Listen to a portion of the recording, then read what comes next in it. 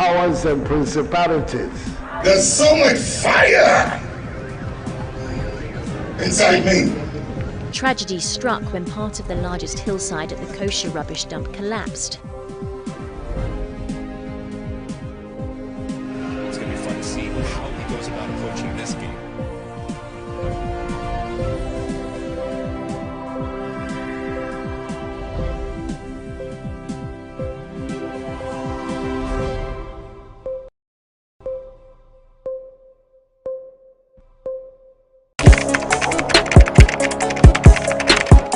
We table issues relating to the arts and entertainment for a riveting discussion, of course, without fear nor favor. The question the presenter asked them was a dumb question. You need to speak the fact and move. Varied views. We agree to disagree. So I would disagree with everything you said. I think that he's a smart guy.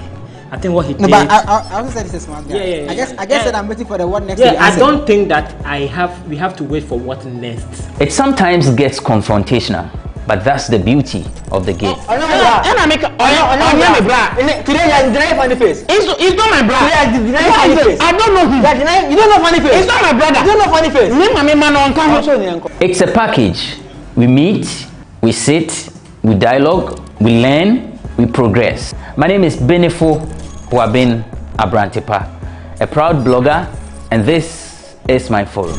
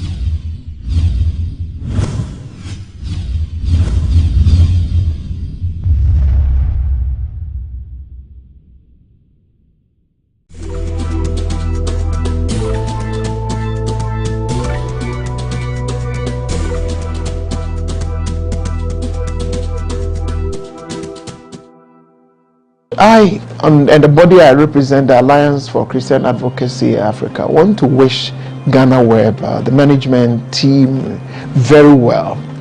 They came at the right time and they have served a purpose. When my story appeared on GhanaWeb, I found that other media houses that have not interviewed me, that have not called me, they still have the story on their website, media platforms, and I know that even if they don't acknowledge, I know they pick it from GhanaWeb.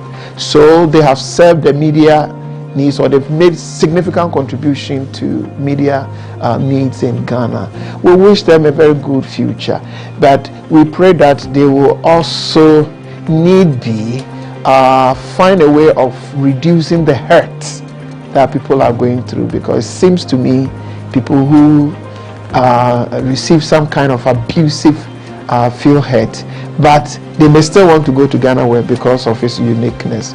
We wish them a very fruitful years in the coming years and days ahead of us.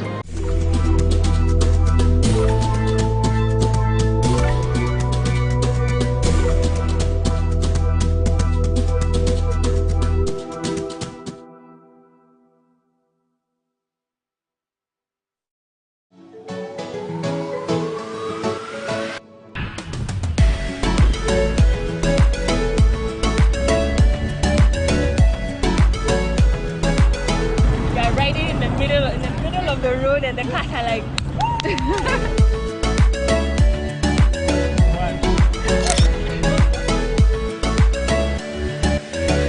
it's so refreshing, like I needed this so bad. Hi guys, we are back again. Chalet, I miss you all. I'm so happy. I mean, today is a good day. Today is Sunday, and so I've been seeing this place on Instagram and on YouTube. A lot of people go for a city tour with the bike, and I'm currently at the place called the Impact Hub, and I'm here with Ty. Ty is the one who introduced me to the whole. Even though I've been seeing it, I'm like, she brought the whole idea. She was like, Stella, let's do this. Meet Ty. I'm around Ty. How's everybody doing? We're so excited, and we're getting our energy up. She's getting ready. So we are going cycling. We are going to see Accra with this. Yes. This beautiful bike here. And guys, meet TY. Do you know, I always keep calling her TY instead of Ty. She's like, she's used to it. Yeah, I am. Ty Inspire. You guys know me as Ty Inspire. So hello. Thank you. She's also a YouTuber. Do well to subscribe to her YouTube channel. Subscribe, please. Alright guys, are you ready for the vlog? Ask them if they're ready. Are you ready? Are you ready? Hey, let's Are do you ready? this. Guys, I am pumped up. Let's go right into the This is how the bicycle looks like. We definitely will need a basket. And it comes with water and a local snack. This is plantain chips. This is what I came with. I came with my water, face towel, and comfortable clothes with some sneakers, and I am ready. This is how Ty is also dressed. So we are also joined by others. So yeah, it's going to be the four of us and Mark. Mark is the one going to take us around, and so yeah, I'm super excited about this. This is something different. I mean, I always show you Accra in a different perspective. This time they're going to see Accra through cycling, and so yeah, you know I always take you along, and so yeah, let's go. So helmet checked, vest checked. 182 is over there. Oh, what's your name? I didn't get your name. Stephanie. Okay, so we are joined by Stephanie and her friend, and so yeah, it's going to be the four of us and Mark, and so catch you guys on the flip side of life. Okay. So it's recording. Yeah, so we are testing our GoPro. Okay. Ty has my GoPro, I have her GoPro, and I mean, we're going to be recording ourselves. Okay, guys, try it. Is it good? Is it good? Is it good? No, just normal. With your head. Yeah, perfect. You're good to go. Few pointers before you cycle in Ghana. What you need to watch out for is potholes at church road. That's all. If you were able to watch out for that, you're good. Yeah. So what we do is basically we cycle opposite direction when the cars are coming towards us. So you see everything they're doing, including them trying to stop or pick somebody up. The downside is if you're on the other side, they just literally can pull up in front of you and you're not gonna see it coming. That is one thing.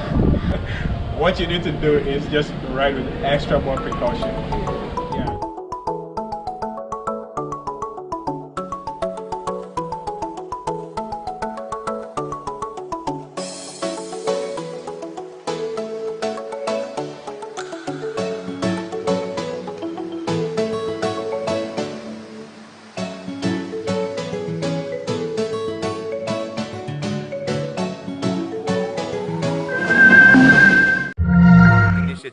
Of the President of the Republic acting through the Ministry of Trade. I am, by the grace of God, Jerry Edemajololo, and I welcome you ever so warmly.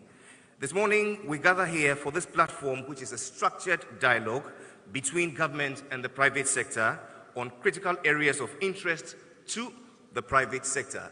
I am very hopeful that by the end of this discussion or these structured dialogues, we can embolden the private sector to augment government's efforts, especially during this COVID-19, to accelerate structural transformation as we make bold strides as we emerge from resilience to full recovery, building back better.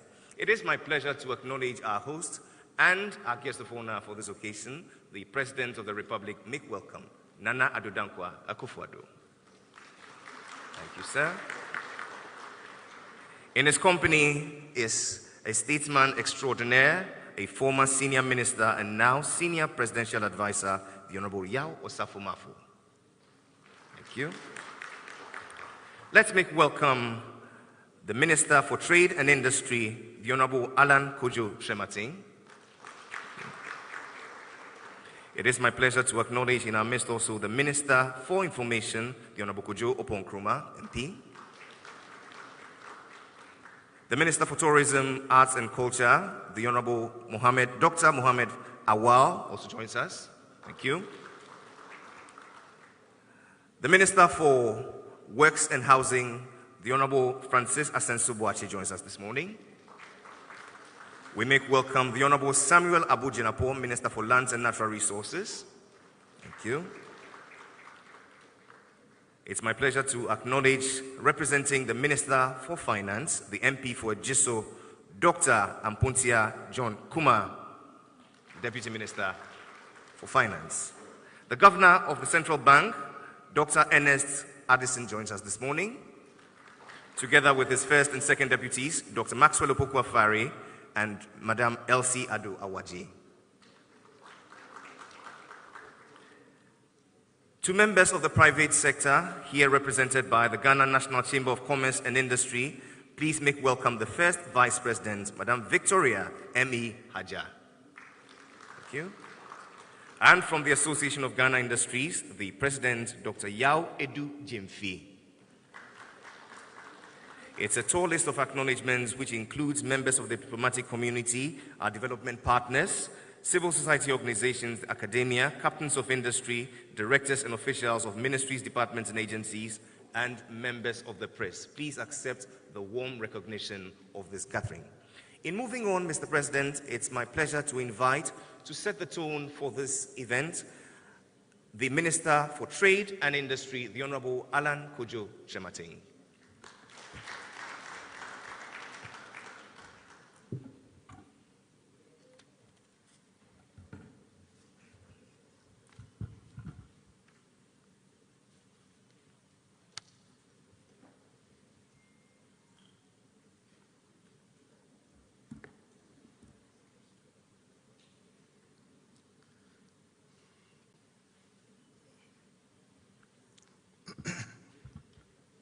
Mr. President, the Senior Advisor to the President, colleague honorable ministers and deputy ministers, honorable members of Parliament, Governor of the Bank of Ghana, Excellencies, members of the Diplomatic Corps, the representative of the World Bank Group in Ghana, President of the Association of Ghana Industries, President of the Ghana National Chamber of Commerce and Industries, distinguished leaders of the business community here in Ghana, distinguished invited guests, ladies and gentlemen. I wish, on behalf of His Excellency, the President, as summit host, to extend a very warm welcome to you all to this inaugural Presidential Business Summit. On behalf of the coordinating team, let me also express our profound gratitude to His Excellency the President for the support extended to us to create a platform for constructive engagement between government and the public sector and the private sector on critical issues of interest to the private sector in Ghana. Distinguished invited guests, ladies and gentlemen, throughout human history, there have been many instances of natural disasters, epidemics, and pandemics. But I can say without equivocation that none of these compare in any measure with the COVID-19 pandemic with regard to the devastating impact on fortunes on countries around the world. Economies, rich and poor, big and small, have all suffered significant decline as a result of the pandemic. Africa and Ghana, for that matter, have not been spared in this unfortunate situation. As countries begin to search for economic models to turn their fortunes around, it has become apparent that it is the private sector that can drive the recovery efforts of these countries. In Ghana, when the COVID-19 pandemic struck and there were serious disruptions in global supply chains, it was the private sector that quickly marshaled its forces to cushion the impact of the pandemic by producing personal protective equipment, PPEs, hand sanitizers, personal care products, and pharmaceutical products. In addition to this, efforts are currently underway by the private sector to produce our own vaccines within the short to medium term.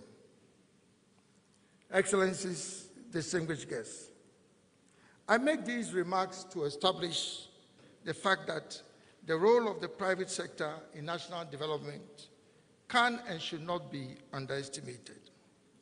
With or without natural disasters, it is well established from development history that the most powerful economies in the world are those that maintain a strong focus on private sector development. It is against this background that government has established an institutionalized process of sustained engagement and consultation with the private sector through a public-private dialogue framework. The Presidential Business Summit, which is a critical component of this framework, will consolidate the series of consultations and dialogue between government and the private sector in any given year and provide substantive input into the formulation of policies and programs to support private sector development. Mr. President, this year's Presidential Business Summit will focus on 5 critical cross-cutting themes, namely, 1, fiscal and non-fiscal incentives to support production and private sector development. 2, foreign exchange regulation and currency stabilization. 3, access to finance and cost of capital. 4, energy, its pricing, availability, access, and reliability. And last but not the least, supporting local industries through government procurement and local content regulation. These thematic issues will be discussed in plenary sessions, whilst an opportunity will be provided in breakout sessions to deep dive into a number of sectors, including the following: agriculture and agribusiness, manufacturing, construction and mining, financial services, information and communications technologies, tourism and hospitality, transport and logistics. Whilst these thematic areas and sectors may not completely exhaust the interests of the private sector, I believe they provide a solid foundation for constructive engagement between government and the private sector. The outcome of this summit will feed into government's policy priorities for private sector development, as well as the economic policy and budget statement for fiscal year 2022. Mr. President, distinguished guests, ladies and gentlemen, as government, when we provide support to the private sector, we must not construe it as doing the private sector a favor, but rather incentivizing them to risk their capital to create jobs and increase income levels of the population. But in the same vein, since there's a cost associated with incentivizing the private sector, government expects that the private sector will also fulfill their obligation by paying their taxes and contributing their quota to national development. Building a resilient and productive private sector to position Ghana as the leading manufacturing hub in Africa is our strategic goal. I hope as government and the private sector, we can work together to realize this vision. Mr. President, distinguished guests, ladies and gentlemen, I wish with these remarks to welcome you all once again to this inaugural Presidential Business Summit. I thank you for your attention.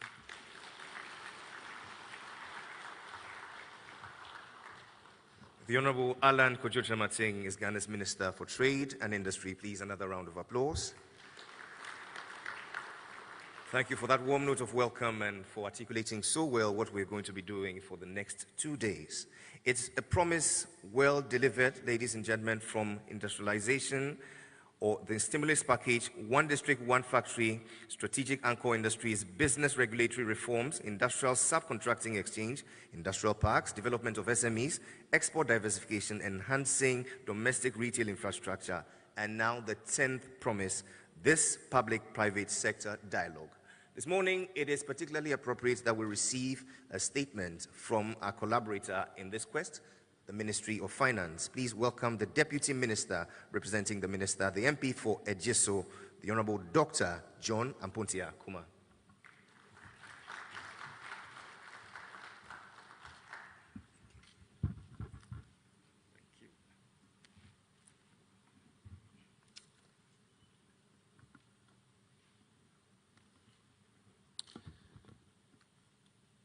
Your Excellency, President of the Republic, Honorable Ministers and Deputy Ministers, Senior Advisor to His Excellency the President, Governors of the Bank of Ghana, Country Director of the World Bank, Senior Director at ASET, members of the Diplomatic Corps, President, Association of Ghana Industries, President, Ghana National Chamber of Commerce, distinguished captains of industry, both public and private sector firms, chief executive officers of state institutions, invited guests, ladies and gentlemen.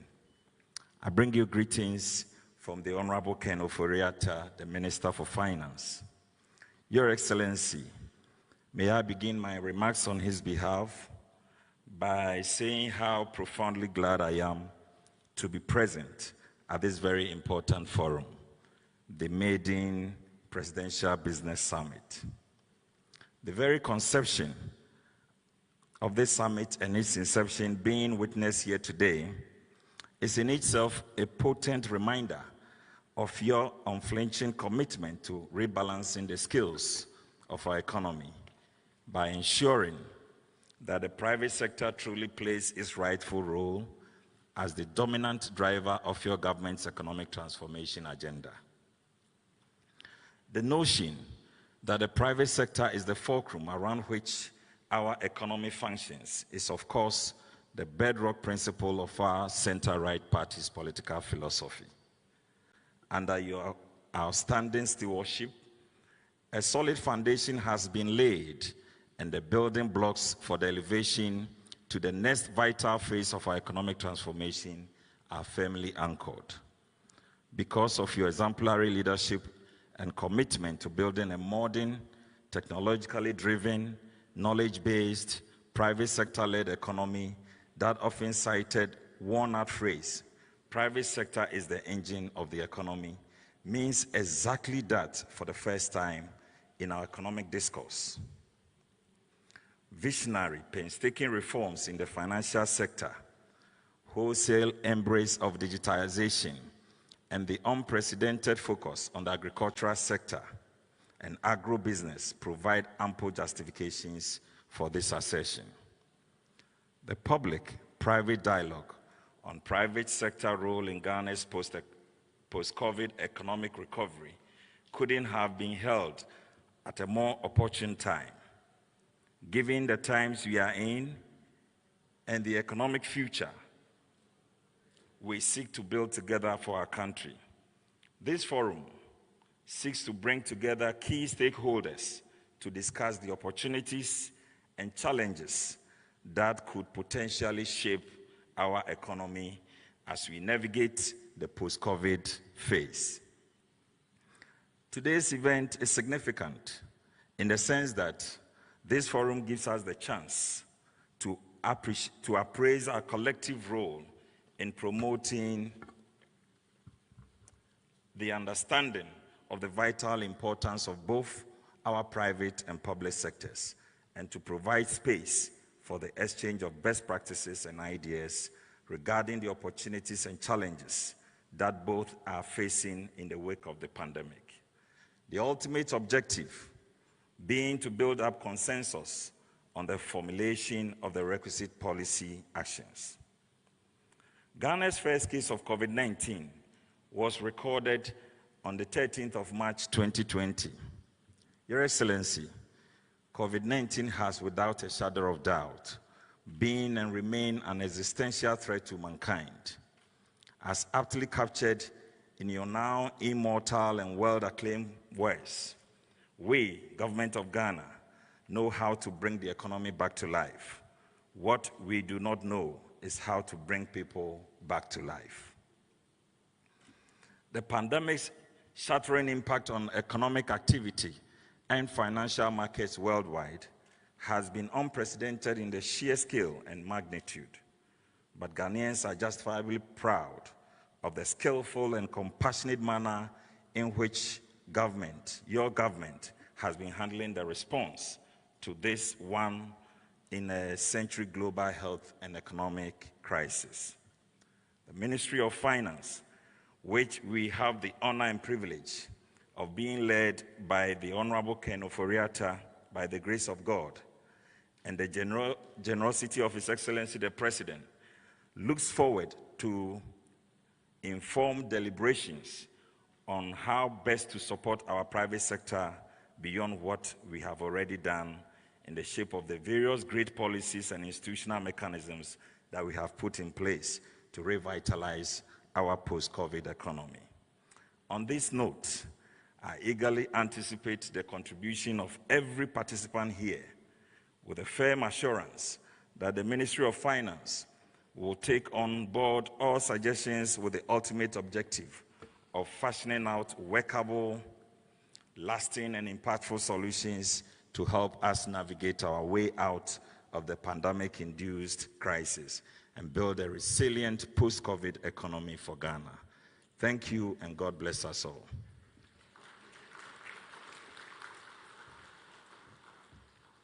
We're grateful to the Honorable Minister for Finance, the Honorable Ken Oforiatta, for those warm and thoughtful remarks, and to you, the Honorable John Kumar, for articulating them so well for us. Talking about Deputy Ministers, it will be remiss of me not to acknowledge the Deputy Ministers of Trade, the Honorable Michael Otrebefi, the Honorable Herbert Krapper, and the Honorable Nana Ama Dukia Siamaje. Together, let's hear that for them. Thank you very much. In moving on, it's my pleasure to acknowledge the World Bank, our partner through the years in our fight against poverty through sustainable solutions to achieve economic growth and shared prosperity. Additionally, they join us today as great catalysts in private sector development. Ladies and gentlemen, speaking on behalf of the country director is a senior economist at the bank, Mr. Aurelian Cruz.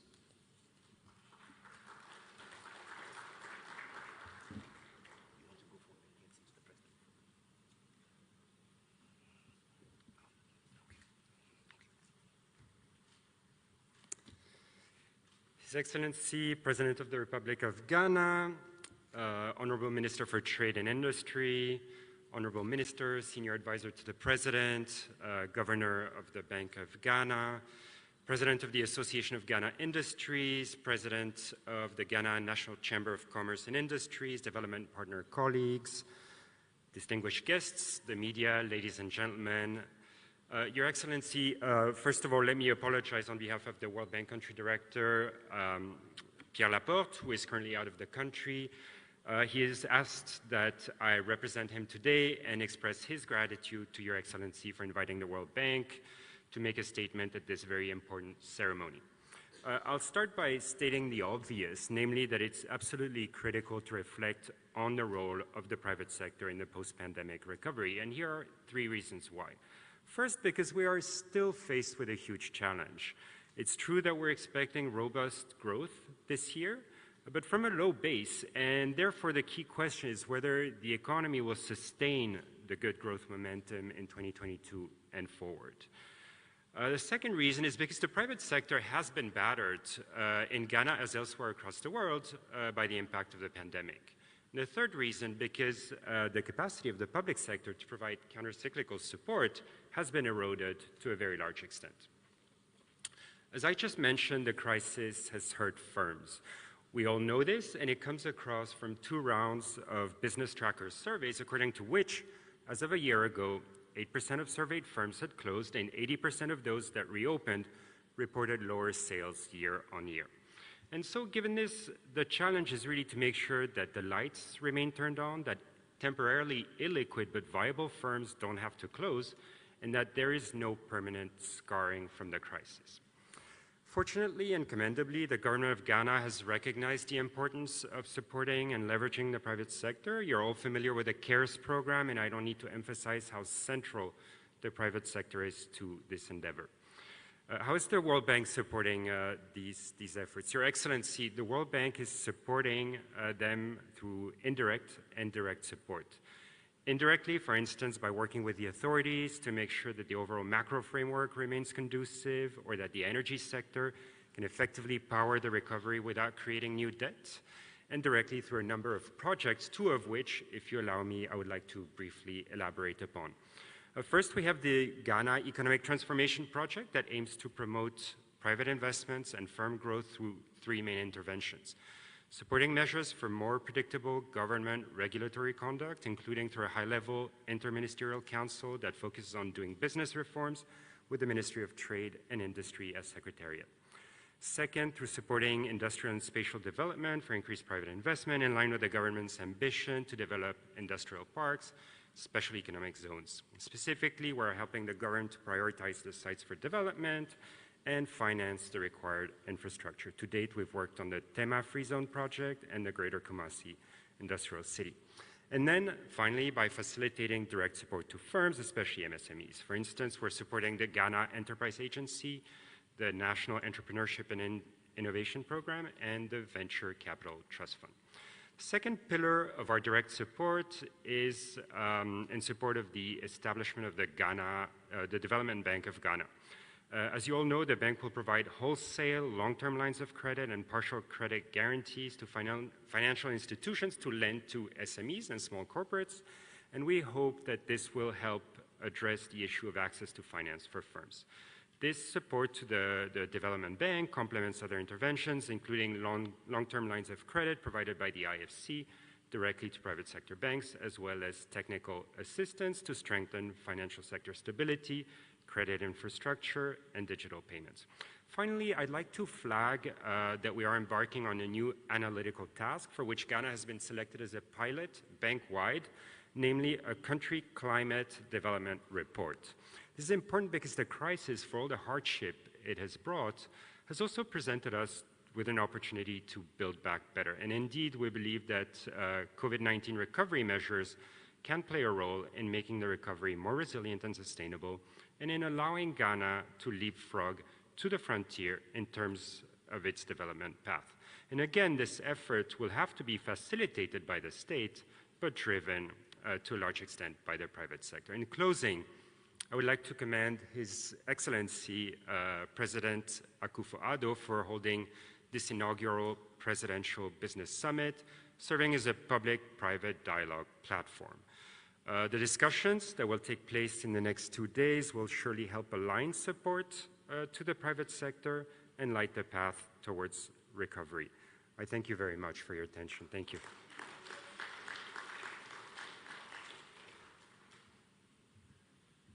Ladies and gentlemen, Mr. Aurelian Cruz, Senior Economist at the World Bank. Thank you ever so much for those warm words of commendation, your admonition to us, causing us to pause and reflect, but most importantly, your assurance of continuous partnership through this phase from resilience to recovery. This morning, Mr. President, it is my pleasure to also acknowledge in our midst the members of the private sector who join us with some goodwill messages. The first is the face and voice of industry in Ghana, with over 1,000 members comprising small, medium, and large-scale manufacturing and service industries. I'm talking about the Association of Ghana Industries. The president is here, Dr. Yao Edu Jimfi.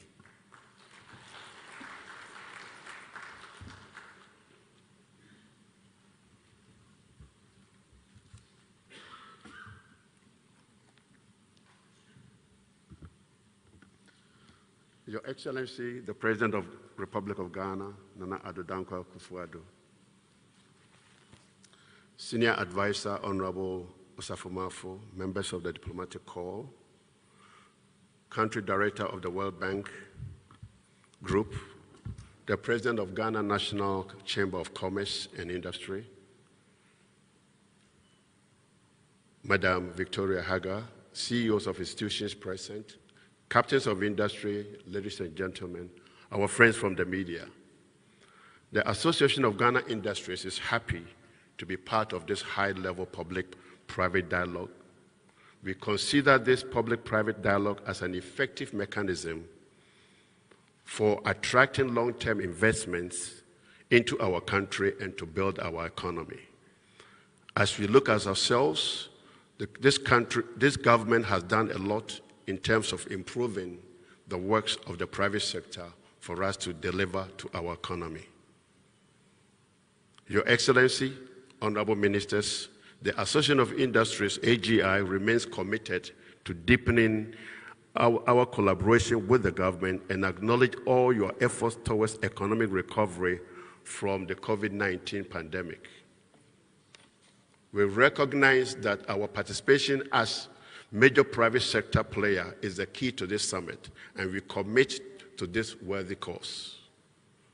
We welcome the opportunity to work closely with the government to accelerate the implementation of the industrial policies and initiatives within a broader framework of the government's CARES or Batampa program. Indeed, the main industrial association in Ghana, AGI, is happy that the government has made industrialization a key pillar in its development agenda. For us, we strongly believe that the best strategy for creating sustainable jobs in our current dispensation is through industrialization. The government's industrialization initiatives such as the 1D, 1F and the development of the industrial economic zones are well-intended strategic initiatives that could transform our local industry. We are determined to scale up and build local productivity in terms of capacity for our enterprises development to become African giants with the right support from our government, and we reckon the changes in our business environment today and therefore resolve to align our operations to this new normal for these virtual solutions vis-a-vis the government's digitalization agenda that are being implemented today. We have come far as an economy since the outbreak of the COVID-19 pandemic in Ghana, and therefore let me seize this opportunity to acknowledge and commend Your Excellency for the great work you've done and the steps taken to alleviate this economic and social impact of this coronavirus pandemic in our society and the business community. Thanks to our Honorable Minister of Trade for the relationship you have created with the private sector in every time having a dialogue with us. Through you, we are able to get access to our Excellency, the President of the Republic of Ghana. Thanks to the health workers and the health institutions across the country and are all the frontline staff of the various institutions of state who continue to play a major role in the efforts in this tough time for Ghana. Indeed, the signs of the recovery that has begun to show for the first quarter, and we are really proud, and therefore has also boosted the business confidence in the country. This has given us much hope, but it's apparent that it is a lot more to be required to be done to enable our businesses to fully recover, considering the turbulence that we went through. Indeed, key challenges of industrial development, such as the high cost of energy, the high interest rates, unfair competition from imports, among others, are still areas that we are battling with and working harder in order to eliminate these barriers so that we can position Ghana industries to be competitive and take full advantage of the Africa Continental Free Trade Agreement. We therefore welcome the thematic areas tabled this morning at this summit as outlined by His Excellency Honorable Alain Kojo Trematin.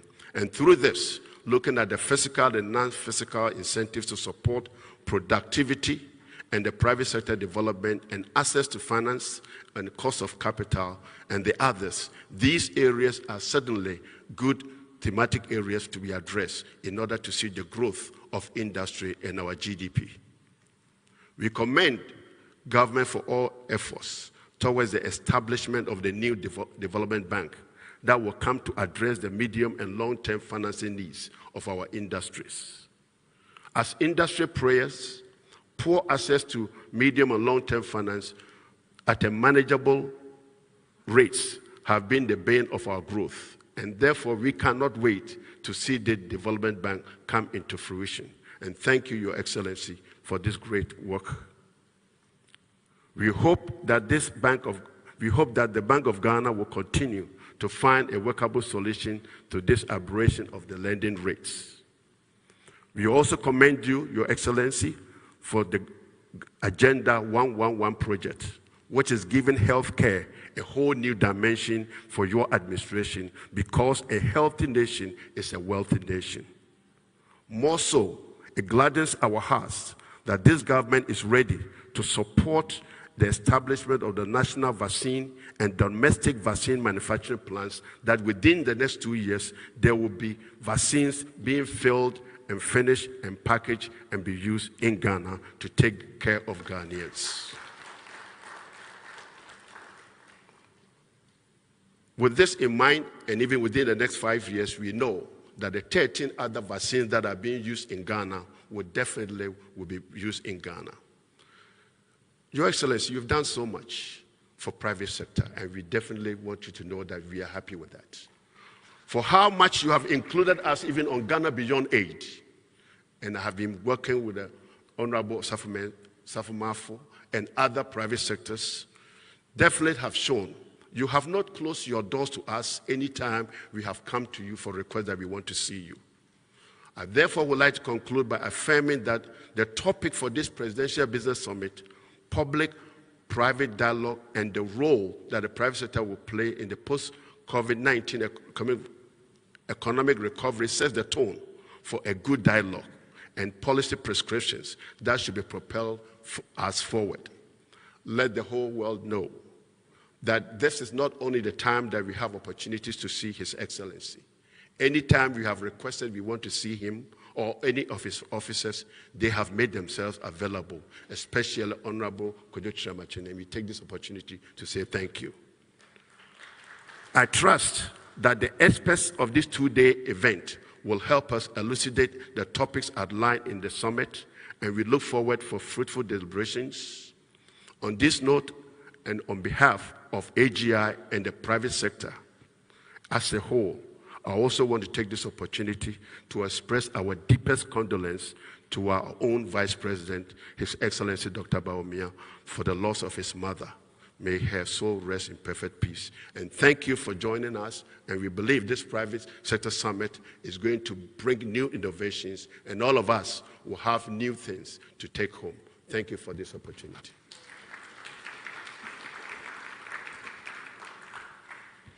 Many thanks to you, the President of the AGI, Dr. Yao Edujemfi, for those very warm and thoughtful remarks. Indeed, there will be more in terms of visibility and access to the President and enhanced communication from his outfit because of the enthusiasm and support, ladies and gentlemen, from the Presidential Advisor on Media and Strategic Communications, who joins us from the Office of the President, Madam Florence Oboshi Sai. Thank you for joining us. In moving on, it's my pleasure to acknowledge another leading voice for the private sector in Ghana, encompassing every sector of the private enterprise in Ghana, with a total commitment to playing a leading role towards propelling Ghana's economy to higher heights. I'm talking about the Ghana National Chamber of Commerce and Industries. The first Vice President joins us for remarks, Madam Victoria M. Haja.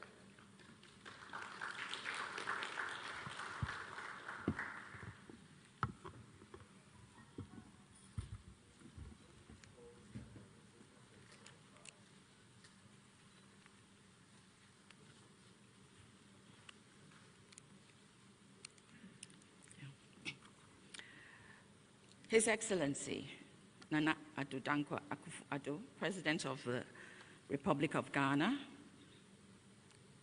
Honorable Yao Osafo-Maafo, the Senior Minister of State,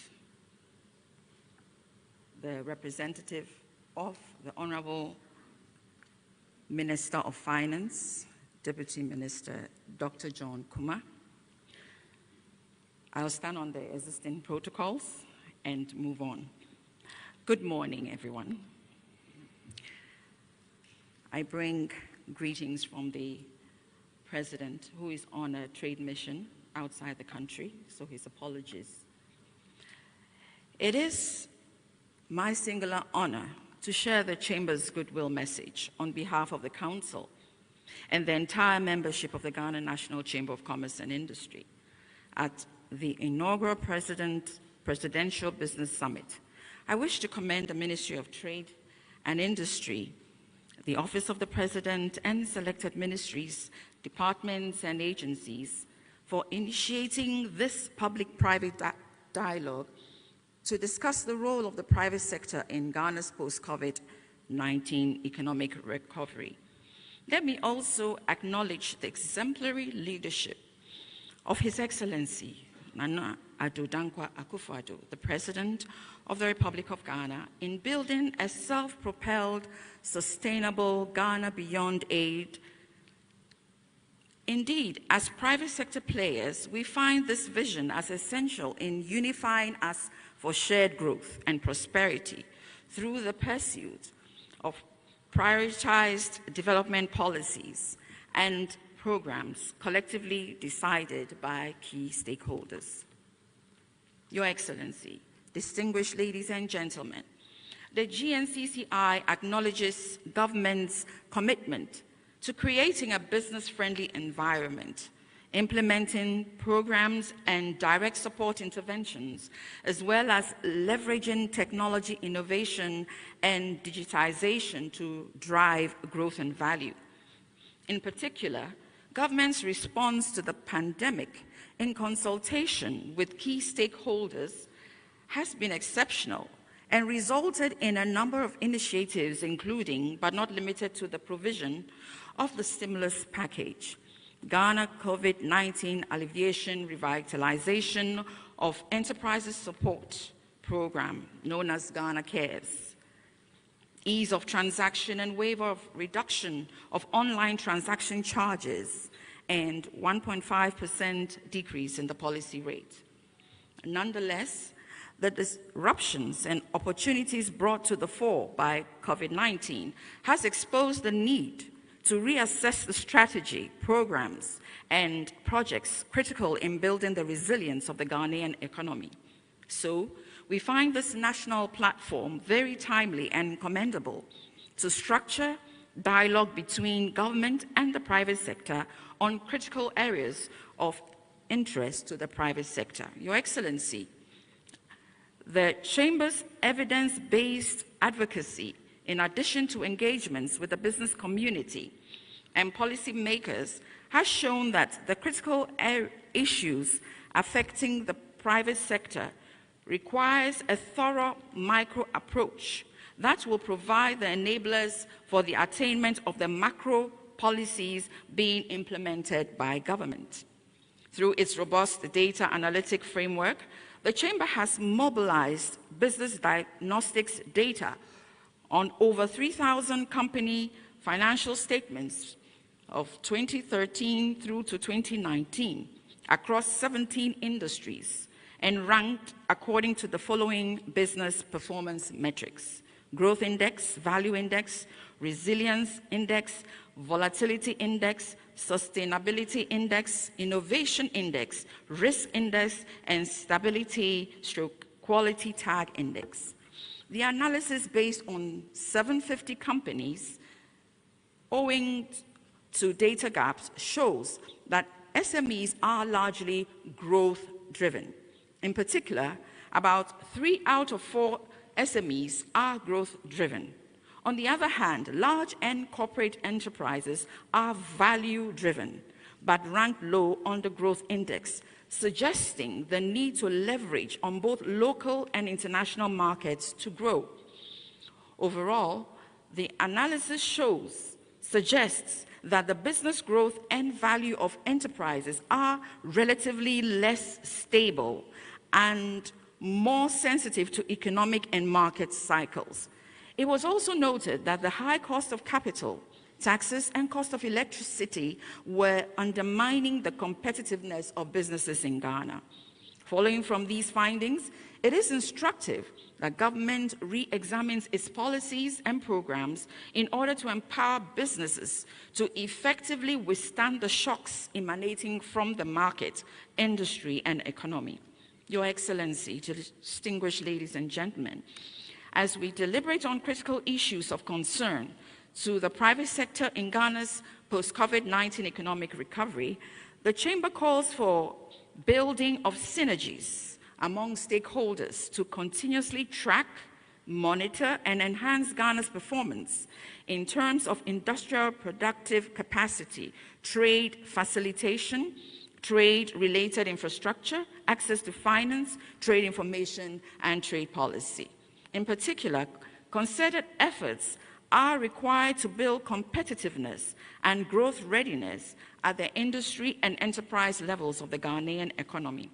As the representative organ of the business community in Ghana and a natural ally of government, the Ghana National Chamber of Commerce and Industry will continue to promote and protect commercial and industrial interests in the country. We look forward to serving our members and the business community by designing bespoke business solutions and recommendations through business development support services to address the real needs of businesses.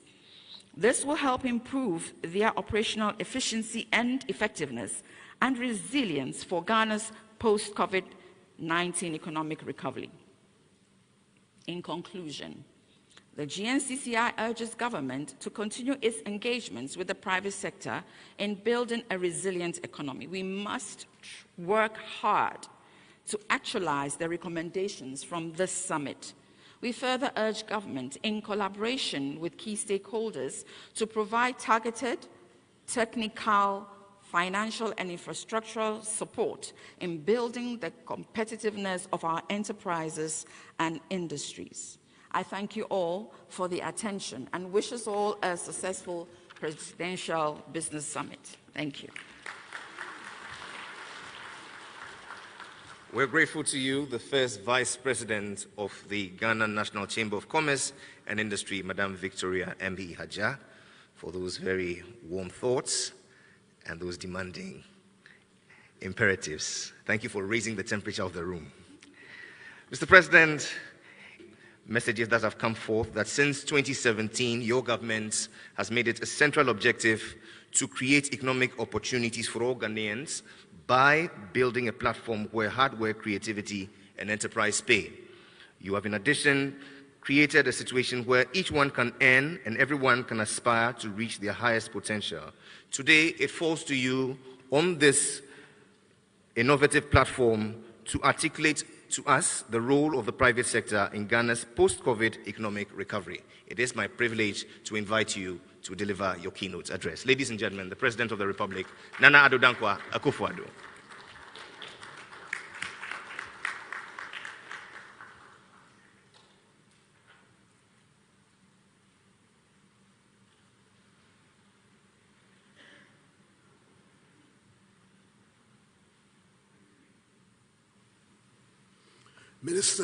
Minister for Trade and Industry, Ministers and Deputy Ministers of State, Members of Parliament, Senior Advisor to the President, the Governor of the Bank of Ghana and the Deputy Governors of the Bank, Representative of the World Bank Group in Ghana, President and members of the Association of Ghana Industries, Vice President and members of the Ghana National Chamber of Commerce and Industries, members of the Diplomatic Corps, fellow Ghanaians, ladies and gentlemen. I thank you for your response to my invitation to participate in this inaugural Presidential Business Summit, which is being coordinated by the Ministry of Trade and Industry in collaboration with the Office of the President, selected ministries, departments, and agencies. Exactly a week ago, I had the opportunity of addressing the Spark Up Annual Investment Summit, organized by the Ghana Investment Promotion Center, aimed at promoting and facilitating investments in Ghana from the private sector. Prior to this, and at the height of the COVID-19 pandemic, the Ministry of Trade and Industry, under the leadership of its experienced and far-sighted Minister, Alan Kyerematen, organized a series of consultative fora with the private sector on the implementation of the African Continental Free Trade Area Agreement and the National Export Development Strategy. I also had the opportunity of addressing the CEO's breakfast meeting organized by the ministry. These consultative engagements with the private sector have been convened as part of the government's public-private dialogue framework to help improve the business environment in the country.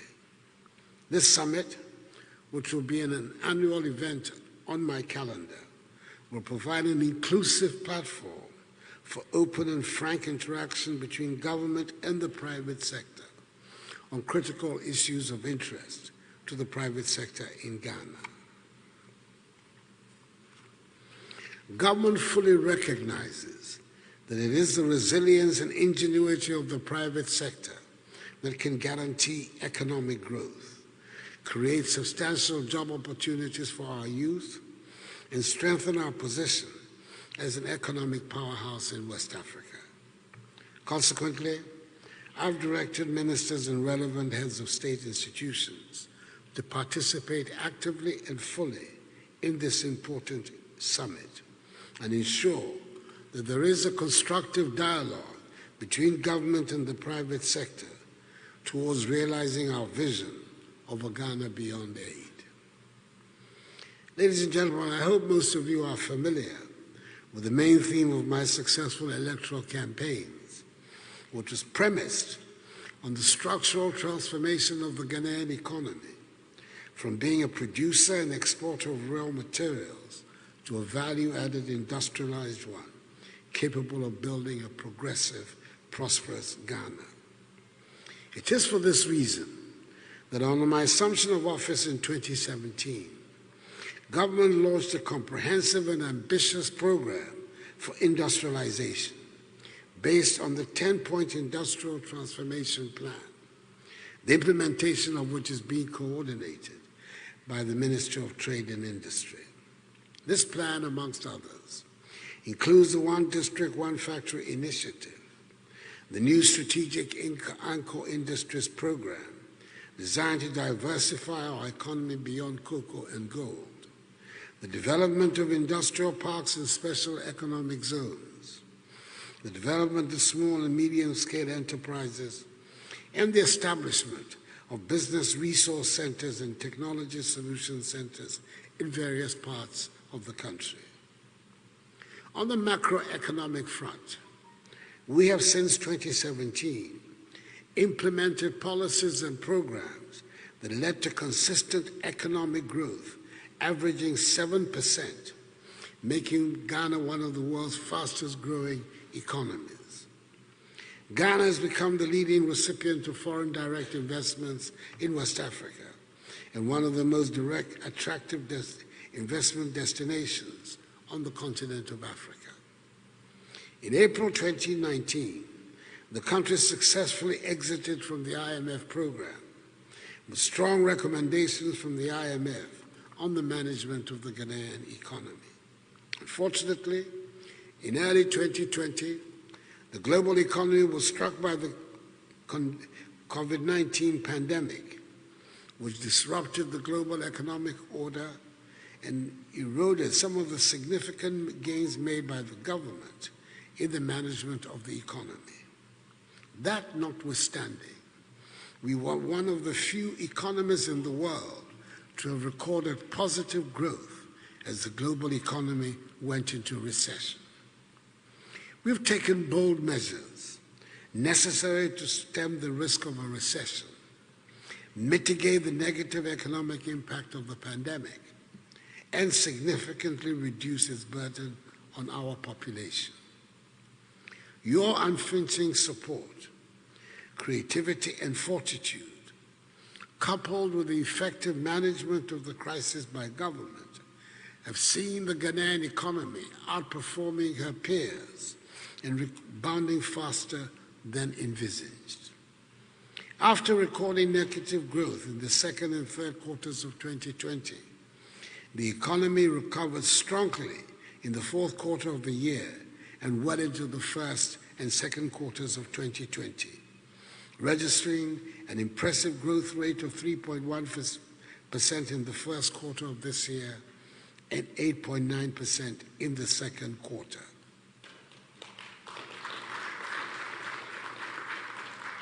The strong rebound in growth, low inflation rates, the stable currency, the strong reserve position, and FDI flows are clear indications of our collective desire to restore the Ghanaian economy onto a path of sustained stability and growth. We will continue to strengthen and deepen our engagement with the private sector towards realizing this goal. Ladies and gentlemen, the thematic areas and sectors selected for deliberations during this two-day Presidential Business Summit have been carefully chosen to ensure that the outcome would be an actionable business compact with clear commitments from both government and private sector. Government will ensure the fulfillment of its obligations under this compact, and I hope that you, private sector operators, will also do the same. My confidence in the sheer energy and can-do spirit of the Ghanaian makes me believe that for us, the sky is the limit if we apply appropriate policies. I invite all to join in the exciting business of developing our country. It is a great time to be in this country, for the opportunities are bright. What our forebears dreamed of, we will achieve. If we inherited dreams and visions from our founding fathers, we should leave legacies of achievements and deeds to our children and their children. For I believe in the limitless possibilities of Ghana and in the capacity of us, her people, to build a new prosperous Ghanaian civilization that will reflect the values and culture that have defined us throughout the ages. I look forward to a robust and constructive dialogue at this summit. May God bless us all and bless our homeland Ghana and make her great and strong. I thank you for your attention. Ladies and gentlemen, the President of the Republic, Nana Addo Dankwa Akufo-Addo. We're so grateful.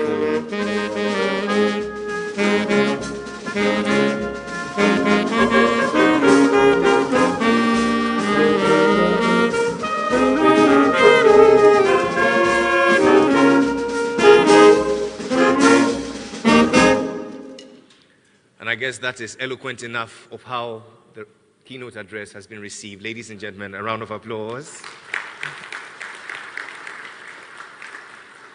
Mr. President, I believe it falls to me on behalf of the private sector to say thank you for giving us that much needed dose. It is a shot in the arm, a confidence in our efforts together with you to achieve the Ghana that we all aspire to. Coming up right after your departure, Mr. President, are two very robust sessions bordering on fiscal and non-fiscal incentives to support production and private sector development. It will be led by Dr. Edward K. Brown. He's a Senior Director, Africa Economic Center for Transformation. And the second will be on foreign exchange regulation and currency stability, led by our very own Dr. Alhassan Andani, former CEO, Stanbic Bank. We know you have other duties to perform, and so we will certainly revert with good outcomes on our deliberations. Until that time, may God bless you, may God bless this summit, and may God bless us all in our homeland Ghana, and make her great and strong. Please rise for the President's salute.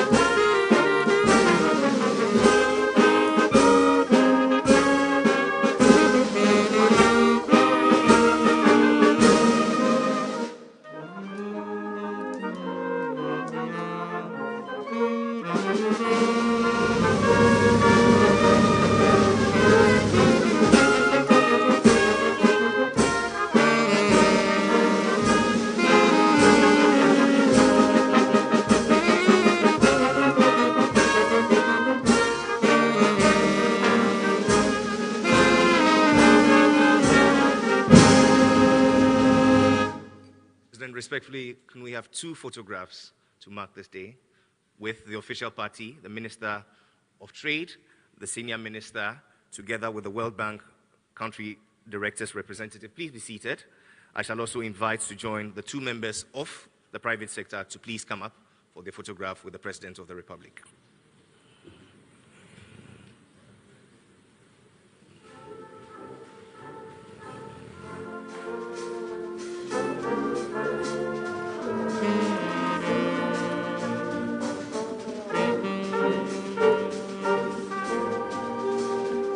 The last photograph will be with all ministers present, all ministers of state present.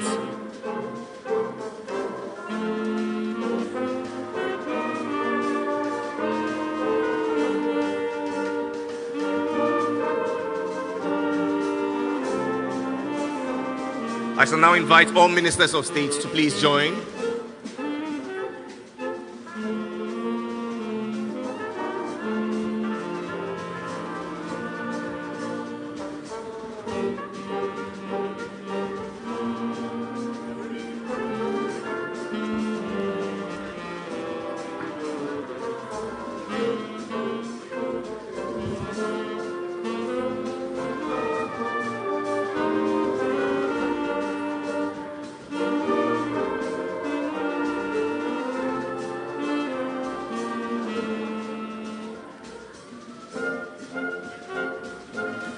We say many thanks to you, Mr. President.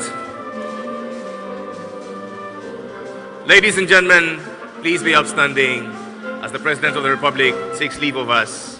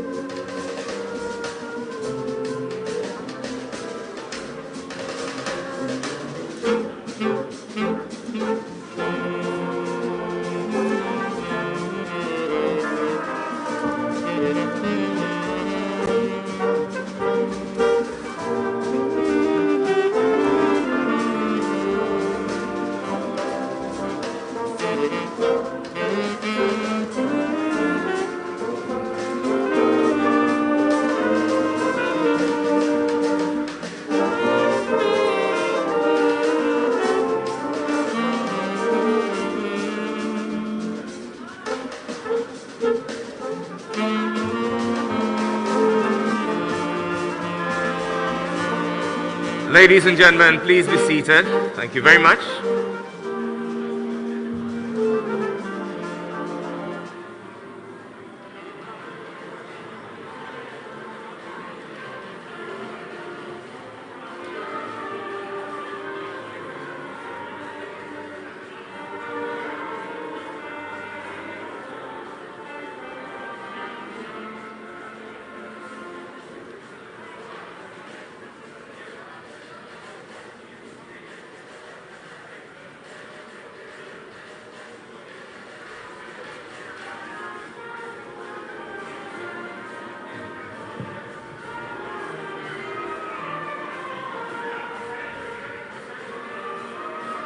Ladies and gentlemen, the second plenary begins now. I shall respectfully ask that we please take our seats and hold ourselves in readiness. We begin the second plenary right now.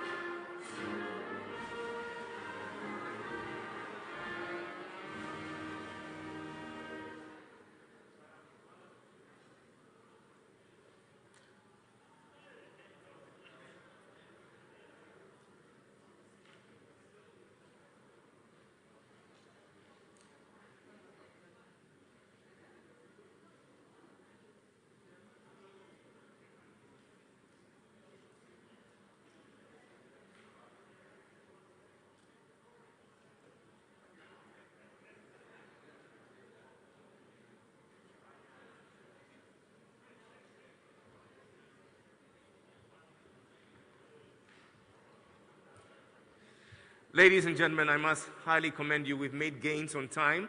We shall move out for coffee and tea and reconvene at exactly 11:25 for the second plenary. Ladies and gentlemen, coffee and tea is served outside. Bon appetit, and I'll see you shortly.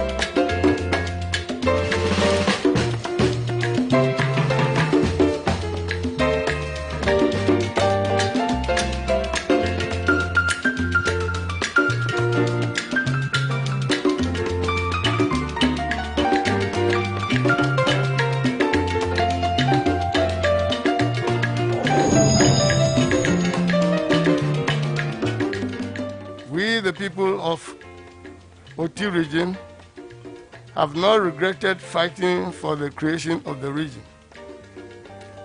Within the 1.5 years of creation of the region, we can boast of these projects which have been evenly spread as we promised. Feeder Roads Department Regional Head Office at Kitigrachi, Regional Health Directorate Office at Raura, Regional Agric Office, Head Office at Nkwanta, Regional Education Head Office at Jasikan, Regional Health Insurance Head Office at KJV, Regional and Regional Coordinating Council at Dambai, and the High Court at Dambai. If it had not been because you created this region for us, we do not think that we would have gotten all these things to start with. In the road sector, we are told that the Jaskan-Hawaii Road is 80% complete. And work on the Nkwanta-Dambai Road is in progress. The contractor on the Dekrachi Town Road has come back to site, and it is our hope that the work will be completed on schedule. The bridge over River Oti at Dambai. Your Excellency, we cannot overemphasize the importance of the Dambai Bridge in our socio-economic development of the entire Oti region. Happily, we have seen that the construction of the bridge has been captured in this mid-year review budget with an assurance that work will begin before the end of this year, 2021. We congratulate you for hearing our vociferous pleas and urge you to ensure that the Minister for Finance lives up to his word. Your Excellency, it is sad that Oti region could not contribute any seat to your government in spite of all that you have done for us. But I dare say that that is the beauty of democracy. And Your Excellency, being the astute politician that you are, will understand the dynamics of elections. We can only apologize and urge you to put this behind you and focus on the vision of your developmental agenda for the Oti region, so that at the end of your second term, Oti region can also boast of the legacy of President Nana Addo Dankwa Akufo-Addo.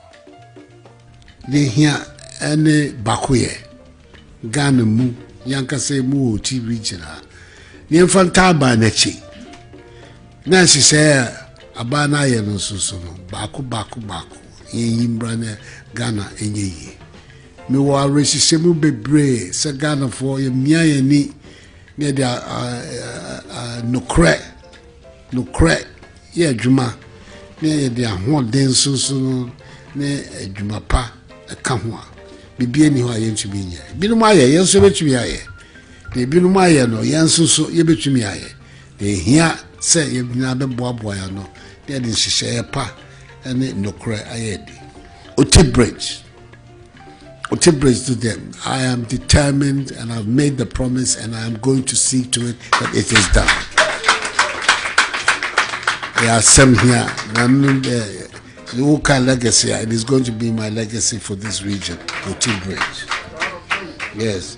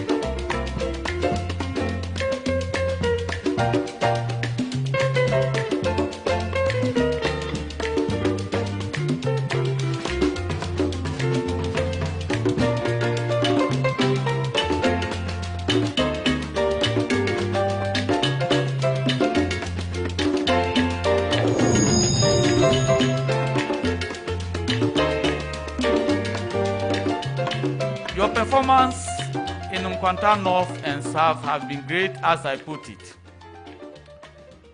Security-wise, it has been perfect. For deploying your security agencies to our border towns. We are neighbors to the Republic of Togo. The start of coronavirus up to date, we have never encountered any misunderstanding between Togo and Ghana as it used to be those days. So we thank you for that. In education, our basic schools and the senior high schools have seen tremendous development in terms of infrastructure. Classroom blocks, dormitories for the senior high schools in Truboman and in Kwansek. Perfect. We thank you for that. Health. The ambulance service is solving major problems when it comes to referral cases. Agriculture. I don't know what to say because there is a lot. Planting for food and job. The one district, one factory. The warehouse. All have been completed.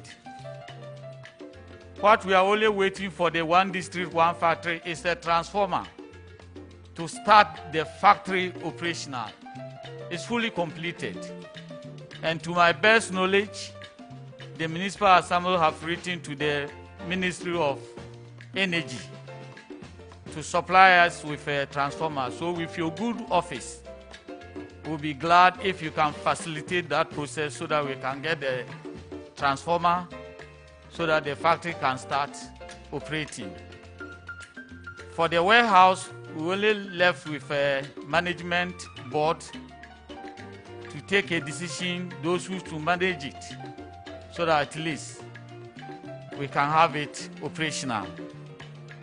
Water and sanitation. It used to be a problem both in Kwanta North and South. But as we are speaking, with your good office, that problem is a thing of the past. We now have water flowing 24/7. There's no problem with water for both Nkwanta North and South. We thank you for your good work done. I made the passport by security agencies. No, 1 year more. I said that 1 year that security agencies. And paying for that, no, near Shada Boa Basso. So we buy a handful as soon as we take care of car. One more body. Najuma die in my area. Ebekoso, I am from Kaza. When my trauma engine, 1 year, 7 years, so must send Yame, Mukagana for. Yes, is here, yes, is here, Munyamo Chefa. Yamishamo, Isha Quantamai, Medamas Papa.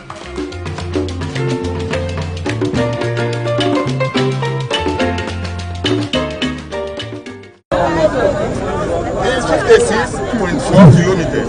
And in fact, if this eastern corridor is completed, it will shorten the road by about 100 and something kilometers. In fact, it is shorter than through the central corridor. This is the completion of the road when it is finished. This is part of the road. This is the nature of the first road when we came to meet it. It was very bad. You can't pass, impassable. We are now converting it into asphalt, which is ongoing.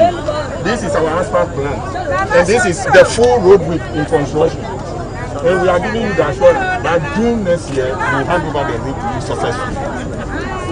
And we will take this opportunity to thank you for taking the initiative to bring the road to this region.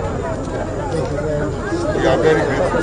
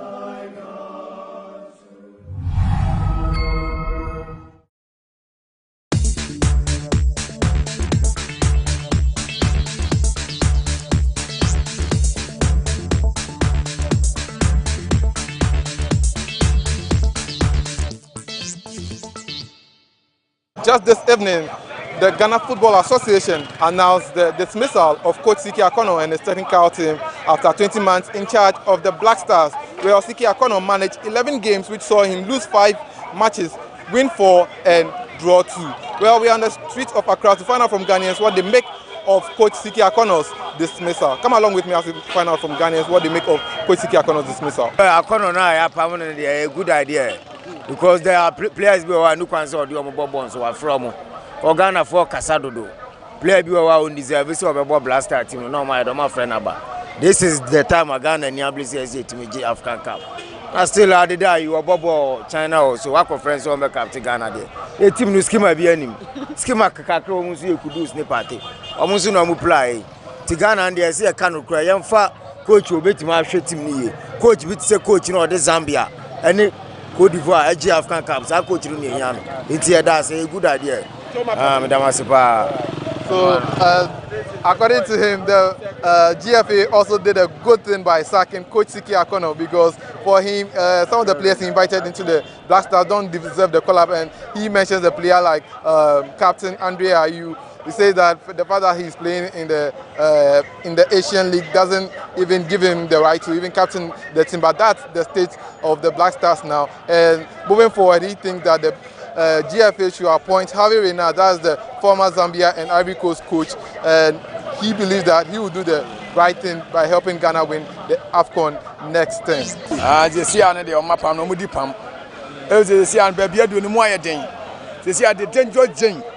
and Ghana for more there or more. You see, I know the so many permanent so they are all banned. Also, players now. Say, obviously, free players. And once the same, one from mom yesterday, so make my bobo. You see, I wake up and you go, wake up here, Bobby, old bar. You see, I say, oh, qualify, on your scab, and boy, my man, Chumpon. And as I dear beer, and you be a catchy, Ghana for bet my phone, nebia, and your Jumaya day, Naye. And you see, I need a CK, a permanent with the performance and performance in yet. The man who wants me now, the whole Ghana will bet you won't me. And they say, I am permanent man a decline. Yes, you ever heard that man. So, according to him, he believes that the GFA did a good thing by sacking Coach Siki Akono because he didn't do well with the Black Stars. And he says that moving on, the next coach who is going to be appointed by the GFA should make sure he invites qualified players who deserve to be in the Black Stars to help us perform better at the World Cup qualifiers and ensure that we win the next AFCON that will be played in Cameroon. I don't know, Papa. You better not here. Or be able to pass 1 match to lose it. Musée. But the second of the on the I don't want to manage. No man, ya de kura Ghana, you have papa. Before you must soon yakawo. So many floor, Jeff Oro, or Munyam floor. No Mako papa. Brother go for brother. Send a motorika. Seek a son of Mamma Maturika. Best of my almost sick a woman to a car. Or you see Oka Yusu. The vote equality. Or be a one hind there. I don't know my problem. Or I'm told about 2 one day more. One day when the moment yes. Just like you for respect among the yes. Best Catalonia. So, according to him, the GFA did not do a good job in sacking Coach Siki Akono because he believes that Siki Akono was also not given the opportunity to handle the Black Stars. He mentions the fact that the coach doesn't even have his personal place of abode, not to talk about the cars that was supposed to be given to him. So that's according to him. And he says that the country will one day wake up against the Ghana Football Association. Se obi ye bibi na enkoso a ese ma ne tranchen na de onum ye nye de meto aso mia Sika Akono no since the Black Star share ni sana ma monitor na tumi ni mimi side de onya ade e ma me nti se ye yi na si nchen a me gidi se ye ni mpe ni papa onu so betimi ahwe ball no so e de amen ko Ghana de ye ni esusore nyina ni nim se ke adwuma kese pa ene ball ye boy anigye ne omanimu nyina nso e de anigye but sesi ano brasta no ye hu brasta no so ebiem ana se bia coach papa ye nya ntina brasta no ntimi nya de empegya na ana ti se yi Siki Akono edness nchen a me de megidi se ye ne empeni papa e mani me so brasta momayen. So you just heard him. He says that ever since Siki Akono took charge of the Black Stars, he hasn't done so well. So if he has been sacked, then it's a good thing because then the GFA can appoint a new coach who can better handle the Black Stars.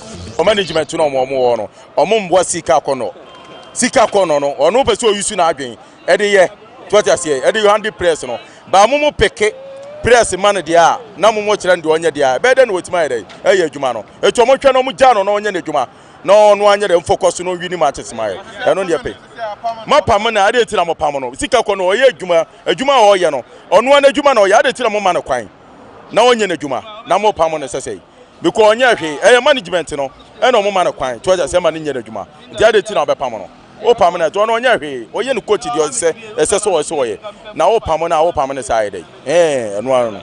Okay, so according to him, the GFA who were interfering in Siki Akono's business in the Black Stars. So if they've sacked him, then it means they are the ones to be blamed and not Siki Akono, because according to him, Siki Akono did a good job, but just that they didn't give him enough space to call the players he wants to be in the Black Stars. I see any day. Me cry me yakakra. Because as a coach there now to me transma go match be ni ho. Now you sure sir you now call board draw there. Players no befu because the team so you perform here dey 30 na ya pam no a I hope say o be say o here dey o phone foforo no do ko ani mu say dey African cap no metima dey a qualify no mutu akwa cap no dey abefie anti pam no dey I hope say na akwa so or because the ham obi no here dey o kan ho asem ti ye hwe better coach I do me do push attack so.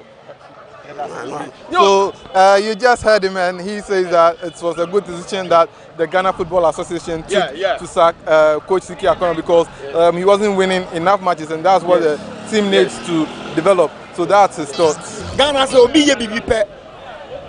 Enye nkwani e bompae. What I say? Ghana omai no bia bompae. Nse bibi na say yakobo bo anya da bia na be wini.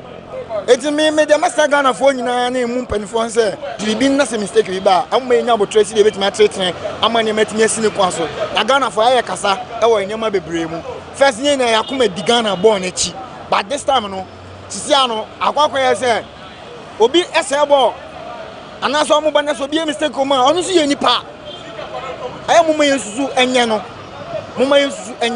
na mo ma se nipa olusu mpo a mo ma sanfa Vim enter na chi niamo na baso sidia next time kwa koyo betima de asa enie na bamubuo no e Ghana too much meda obi ase.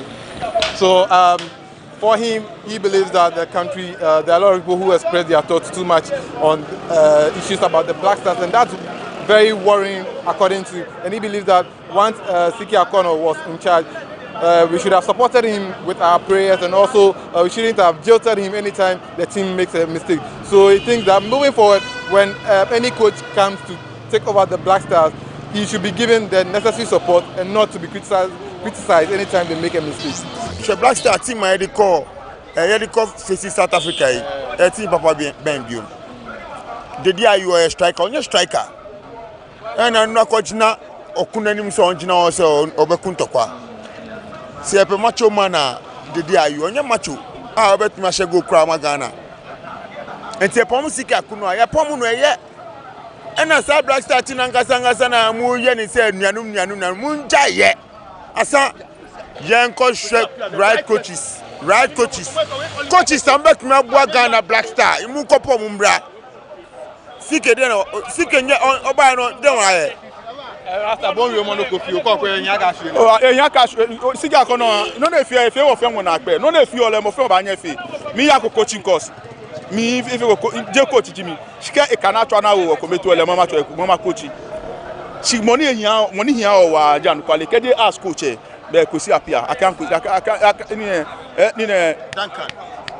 Oh, Duncan San you. Can Duncan? The former Monica when he qualified in a World Cup, she knew our Minamo.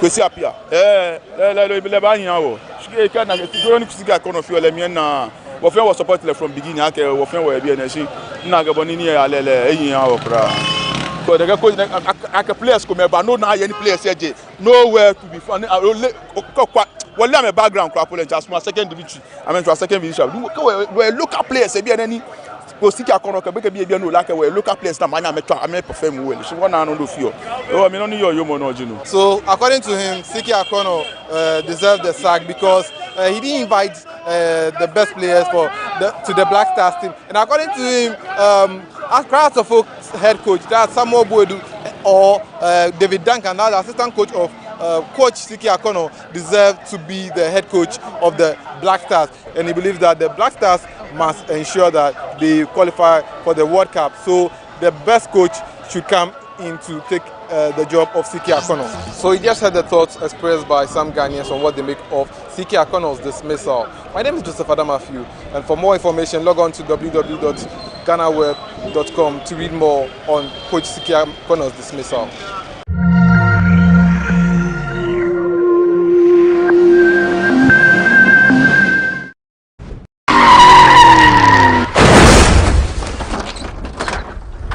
I'm Dr. Frederick Kwatin, the head of Department of Accident, Emergency and Orthopedics of the Kolebu Teaching Hospital.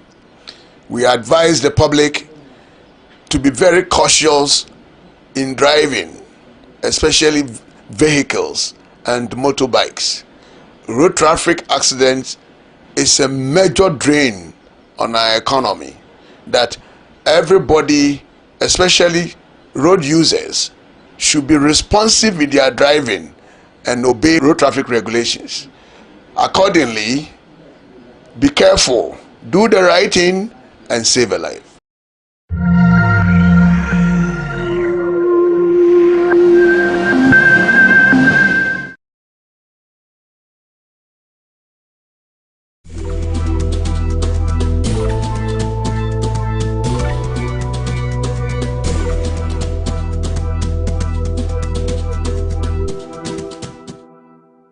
One of the things GhanaWeb is doing, which in my estimation is one of the best things, is trying as much as possible to give pictorial in terms of video of whatever it's reporting online. Unlike those days where you only had to read about text. This time around, they've gone a step ahead and to ensure that there's a video added to whatever content they are putting out there for readers to also have a feel of the story. One of the things I think GhanaWeb can do is to, apart from the online TV, rather go on a full-fledged TV channel rather than the online TV. I think that would help. I've seen that the online TV is helping, but they should just go in a full channel. Keep up the good work. There may be challenges, but don't be deterred by those challenges. Challenges are bound to happen in every institution, and try and work harder. Focus on whatever you set to do for yourself, and I'm sure as the years roll by, you achieve those challenges.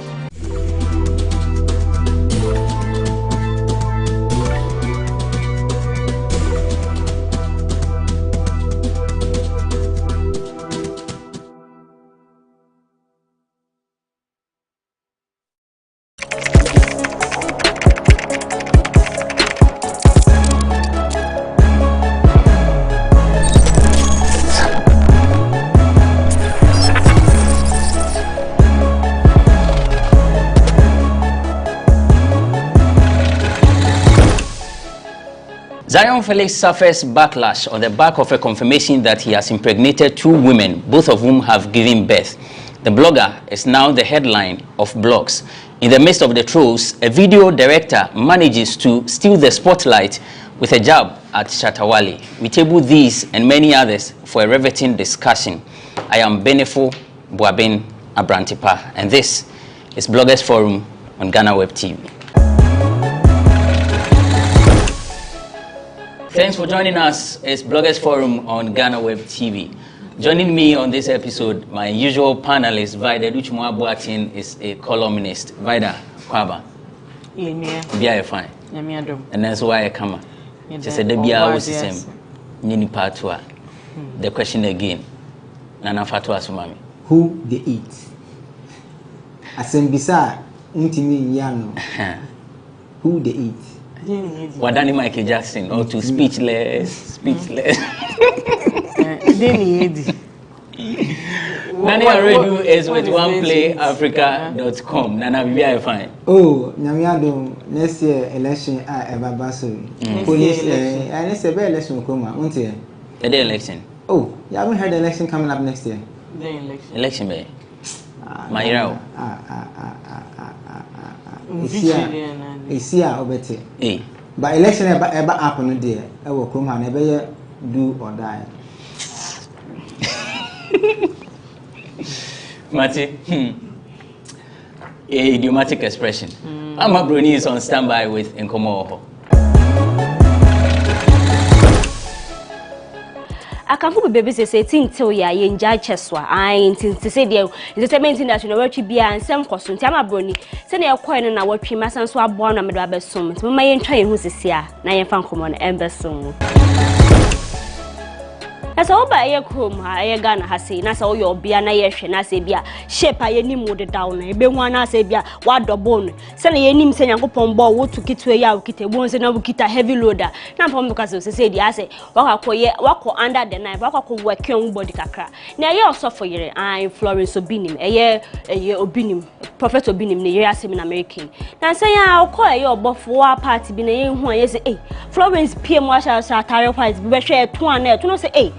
Australian me fie body ye kayo na se body na se say de mo aye den kakra na nsem me kwaso na focus so say de osofo wa kwakoye sa ye bat implant bi na Florence bi na abeka so enye sa net ono naturally sa na ote o church nsem ya na osan so kan wo ka say eye ne skin ya focus so wa pọ kakra o se de bi o hia to me ma wo skin aye te say nto so you o se nhwe what the lighting skin who needs ka o ye de nkoto bi nti akopon aboa no na nya je ne ma to so ama na se de on se ne skin abaso body nso into mamma say, and no suffering, no akoyese, o se debi. Yakupon boa, o share na bibi ton sem kakra. Now was watching, and who person will glorify you here, sad and I'm wende. O se extreme fatakwa na munjai kanunjai tie.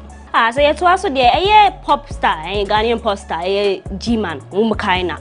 O se de also on the for a former friend, and canessa, a Jackapi, as a one term said I knew okay.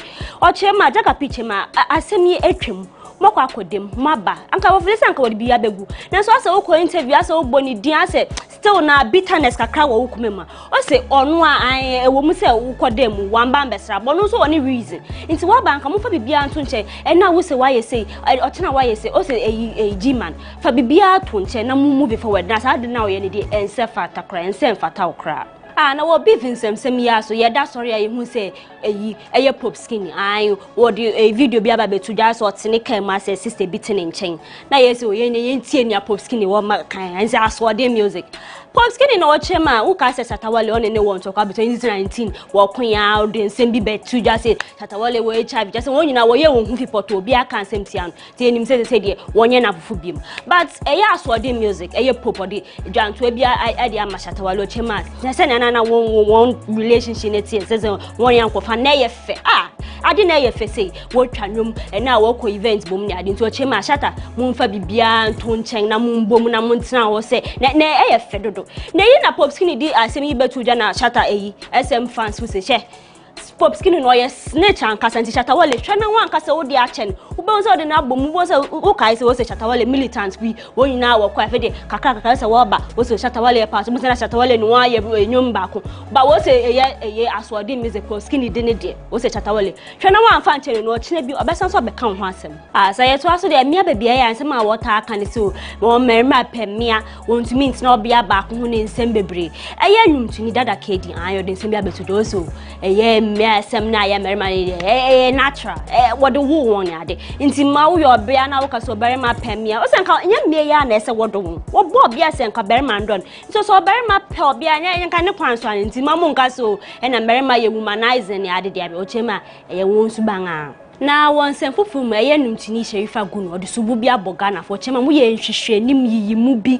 so odwen ho a on ti ase o se num papa eye good music o ye bi den no onye o chema mon shada appreciate the chrome ha se o chema sanko ye South Africa ni ana o ye Nigeria ni ana ka Mali baby a anka se na o ye onunwom mi hun se as a tradition o ye nyoma natural no anko ba ye popular na so chrome ha se de mo ni o ye na se nka ho kra mo ka ntufu kra ba ya mo fa ne nka ho sa se mi okay ko fo bebre se aya wo ye wo natural local African way wo ka se ya anko fo appreciating Sherifa chema Ghana ha se so na bon ho modern no mam good music no mo so appreciate no so hu se ade no ye no mani je ho Amafo na say ya to aso de na watwe hu se na say big person ka e maniti so yan che de hu ne ekogui eye dance musician Shatawale ene eye music video director David Nicole say ase nanka big sorry but yan che de hu ne ekoso eye Shatawale na edi kan make it post bi o che ma artist e wo kroma say mutu mitwa video mo krom ha ya mutu mitwa video te say na mo na eye Jay-Z eco competition na nkono so ono de ono obetwa ne sa ne low budget na but o echiri no obechem say no making money na nsem yi course ni de na enyim nya na nko de no ye wo hanye hu say ye music video director David Nicole say won so make post bi what Twitter o chema ye Shatawale we ye one big empty barrel wo kasakwa wa wo mo so ya wo say industry ni nko so and na say artist mo bon homode na say artist for you crew ya wo invest into one music video na was so aba na was so be kekasem asem ye okenam kofo ma fu say ya asem ya anod kan yi bi na ye David so akin na ma fu de betu na ye Nicole chema ye wo Shatawale wo na wo kum ye music industry wo na wo kum wo my investors scramble MB invest de bia wo so ya wo kan yengum na say me course na ye SM Shatta movement we say David when you bia fa wa asem anko no so ye ni fa Shatawale ene otutu bi ma na nkasa ntia manfo se mo hwani se na nka beef na Shatawale be reply ye ne ye hu ye but o reply there oh na there amabroni be de komo no e ba besom na ye Shatawale kuya na wo so okwa ada ai nzeze o kita ni convoy bi no stop e wo kwan mu ene enu opie fie ye ni kai mu gina soro ho na enu oyi ska o chi hwe video na ye 10 cedis no TV na ne so to na manfo gugu fam wo se south sky na ne Shatawale wo boje ne so anu se Shatta de opeshu na agro penhye na yi na kofi se na covid aben mu na se covid ben wo to sky jana se covid manfo de na wo se south sky na Shatawale o make post no chema ye fans fu wa na wo boa wo na wo peja ma wo be ye say se ka be do nsema no ma ye wo fans so won so benefit kakra wani ana wani ai wo be kai sa nyuma ye very massive nyum money ezi se nyum ne e be je di ankasa na se na wa ye interview no chema ye Kwame Eugene ai of Lakes Entertainment obehu ni so sing se na wo nyum mi de unze kan ne ni na ejinum aka ye nya remix na se di so oh Bema, what they work in the Matthias, ye be remix. Also, I fed on to Kwame Eugene Kabu. Now, for the children or Tata and his opera, so on me a remix.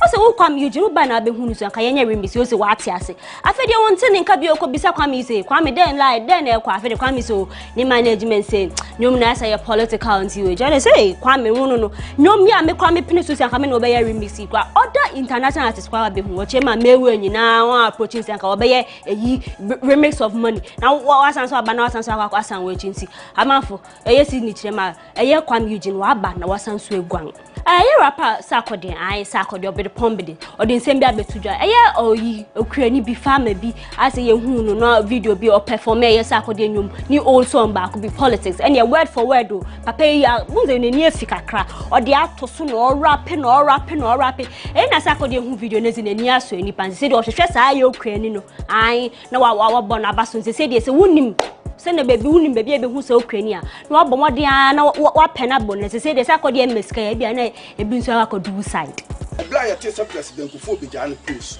Ghana for ye beto aba ehia obiane vote e ma obia ye wa Kufuor do na miss de na ne honfa no nti na otafa press what the campaign and no one am sunyan what na number 5 in news na sapan ayo eya singer sina so o se Ghana mu chire bedodo na den obi on mintumi be boni nwumu ze na video ni ma se won yi won ho kakra na mukasa e na mo promote ni diti e na fa he na ekosi wo chire ma nipa ya ye boye de nkwata kwa na e bai first kwa nko kan na ga ye njata na ye ne na mosa ta fe da na obi ye video na mukasa o so no ai mu no so be yi ni ho mo ma ni yi ni ho na mukasa bebre santi na so chire ma sa yi hu ne de wokoso abeyi won ho e wo videos mu na nkomo ye di twatu de unze chenchenche na kasa na me de ahyase ho baby na ye eyi enti etine etete won from me so ye blogger Zion Felix ase wanyim krofo ebiem bi ye ne original girlfriend ye Minalin wo se wasan ko wanyim eyi girl bi onu kwampo do ni krom ase wo fani se Erica's chem na yin se me enim sanka ye entitim from me mu ni ade ya na wotwea na ehu se Zion no posti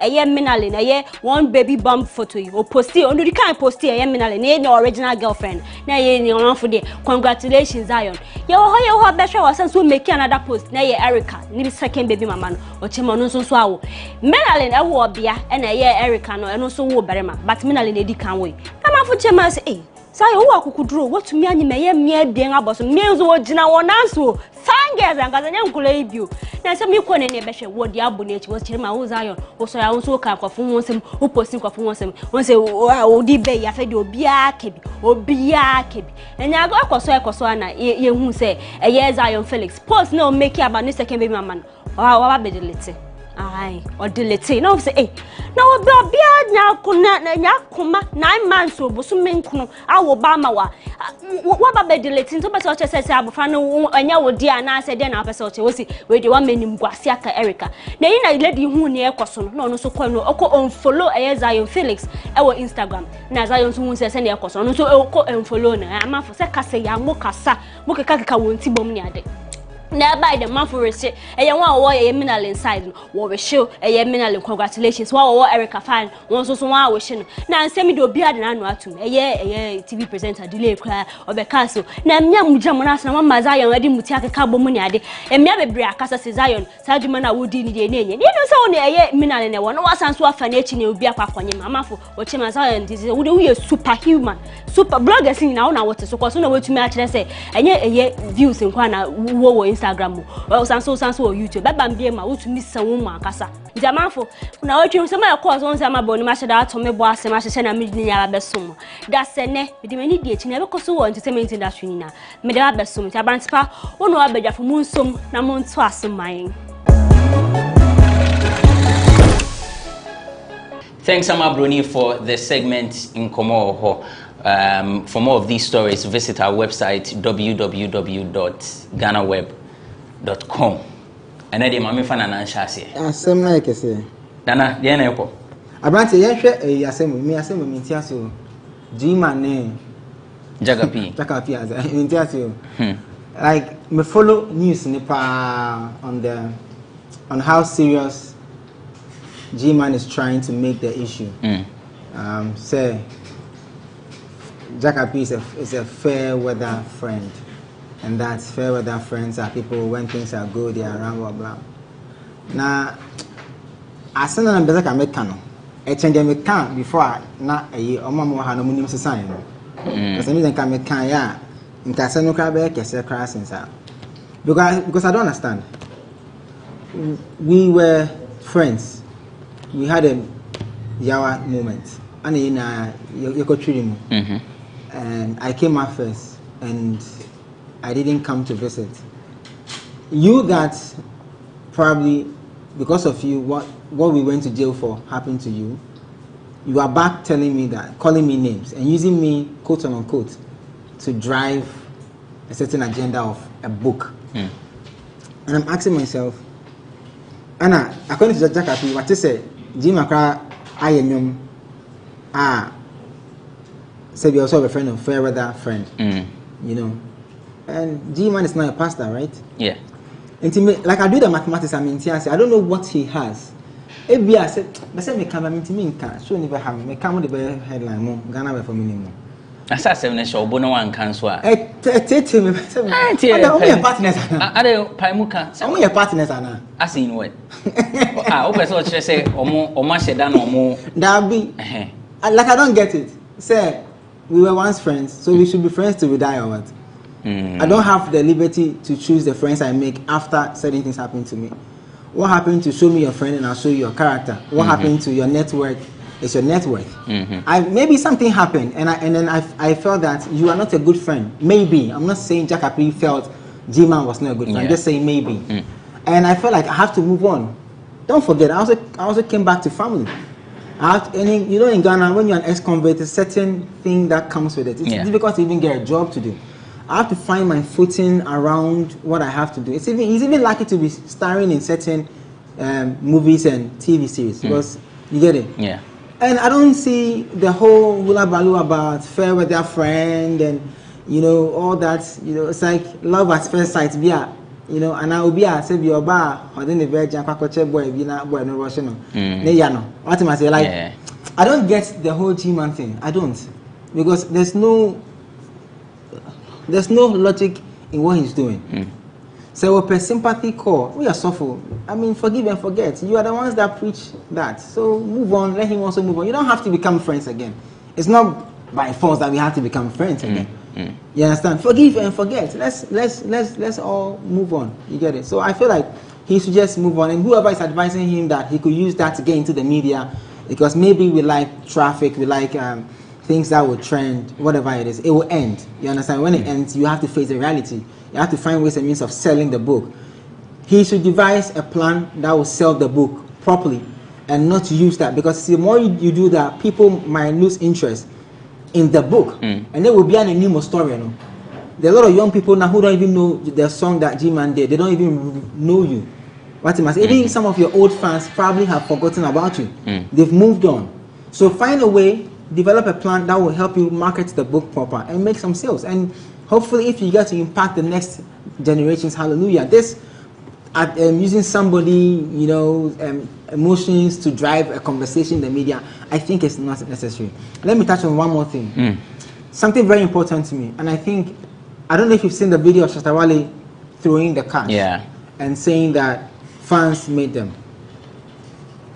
I think that I could be wrong, but anybody who throws money does not respect the people who he's throwing the money to. That's what they said in him. Yes. Sir, but you show super show. In fact, even in the cultural setting, so a year see an baby drabble and someone is dancing now. The cash no go no so near there. Yes, you see, that is done person to person. So Vida is asana was a man in a yemefe. Me person me budget so. Nti me gisika no man two media tone so. Oko wedding na couple ne sa na asana amosa na ye wofe. You don't throw the money into the crowd. You go to the couple, and then when an artist is performing, na se original stage, na oye nkunya na se efa. Somebody is able to go on stage to put the money out of respect on the person. Mefa Florence Obinim, Osina oye koko dada. Nan Ohiana mana ni kala. Ohiana. Amama kaya mabuahima milk konomia. Milk nitimi uroni hunam minim sene capital. Ono milk ama wani milk ne uroni hunama. Ono milk ama wani ma chese no. O ni ready any po nitimi yen sene na ne sono na hrawa ne yaka na ho ne minim how I wash na fa, because outer layer no kra ehoro ne pa na inner layer ne dey. I mean my make excuse una do already. So also betwitwa ho aye wa wasema, but we shouldn't make excuses for toning as a bleaching now abasi say, because it's a very big issue. Ama say cry no obi enyim crampo na otimi fat tablet vi ma ne ba na oda ye funu be ba na oye broni. I mean yen cherish your skin no said ye na don't give the young ones an excuse to go for other chemicals or only be bleach you on skin. So also your coconut o hinti unye sikano udi dware na udi esapo se dia onya otimi tonku papa srama ne wedia na ani da ho ebi aka ne no na ebi pro dware dollar no so aye wo ho nti no tu ni twi already na nanka asesen ni okay sa mom dia ye be fa ne sa now waka G-Man dia ntimi so meko dada kedi okay ozo o my yes o mo won no mo the girls who come happen. Ena Brantippa. My man now mo voice. Ena Brantippa. Odo hunyom na to say. Vida Brantippa post on Facebook sana. Yeah.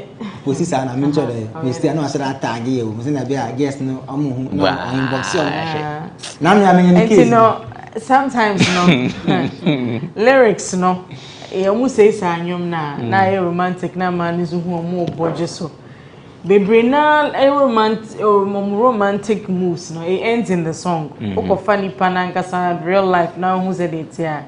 Na nye odonyum no na ye to fie. And sometimes they mislead ye man say. So person unye obi obedo yi a e nipa oto odo hunyum ye. And people always say omo moto odo hunyum, most of them cry like ye odo no chain. Rasta 40 say mo amonenam abonten no.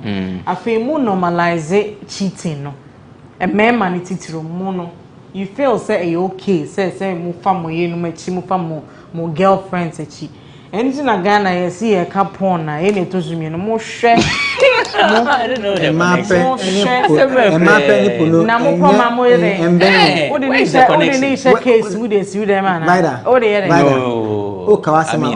Kawasama. Normalize cheating, no? Normalize cheating. Yes, but the link. I must say, a man who said, well, they should also jump on it. It's a worry obedient, obedient. That's what I'm trying to tell you. Man, normalizing, and it's not the best. Okay, yes, I see. Oh, Musu normalizing a mumma brabo papa. And come who everywhere you go and stop saying that you're normal. Who is a womanizer? Who is a womanizer? That I'm manning behind me. You see, I didn't want to talk about this thing because you say I say you're over fine. So no a candidate for womanizer. So Google definition. There won't be a girlfriend. Me gay. It's oh, some a nam goat, maybe per chicken. It's multiple and man. Oh, maybe per chicken, maybe per goat. Cow cram with time. Okay. A man, and I'm won't soon them a type it. Mammy water. Oh, near them. Let me can say, who is a womanizer? Dictionary. Sir Obi Kase. Oh, every man is a womanizer. One on Kase or normalize cheating. Man normalizing. No, what am I saying? Let's be very honest. I like your point of singers because I'm not a you be power or the rebetting. Maybe it's now or rebetting, but I answer for no trendy or cheniano. No trendy. What am I saying? Into a hot image, could be asking. Oh, dear, maybe that bedroom. You could break. Boko break some. Yeah, but I Zion Felix at home. It's Bloggers Forum on GhanaWeb TV. Welcome back. It's Bloggers Forum on GhanaWeb TV. The show is proudly sponsored by Cheesy Pizza. Now, afina ye pizza na babedru. Ye show na ebeji ni mfensi ya. Waida benya ketwano. Media nekesiano. Cheesy Pizza has all you want from juices, smoothies, jollof fried rice, spag and meatballs. We have great deals for you all week round. Cheesy Pizza gives you the McCheesy combo every Monday and Thursday. With only 49 cedis, you get one small pizza. Wait, get one of there. Fries and chicken, one cola drink at all branches. Tuesdays are Super Tuesday at Cheesy Pizza branches. Buy your Super Family Pizza at half price every Tuesday for 40 cedis at all Cheesy Pizza branches. Be part of the midweek bonanza every Wednesday. Buy and get one free at all Cheesy Pizza branches. And also remember to start your weekend with special jollof and fried rice from Cheesy Pizza branches every Friday. Call 026-4133-397 to place your order. Cheesy Pizza, your way. I'm still here with Vida Educhumwa Boatin. Vida is a columnist and Nania Redu is with OnePlayAfrica.com. We are talking about Zion Felix. Now, as we say by Talino, I don't feed they see no only pay bloggers in Waka. And very interestingly, bloggers and co-phones and manager bloggers now almost so near their kotu and idiot blogger Nana and Wabasem. Now, for those who may not be aware, Zion Felix, blogger, YouTuber, radio presenter, wire radio now. Wa confirm say he's a father of two. A man back with Erica. If you remember, there was a time I told you say a certain Baden gospel musician Bia obesi Zion so ne niema isisi and Zion girlfriend and say Minalin touch. Omumi enu nyina omafefro omawo. Zion is a father of two. Amount for say his behavior is some way. Mamisha si free Vida. Vida na yo ba odai muna. Vida. Obi akotora to panami na lebre ho. Me make can say. We double. Obi ayesi mudena. O de agene. Yema Zion na sumunyu nana. Well, in some ways, but ye the biggest here for yen ayaka ye watching in a way, and I was say you can't want some kaka. I mean, congratulations to him. I mean, say our father, 2 children, but for a man of fano, na akoya akasakasa kakra because when a befer wa for ba beyond said that Katie say normal say befa multiple women and na akwa result see e bi ade omukoba dance omufa ho dance embefi but ebi su kom ba ko pena bo na ode ho evidence abase wakowo baby ni ade. But what I was saying is I think the Erica lady knew what she was going into, because everybody knows Minalin say ono ye Zion chuchu and you know means me who say ekoye accident in a patrikuto mun ekofa babaya and I say it was well planned.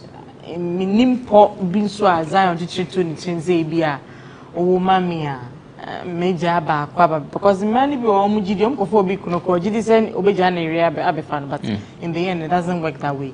And I feel say receiving the shock the most was the main girlfriend, which is Minalin, because when they said she felt she was in a comfortable lead, because who calls Zion blog now who will make up now we a makeup artist now person you adverts now $1 million per.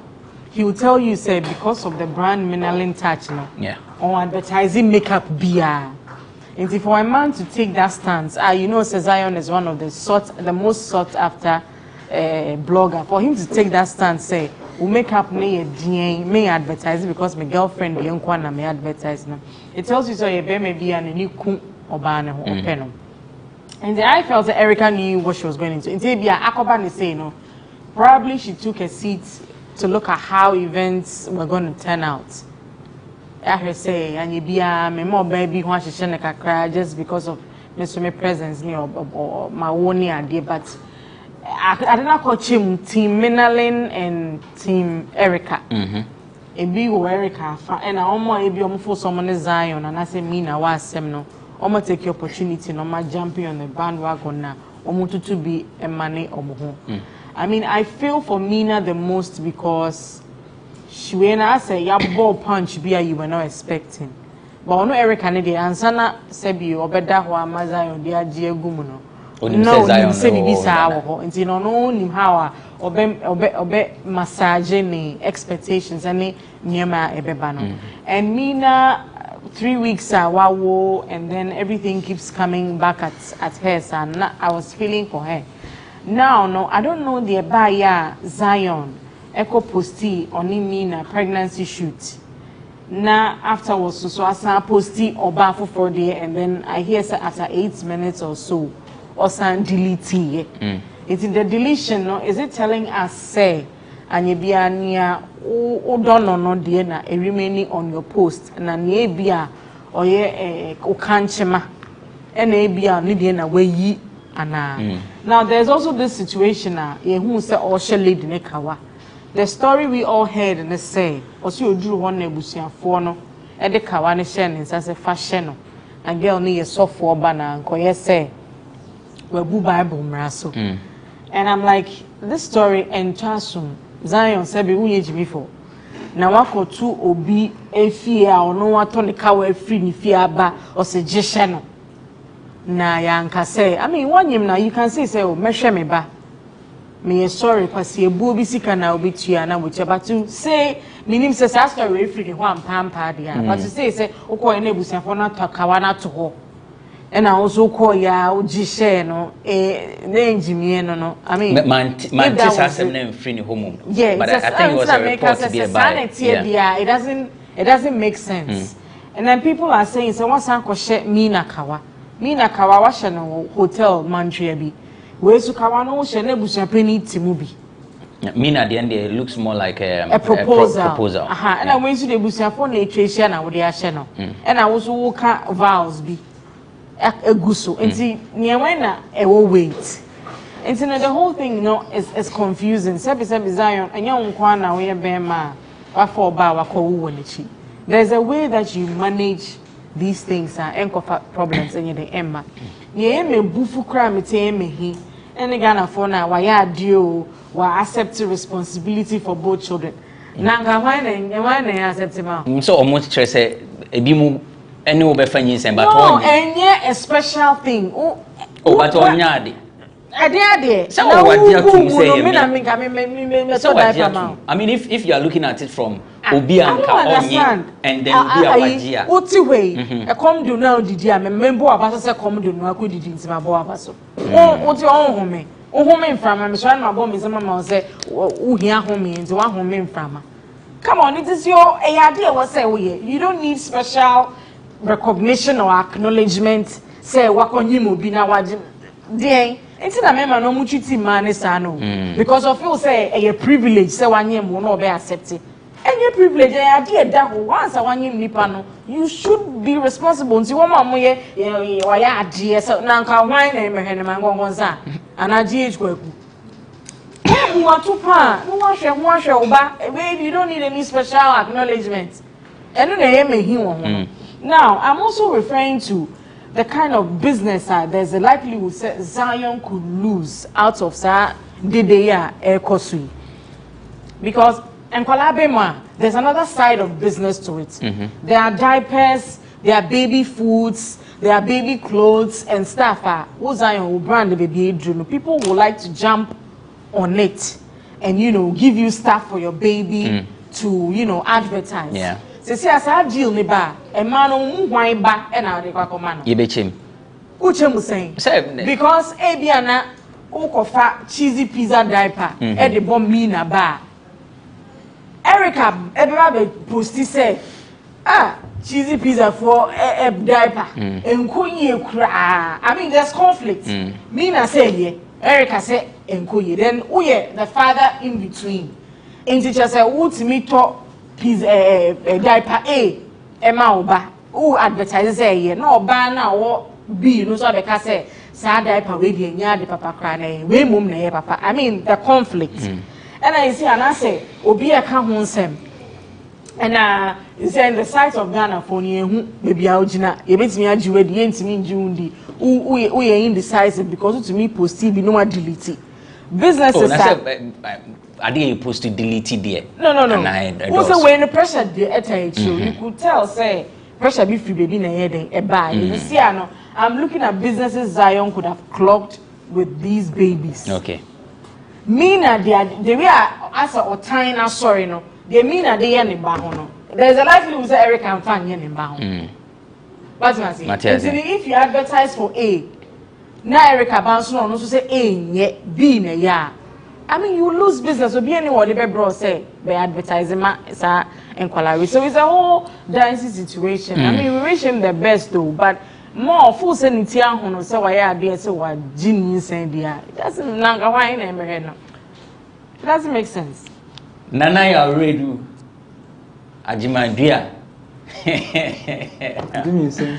Nana. Mami tiwe. The very candidate. Aye. Last week, okay, and then so or two more fire. Or the work of a cockratching, we say, why? Uncle, Nana. Who say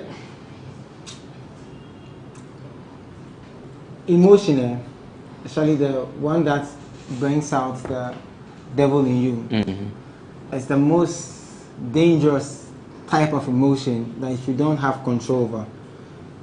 After 2 weeks or 2 months, you'll be the most depressed person in life. Having followed the Zion Felix, the other side of the story, a very car about it.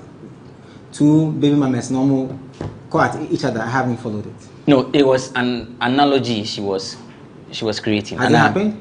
No, it hasn't. It was just the team. So Omakonia Supporters Union. Miss Bell is behind Nina and Schwarzenegger and the likes, they're also behind Erica. I don't think the 2 women will ever cross that line. What line? The line of Zaya Kwama will be pen. Well, I don't want a pencil. No, they won't do that. They will do that, no. You can't decide. No, you can't tell. Nana but to you, no, it won't happen. I don't think it will happen in public. You know why? Why? The 2 women in question have shown you who they like. I'm not sharing who they are, and we know who they are. Sisiano, they don't live for themselves alone. They live for another person. That's why I began my thing by saying, emotion. If you don't have control over it, after 2 or 3 months, you become very depressed. What will happen? All the stars now about a Zion, a girl, wife A, wife B, whatever. Look at them critically and look at the output that they show us.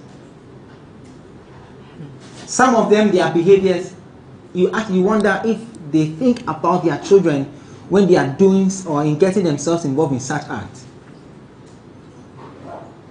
Is Zion Felix the only man in this world who has given birth to 2 women? No. Will he be the last man? No.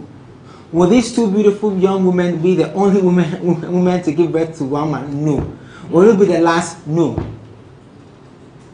So you have to decide what you want your child to see when they get older, and what you yourself want them to know from what you have established. So you want to feel now papa no mama tonight and na you fair and when maybe with your first child, would you want to paint that picture and harbor that pain, transfer it into an innocent child? You are the mother. Mutu no mo yere so a go be mo o chano timi sa to akoka safa ho. So that's what I'm saying. I know that when you have, I grew up with different women. My dad married so many women, right? So I know how these things are done. Say, let me show you how to do it. They'll do it when they are with him. There was even comparison of the pregnancy. It's not from the woman. No, but if you don't sanction it, the 2 women in question will not do that. Zion, the picture back of Erica, Nini, and the 2. How did the team get the rest of the pictures? Which team? The team Mina squad net. How did they get the rest of the pictures? I'm Mina, dear crab became woman, Miss Body Betaso, and I'm apologizing to Mina. Mr. I know say you get mad at me, but I can't get over these pictures because I'm a post you or monkey. I won't say me body, but I was in a meeting, and Obi Sunday, member a man me and movie back picture by says the number of stars are a bit post here, reposting, and a trenipa on original so our anymore. You see, all this no. I was there, and he sent a picture. Me more say, Mr. Assume see a posty, star way posting to who's supposed say. Me na me the rightful owner. I was there and I will not mention any name. People can suit so you see, I know me here, sir. A friends and validation, no. Into more majority moon posting my many who say me I'm just walk. Now check I say there will be no competition. Say, and I say it again. Say, Vida your bow. Me what Abiana will be making as a mentor. I'm telling you on authority as a man that even for Zion, he will put his foot down for the children. And him too. Let me just say it before you go on. Or they mean a picture we were too want to say, what bro? I'm sorry. Why are you treating this girl like that? So I'm not offending. No. I mean, I don't know why offending. No, what bro? Just okay. No, in the beginning, no. When you're making your point, or say, Mina dear. She didn't know anything, but Erica knew that there was someone, so she was somehow prepared emotionally. It's Mina who gets the shock. So the what bro I'm thinking is coming from there. Hey, what bro? Or comforting. Nana concluding. Me can't be to us.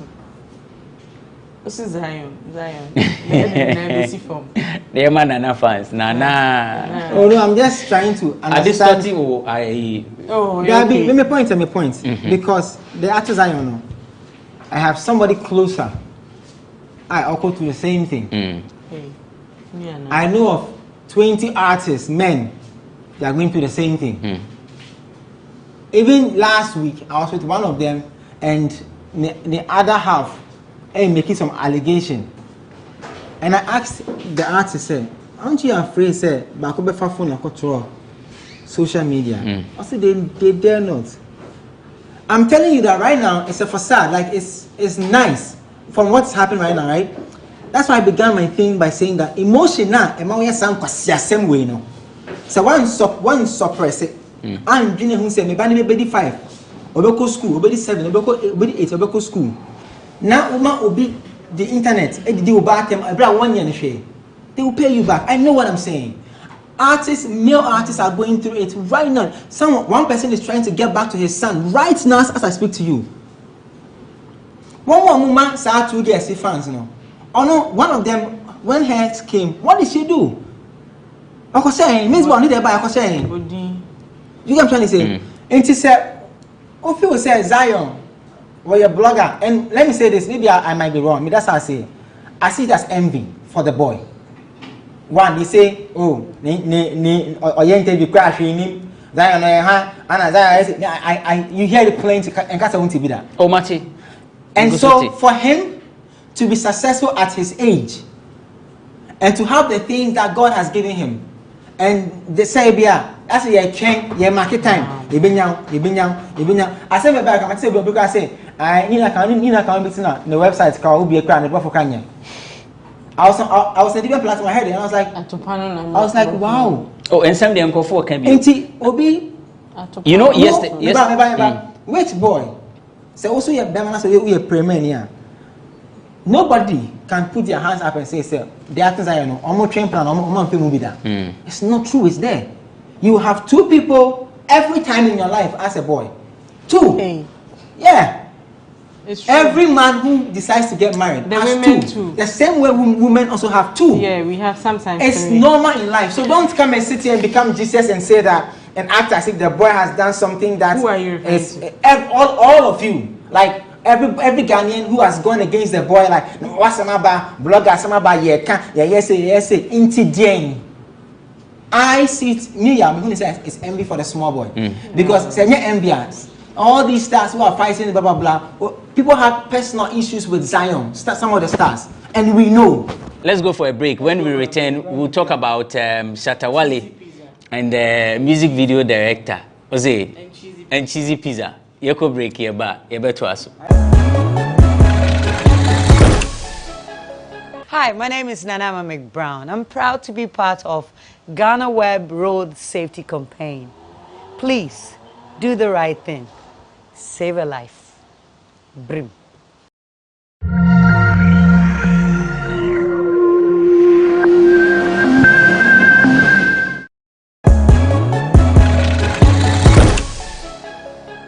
Welcome back. It's Bloggers Forum on GhanaWeb TV. My name is Abrantipa and I'm doing this with Nanea Radio. It's with OnePlayAfrica.com. By the Duchuma Boatin is a columnist. Behind the scenes there, Kamapa and Semana Eja Elkoso. So, next is Shatta Wale. In fact, Shatta Wale has not spoken about this thing, but he first made a post. So, Shatta makes a post. Keep shooting videos like you want to battle Jay-Z. You will wake up one day and ask me how I made all this money, and I will tell you this. And when he made this post, you know, it came with it was actually a Snapchat. It came with a press play button. Now after this one, music video director Nicole say David, he's known for shooting Sarkodie's Overdose, Papi Kwejo's Makoma, and he said directing 3 music awards, shooting 3 music awards performances, all of it. Right. In fact, he won the Foresight Best Directed Music Video of the Year with Sarkodie's Overdose, and then also won the Foresight Best Photography Music Video in 2017. So Nicole goes to Twitter and tweets after this post. He says Shatta Wale is the main reason Ghana music industry is failing. One big empty barrel. Same artists will rant about how the industry is struggling, but yet tarnish and insult everyone. This behavior greatly discourages investor confidence and cripples the entire Ghana music industry. Same artist has been online promoting Beyonce's Already music video at this year's MVA for Best Art Direction Video nomination. It's so confusing. So that's Nicole. Nana, Nicole's description, a fair description, or it is frivolous? You know, I've been running away from this conversation on other platforms. because of the person involved. Okay. Why? The tweet Nikose made, David did. I've seen people trivialize the tweets, like Omudaye, normal thing. He made a big point. He said it cripples investment. Investment, it cripples investment. When we say an industry is, when Mark went for the vetting, one of the things Okwekumante said when they asked him about raising capital, he said the industry receives money from philanthropists. You remember? You can play the tape. He said it. From donors, like people like gifting.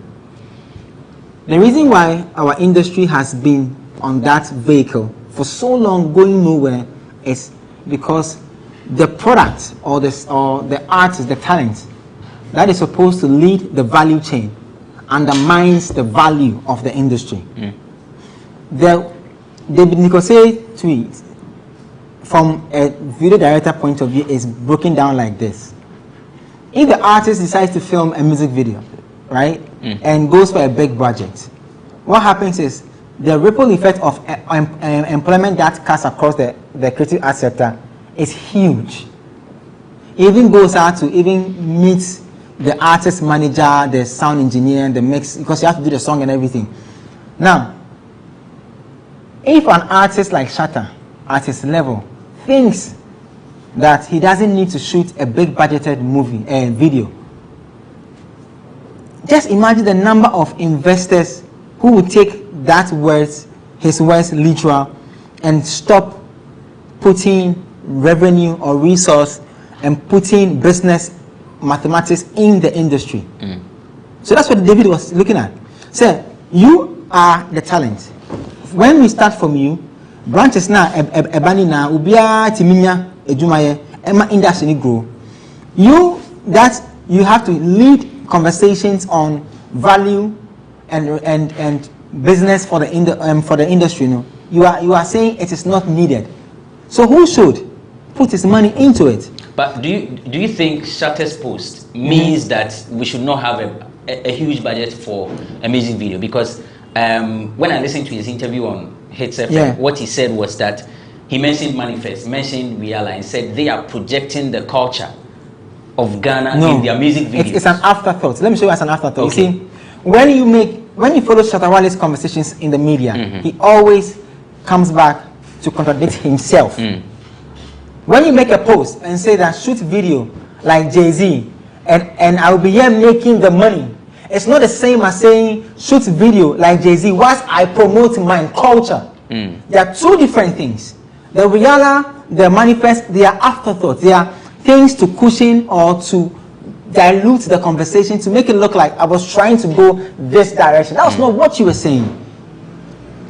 What you are saying, the Jay-Z factor means that if I'm thinking like a layman, I can say, oh, maybe I blank, but your end post, the end part of your post said, once you make the money, that means you are saving money from not shooting a big budget movie, video.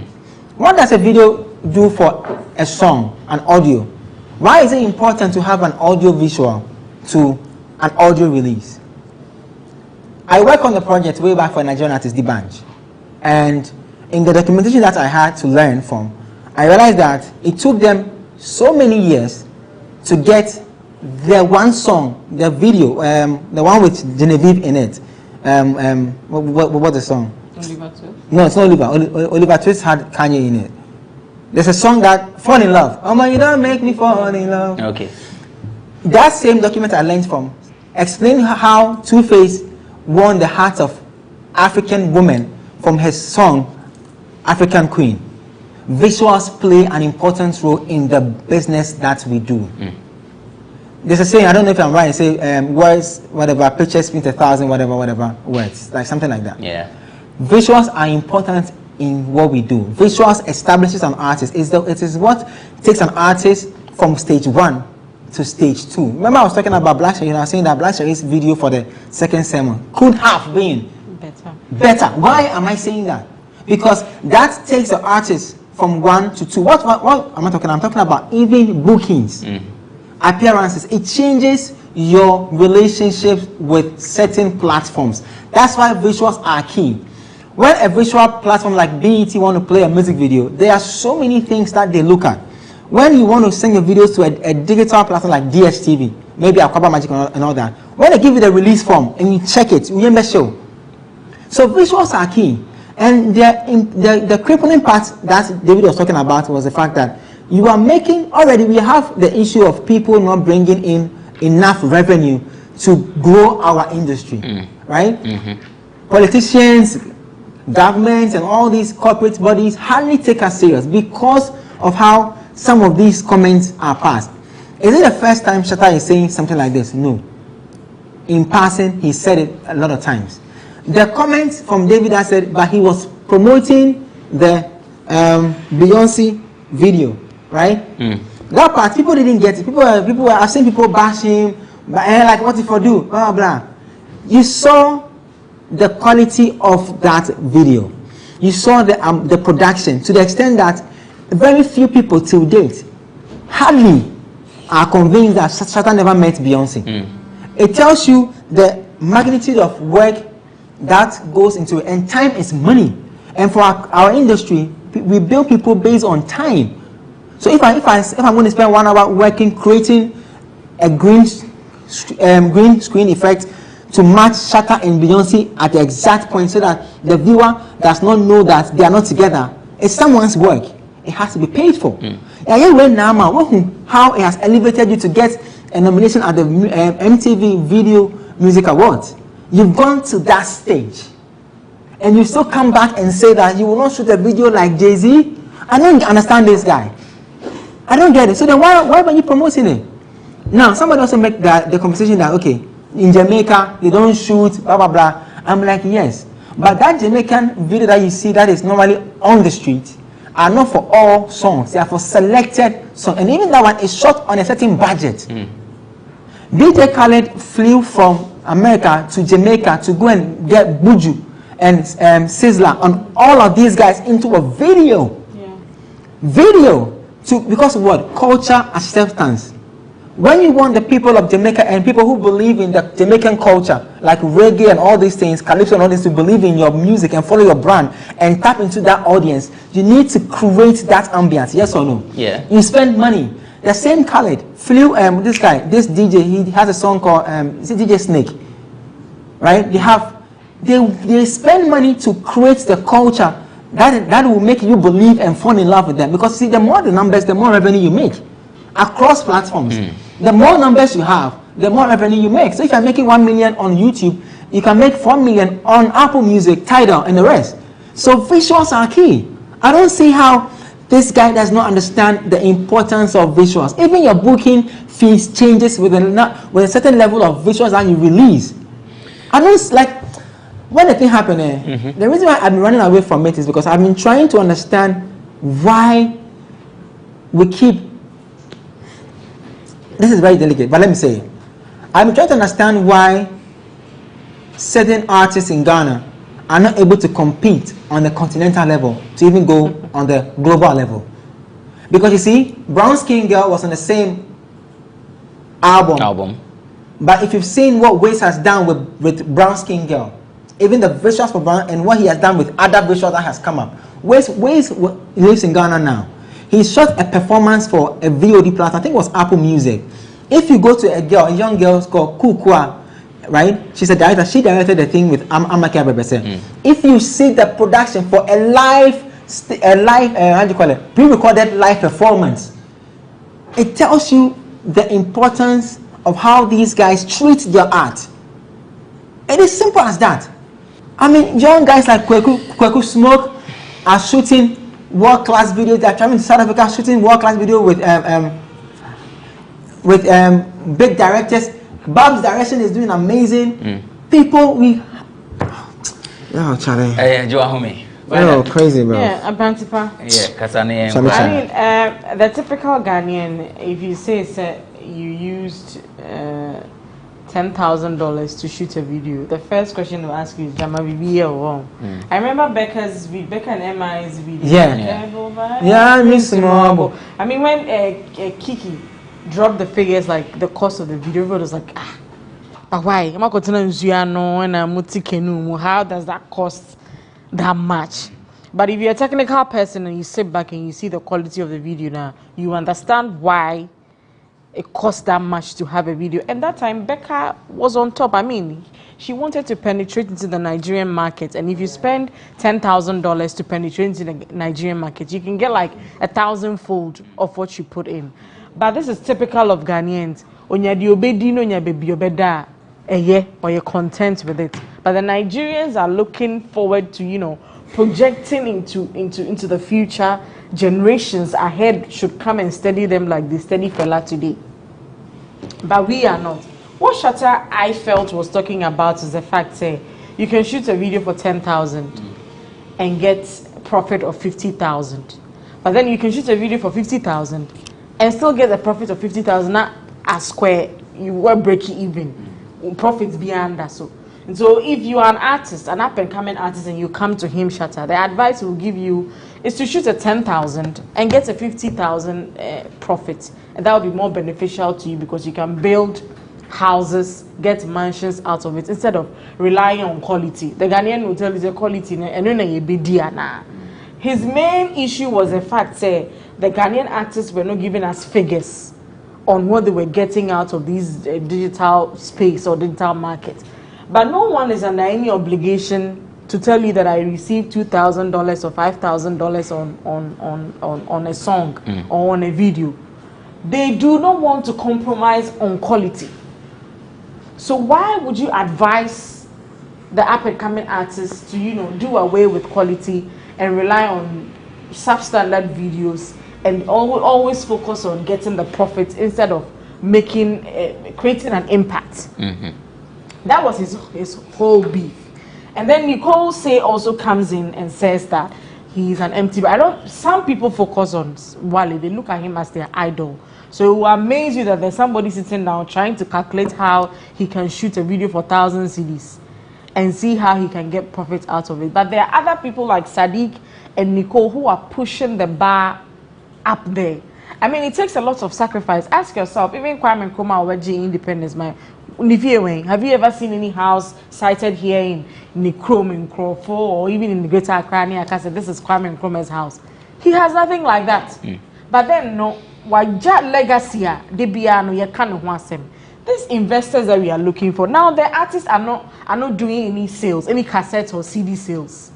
Shows since COVID has taught us that if a pandemic of such nature should strike again, you will be, I don't know, is it bedridden or room ready? You have to stay in your room and not come out. So if you are not selling CDs, if the shows are not coming, if the endorsements are not flowing, how do you expect the artists to live if you want them to ignore the digital market? I don't get the logic in that. So me, I back Nicole and Sadiq's vision. I mean, I see like they have like a 20-year plan. But it's hard for Shatta Wale to see farther because he feels onyadiobe na edidi prekono ye chain edidi into this is here should matter to you more than what you know. And these guys, it's costing them money. I'll not lie to you. There's a possibility that they can go broke trying to change the status quo. But it is a vision that they put forward, and they know that they'll be like some trailblazers. A lot of people will follow them, you know, to get to the tops. Mama, final words now. Yes. See, under 1 minute, Nana. I realize that if we don't do some small education, people will understand.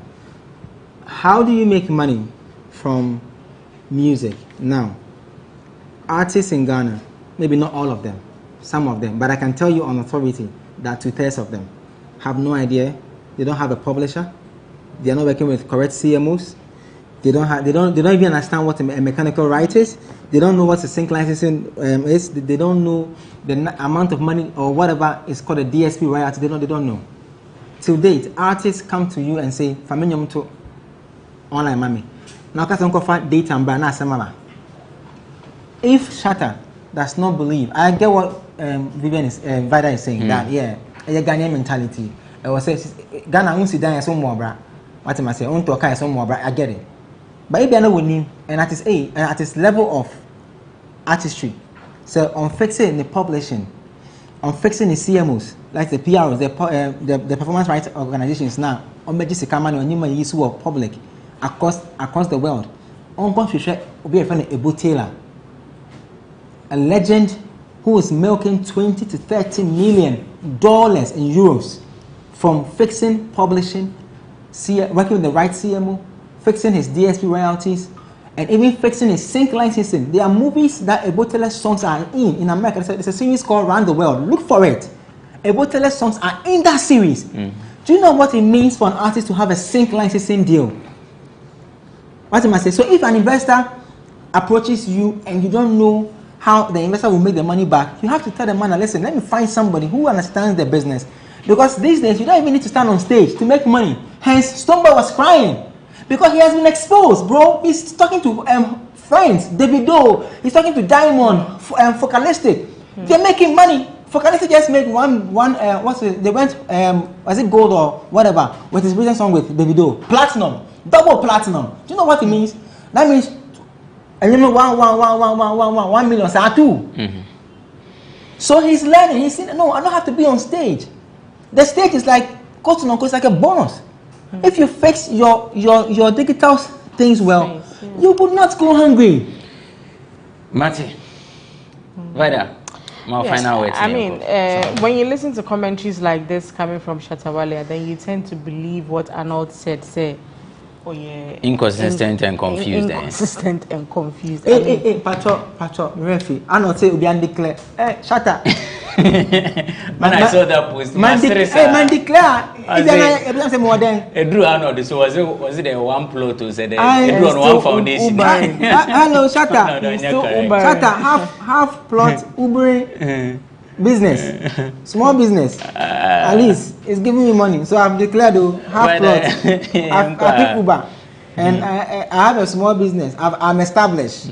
I pay tax. So you have every right to talk about. So I have rights to. And what you are talking about actually is what I do. So in case you need help, 027 111 1170. Let me fix your publishing. Is that his number? Let me connect you to the right CMOs. Let me teach you sync licensing. That's my number, 027 111 1170. The ones are 5. Call me. Talk to me. Let me help you. Listen. You can make over 10 million. I guarantee you in year 1, if we fix your publishing, fix your mechanical right, get you a sync licensing deal. Look at your friend Bisake there. The song he did with the movie on Netflix. If I tell you the quotations behind it, shut up, you will clap.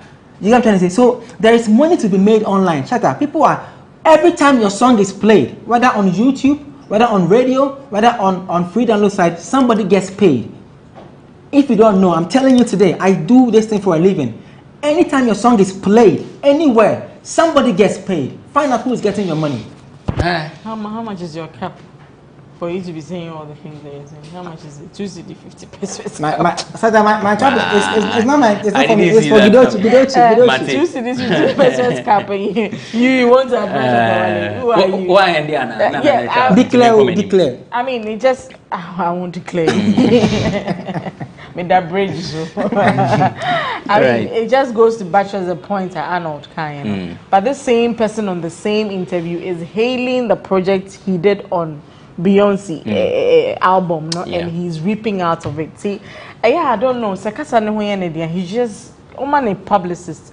And yes, our communication in mind. But to the artists out there, don't compromise on quality videos. All right, don't compromise on quality videos. The words of Vida Duchimwa. She's a columnist. Nanea Redu is with OnePlayAfrica.com. The show has been sponsored by Cheesy Pizza. Cheesy Pizza has all you want from juices, smoothies, jollof, fried rice, spag, and meatballs. We have great news for you all week round. Cheesy Pizza gives you the McCheesy combo every Monday and Thursday. With only 49 cedis, you get one small size of pizza, fries, and chicken, one cola drink at all branches. Tuesdays are Super Tuesdays at all Cheesy Pizza branches. Buy your Super Family Pizza at half price every Tuesday for 40 cedis at all Cheesy Pizza branches. Be part of the midweek bonanza every Wednesday. Buy and get one free at all Cheesy Pizza branches. And also remember to start your weekend with special jollof and fried rice from Cheesy Pizza branches every Friday. Call 026 4133 to place your order. Cheesy Pizza, your way. A reminder that the GhanaWeb Road Safety Campaign is still running. Help us reduce the rate of accidents on our roads. If you see anything that poses as a threat to lives and properties, kindly alert us. We are active on social media platforms. Handle is @the GhanaWeb, or send us an email, newswires@ghanaweb.com. The GhanaWeb Excellence Awards nominations have been closed. And so look forward to the list of nominees. We will unveil the list of nominees very soon. The board is doing its work, shortlisting the nominees that came through the email and then the website. So, unyamfa nomination maya time no aso. Thank you for watching this episode of Bloggers Forum. In the next couple of weeks, Epia 6:30 will be in the seat. Mrs. Benis Opare.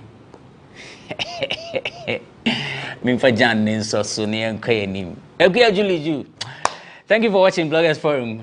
Correct. Menini Benefo Boaben Abrantipa. Macrao.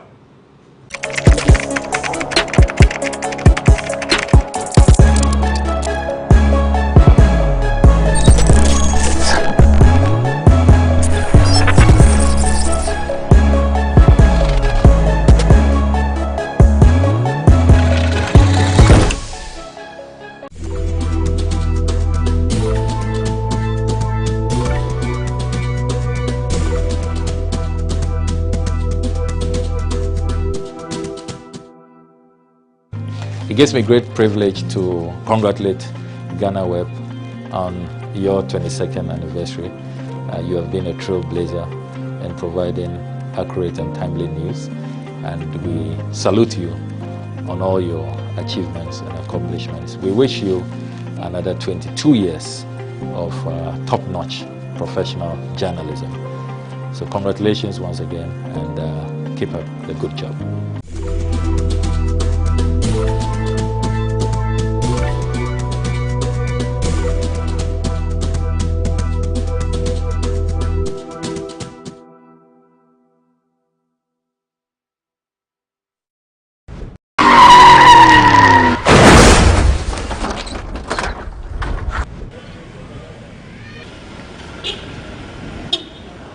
Welcome to another edition of the GhanaWeb Road Safety Series here on GhanaWeb TV. The conversation continues, and we are creating awareness about how you and I can ensure safety on our roads, as well as curb road accidents as a menace that has gone on for so long.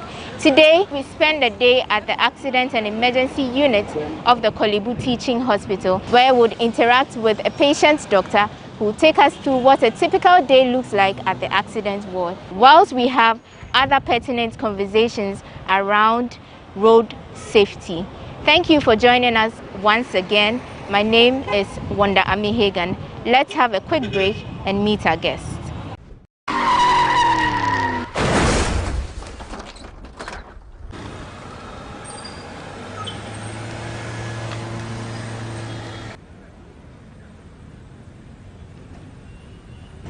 So we are at the entrance of the emergency unit at the Kolebu Teaching Hospital, and Doc is going to take us through the procedures that one has to take, a patient has to take once he gets here for treatment. All right, so what happens is that they get to the entrance, and then we have a nurse here, we call it the pre-triage nurse. Okay. Normally you bring in such people when you have problems at your entrance, or when you have pandemics. So during the COVID time, we decided to have one here. Okay. And some time back, there was an issue that someone came to the hospital, was not satisfied with some service and all that. And the staff too had the proof also that they did all well. So we decided to bring the PRO's office here. Okay. So on my left, that's the PRO's office. So what happens here is that the PRO's office is independent of the emergency room. So they are here to see how we do our things. Whatever goes wrong, they tell us maybe we are wrong or patient is wrong. Okay. Then they see the way to correct them. But they function very well with our pre-triage nurse. They come together anytime a patient comes in, they approach them, talk to the family, find out how best they can help, and then we move the patient inside. So at this point, when they are doing all of that, where would the patient be? No, so they are receiving the patient. Okay. They go and receive the patient. Okay. All is that a patient has come in, they walk to the patient, the car, ask what their problem is, they find out, oh no, it's the patient you brought, and then they coordinate the movement of the patient in. Okay. Some can walk in, others will need a wheelchair, some also need beds. They arrange for all that and move the patient in. Okay, so Yes. Doc, I would want to know, you know, there are different kinds of patients with different financial backgrounds. Yes. If someone should come in and they don't have any money at all, Yes. does the emergency units take care of them and then later on look at the finances, or you wait for them to pay everything before? We don't. Luckily enough, we have the electronic system we are using. You know, initially we were using the paper system, manual thing somebody has to record. Okay. And with that one, someone could easily run away without paying a bill. Okay. And there is no way it's recorded anywhere because the person may not even come back with that folder. So it means that that bill will be lost forever. But now we are using an electronic system. Whenever you enter the hospital, even for the first time, it doesn't matter which point. You have your name is entered into the system, and then you have a code number. Okay. So that's your number for the rest of your life within the facility. Okay. So it has come to help us in the emergency room, because normally in emergencies, we don't want a situation where they will say pay before you have the service, because it's somebody's life. Yes. So the emergency concept is save the life and later payments will be made. Okay. Now, the moment they bring the person in, we ask the relative to quickly go and do a card.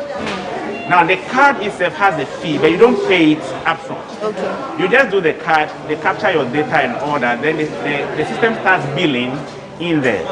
Then we attend, while that is being done, we are attending to the patient. We attend to the patient all drugs that we need. The department has done so well, together with the central administration, that we have a pharmacy within the department. Okay. So they serve all medications. Since it's the system, it's just for a doctor to prescribe that medication in the name of that patient. It is all given out and the patient is billed. So someone can come and stay the first 24 hours without having any money on them. Whatever we should do in the emergency room will be done. The person will have medication given.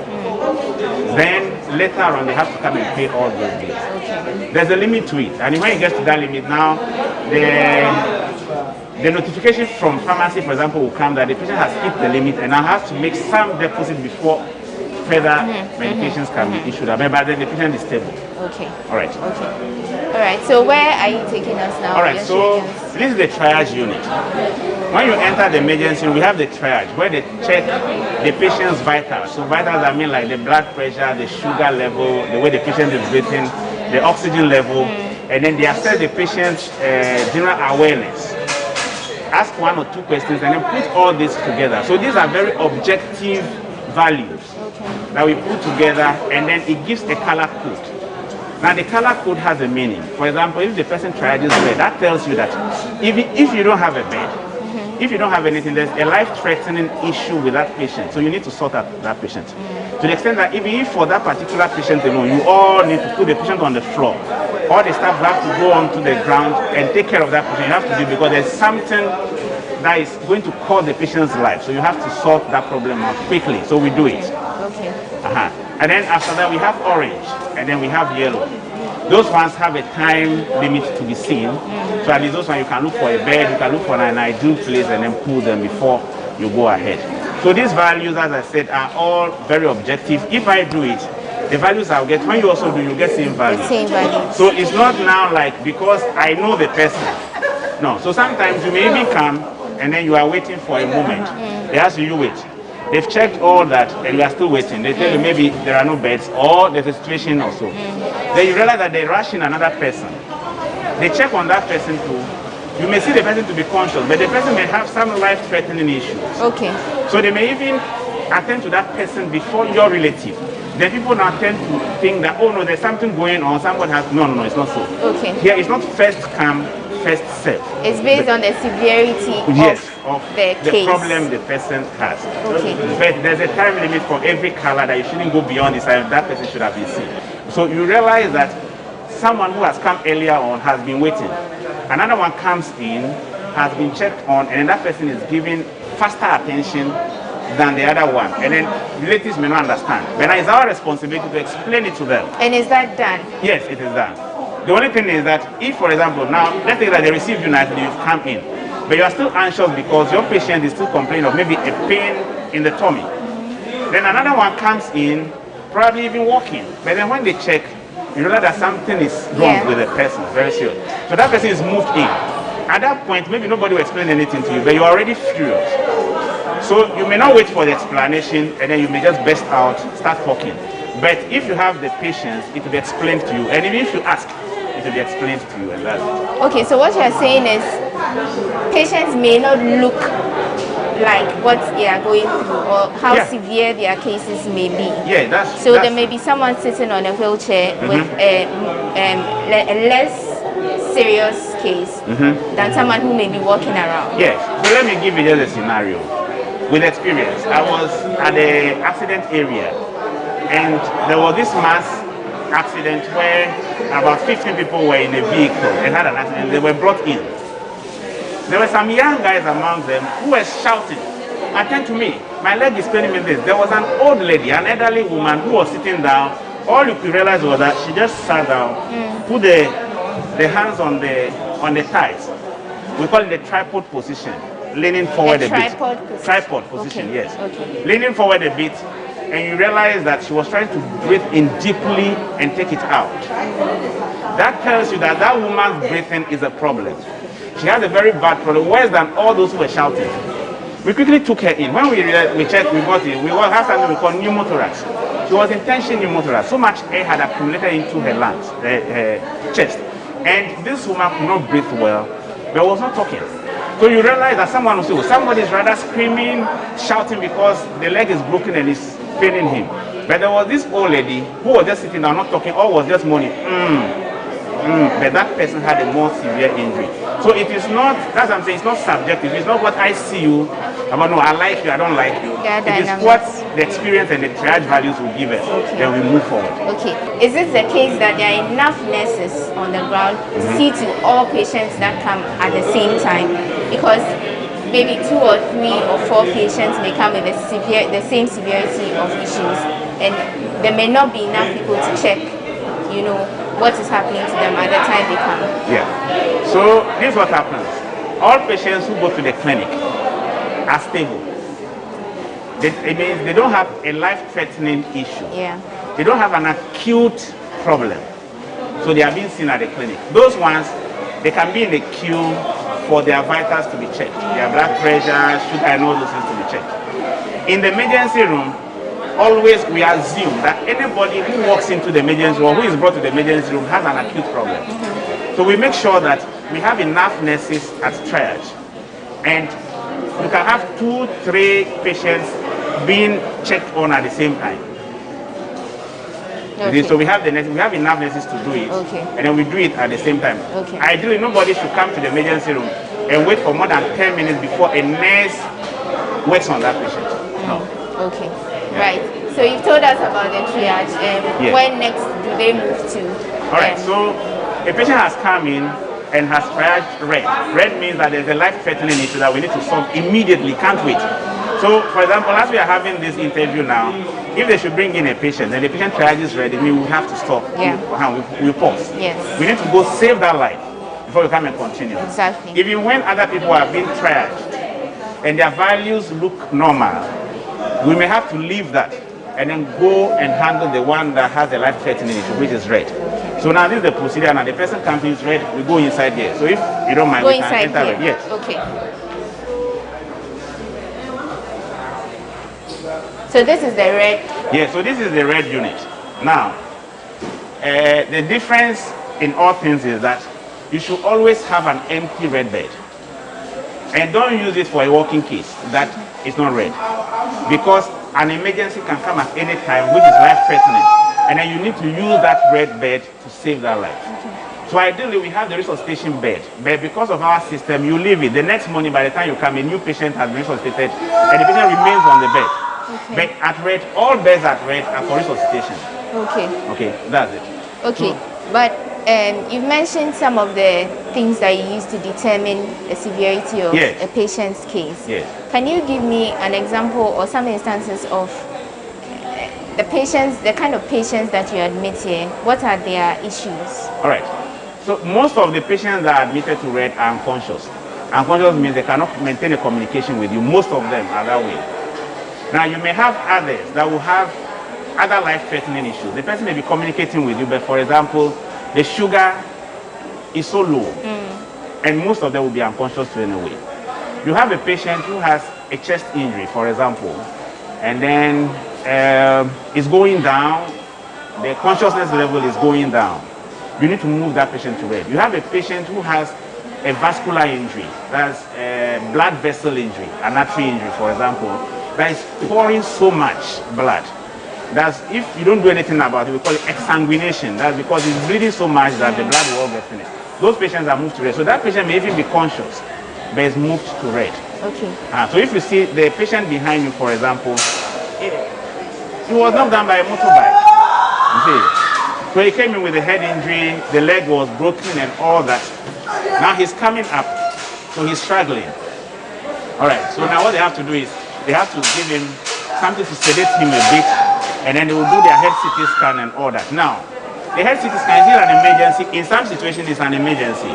But we in the emergency room, we have our limitations because we don't have our own CT scan machine. Okay. So as I told you at the entrance, this one came in, didn't come in with any money or relative. We took him in, we made sure we got the card for him, we got all the medications for him. Now he's coming up. The family later on came in, and then they started paying for some of the things. Okay. So that's how it is. Okay. All right. So from the red. Yeah, so red, we have ward. orange. So we can go to orange also.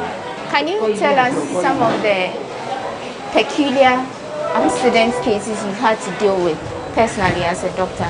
Yeah, I mean all of them. Mention them, from falls, those who fall from height, or someone is drunk and falls down. People who have been knocked down by motorbikes, by vehicles, or were also riding the vehicle, riding the motorbike, or were in the vehicle and had an accident. And then those who are pillion riders, that those who sit at the back of the motorbike and all that. So we've had all of the burns, vascular injuries, we've had everything here. So how many? And then the non-trauma cases too, yes. How many nurses do you work with on the regular? Really, the whole department has about 200 and something nurses. But what happens is that the allocation of nurses depends on what is done on that ward. For example, this is the red ward, which is an acutely ill patient area where you need to do a lot of resuscitation. So mostly they have about a nurse to 2 patients. That is the maximum you can have. You cannot have 3 patients to a nurse, no. The worst you can have is 2 patients to a nurse. Yes, and there are times that they even have 2 nurses attending to 1 patient. Okay. Yes, now when you go to the other side, it's not safe. So this ward takes about 14 patients.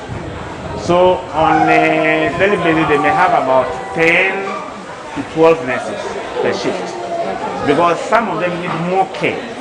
Yes, and that's it. Yes. So which is the orange? All right, so the orange is the other side. Okay. So in terms of severity, when you take red out, the next level is orange. Orange. So the orange patients can also deteriorate easily and go into red with a life-threatening issue. Okay. Right. And you mentioned earlier resuscitating patients in the red units. Yes. What does it take to resuscitate a patient? A lot. So the point is, this one is patient-based, but there are unique things you should always have. We have some equipment, probably when we get back. You should have a defibrillator.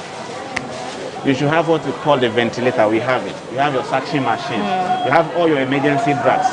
You have what we call the CPR board and the drugs all you need. And then the training for the staff who work there.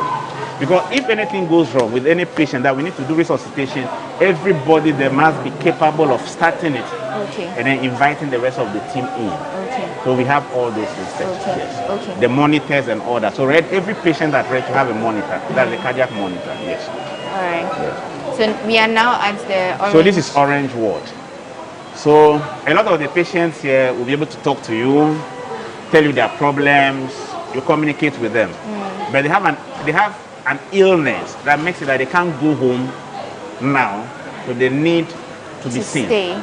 Most of them would be admitted to the wards. Yes, whenever there's a space on the ward, they are admitted to the wards. Some of them to stay in the emergency room longer than it should be, but That's it. That's orange. Okay. All right. So where are we moving? We have yellow. We will not go there because during the COVID pandemic, every unit was asked to allocate an area for suspected cases. You do the testing within the unit. Within your unit. So ideally, if you are a health facility, you should have an area where you keep a case that you suspect of COVID. Because one thing about COVID is we human beings moving around and move the virus around. So if you suspect a case, it's better you keep it, isolate it somewhere, let the proper testing be done. If it turns out to be that it's not, then you move the patient to any ward at all. But if it turns out to be, then you move the patient to the treatment center. That way you're able to contain the illness easily. So now when COVID started, in the emergency room, we didn't have an area to isolate these patients. So the decision was taken to use the yellow ward. The yellow ward just looks like this, but it's on the other side. Okay. So initially, things were going on well. So we're only keeping the suspected cases. We'll get the COVID result, then we move them to the treatment center. Kolebu has a treatment center. But currently, the treatment center is full, and we learned all other treatment centers are full. So we have a lot of the patients now that are positive. So it has become more or less a treatment center, though it has not been well equipped to treat. So we can't enter there because the patients there have COVID. Yes, okay, so then it means that the people who ordinarily would have been put in those wards, where are they put now? That is the pressure we have now. So you realize that has given a lot of pressure because that takes about 14 patients. At a go takes 14 patients. So it means those 14 we now have patients. that pressure of dealing with those 14 patients at triage. Ideally, triage is not a place for a patient to be seen, attended to. No. A patient is to be triaged and then sent to the appropriate area, and then the triage nurses become free for the next cases that will be coming in. Okay. But unfortunately now, because of this situation, sometimes even the triage nurses need to treat a patient at triage because we have that pressure on us. So that's the deficit we have now in the system.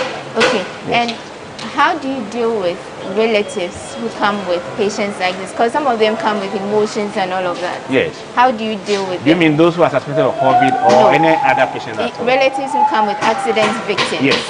Yes. Okay. So this is it. The point is that ideally you are not allowed all relatives in because it gives you a lot of pressure. So that's where sometimes I say the security man's work is even more difficult than ours. Good. So a lot of relatives come in. You are attending to the patient. You can't attend to the relatives at the same time. But that's why we have the PRO's office, the pre-triage nurses. They handle the relatives for us first by talking to them to understand what we have at hand. Down. And surprisingly enough, or somehow okay, the relatives who bring these bleeding cases, the accident cases, understanding that they have a bad situation at hand. So they cooperate a lot with us. Whatever you ask them to do, most of them do it. Apart from the very young ones who are from some particular area, they feel that all of them should be there. They come in making a lot of noise. But this is our work. So we know how to go about it so that doesn't distract us from attending to the patient. There was a gentleman who came in, had a very bad open fracture. So open fracture means that there's a communication between outside and where the bone is broken. So there was a large wound. This patient was not looking stable. We managed to get blood. We ran up and down to get blood. They didn't even have money initially because the blood bank, they don't sell blood. What happens is that somebody will have to donate at least blood later so that you have more for other people. Later or before? No, later. Okay. As long as it's an emergency, when we get to the blood bank, they consider it. Okay. But one of the things is that any blood at all, you have to check and see if the blood is safe. So the safety of the blood is to make sure there's no sickness in the blood. It's a very group of that particular patient, and there's a cost involved in that. So, for example, they'll check if there's no HIV, there is no hepatitis, and all other things they look for. Now, this one has a cost that you have to pay instantly, but sometimes you're able to talk to the blood bank unit. Sometimes they even write some of our names there to just make sure that we make sure the relatives later go there to pay. Then they give the blood to us. So there was this gentleman, we did all this for the guy. He even had an injury to the hand. We handled all this. Now it was time for the orthopedic surgeons to come in and take this patient. The patient said he was going back to the north. Okay. That the grandfather said he should come back home. This was somebody who came in dying. They had to go look for blood, do all this for him. And eventually they even brought the letter that they didn't want care again and we had to let them go. But was he okay? No, he was alive. But the striking part of it. That's someone who comes in dying. You've done the first part of it. And then you know that this is a young guy that if that one is taken good care of, because you give it to the orthopedic surgeons, they have the way they do it. When we get to the ward, you see people having some metals, external fixators, because they have broken limbs with wounds. So normally they pull those metals and they have access to treat the wound, so that the people will be safe. And this somebody who said he was living. That bad wound, even to prevent tetanus prophylaxis that wanted to do, they said they will not take it. And they wrote the letter. They won't take the injection. Yes, so they wrote letter against it, and they left. So that's a painful part of it. Okay.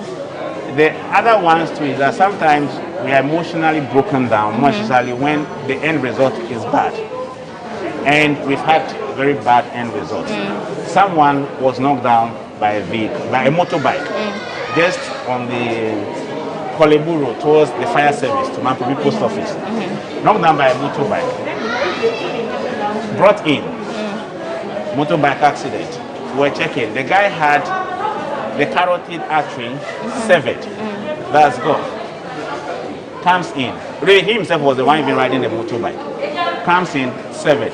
We tried all that we could. We couldn't save him. It was too late. It was too late. The point is that artery is like the main pipe supplying a house. The moment it's cut off, even if it happens within the hospital, very few of them survive it. Yes. Those are cases that need to go to theater straight and a lot to be done. Yes. It's a main blood supply vessel. Okay. You spoke about blood in your submissions. Yes. Has there been a case, because I've heard so many people in their experiences in different hospitals saying that they needed blood and they had to get someone to donate before they even had the chance to, undergo surgery or anything they needed the blood for. Has that happened here, or does that happen here? No, in our case, no, because we are an emergency unit. So you have the clinics. Probably at the clinics it has happened. So I cannot say in Kolebu it doesn't happen. Yes, but I mean here but in the emergency room it doesn't happen, because what happens is that whenever we make a request, they know where it's coming from the emergency. So if they have the blood, if only they have it, and in that particular group of that patient, they always give it to us. But the issue is that someone would need to go and donate. But the issue is that they don't sell blood, and there's nothing that can replace blood except another person. Except blood. So when they give you blood, at least it's also okay. You also make sure you also replace it so that the next person will also get some. Okay. But for the emergency room, we don't have that problem unless they don't have it.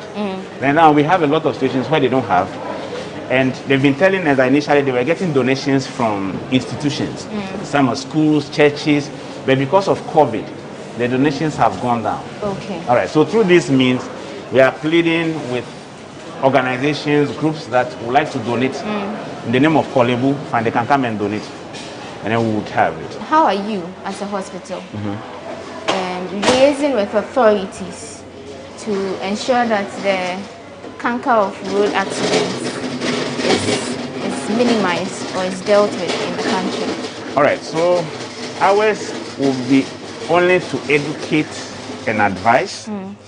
The law enforcement agencies will now have to take it up. Okay. So this is the male ward of the emergency. So this is really for orthopedics. It's not under emergency. Okay. But it's where most of our male patients come to. All right. So we'll see them lying here. Good morning. Good morning. All right. So this is what I was telling you. You were asking about somebody has a big wound, whether you amputate or not. So this one tells you that the fracture, there's a fracture, the bone is broken, but there is a wound, an extensive wound at the site. Okay. So the way to treat it now is that they will put the metals and then have access to the wound. Now the metals are to hold both ends of the bone, and then align them very well so that a new bone will form around it to heal it well. But whilst you do that, the soft tissue, there's a wound there. So you need to care for the wound. So now, from time to time, they have a schedule when they open the wound and dress them. So this morning, have you had your dressing this morning? No. Yesterday. Okay, I think his was dressed just this morning. Yeah, so that's how they do it. So how long does a patient with a wound like this, for instance, stay in the hospital? No, really, the point is some of the patients, depending on the nature of the wounds, may need antibiotics that will go IV through the vein. Okay. That person can't go home. Now, when they realize the wound is healing well, and then now they are comfortable that, okay, patient can go home, the medication will now be oral. So the antibiotic now, he doesn't need to take the IVs because the wound looks okay. Patient is educated. The family will be there to support the patient, because the worst thing that can happen to any team is that after you fixed all this, patient goes home and this whole team breaks down. Goes to work on it, doesn't have any family support. So on social issues, if there's a social issue, the patient won't go home early. Other than that, the moment they realize that your wound can heal well even when you're taking oral medications, you have family support, and there's a place to dress the wound. In most of the cases, they even ask them to come back here to dress, depending on the distance they have to take. Mostly, they like handling the wounds themselves, because they don't want a situation where you go elsewhere, and then someone will go and mismanage the wound, then the whole thing will break down. And so then they give them a time to come back for dressing. So it depends. Somebody will be here in just 2-3 days. They realize that this person can be managed from home well, is discharged. Someone will be here 2-3 weeks and still hasn't gone home. Yeah, so it's individualized, yes.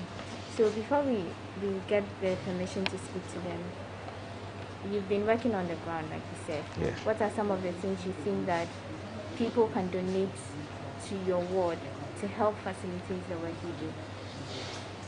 All right, so to the emergency, people can come in, look at the types of beds we have. We have some particular types that are very good, and we have others that are not the best for the emergency.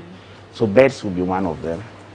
All right, the monitor, I told you that patients at Red, each patient is supposed to have a monitor, and we have it for almost all at Red, but we still have spaces without monitors, cardiac monitors, that is fine.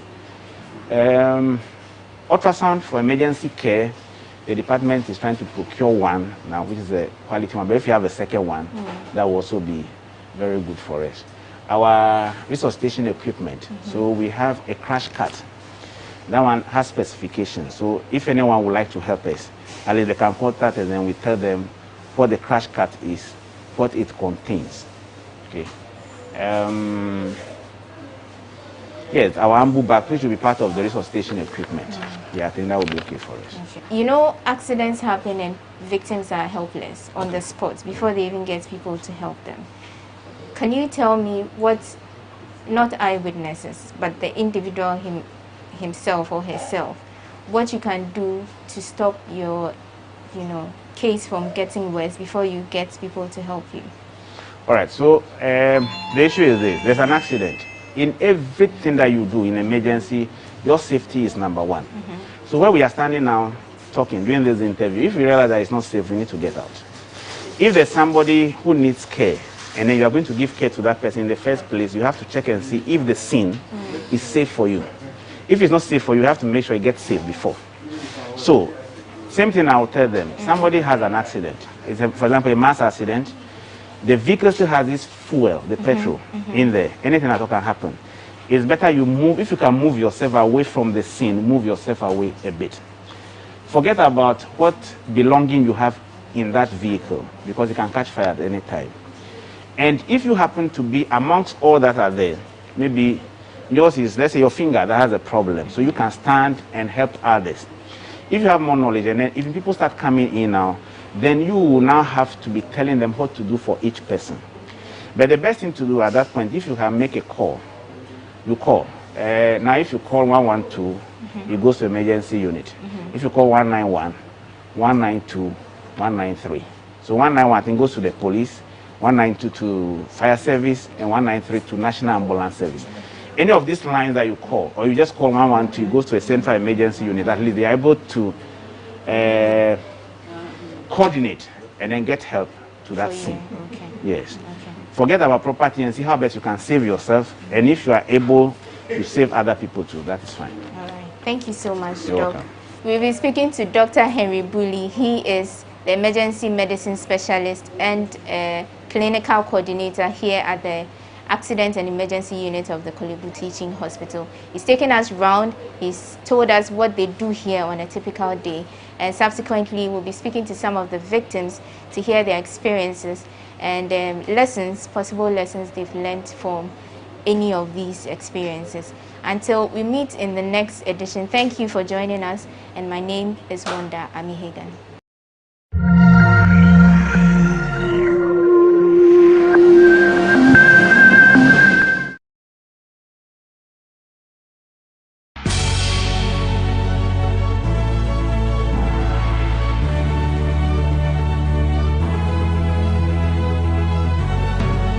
From the dawn of time, people have engaged in several businesses.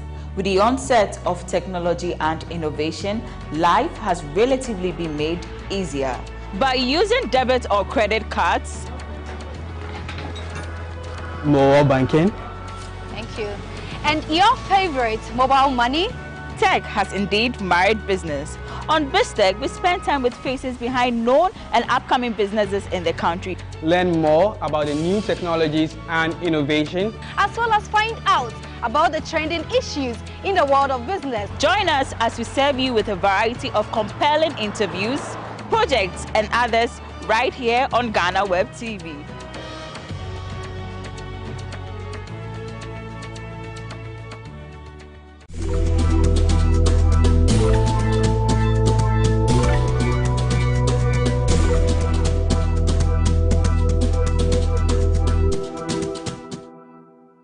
Continue thriving and obviously achieve higher, and everybody knows that even though I'm not working with them again, but my personal relationship with the owner and many of the management and the staff, it is where my heart is. So I wish them very well, but I'm sure that even without wishes they will still do very well.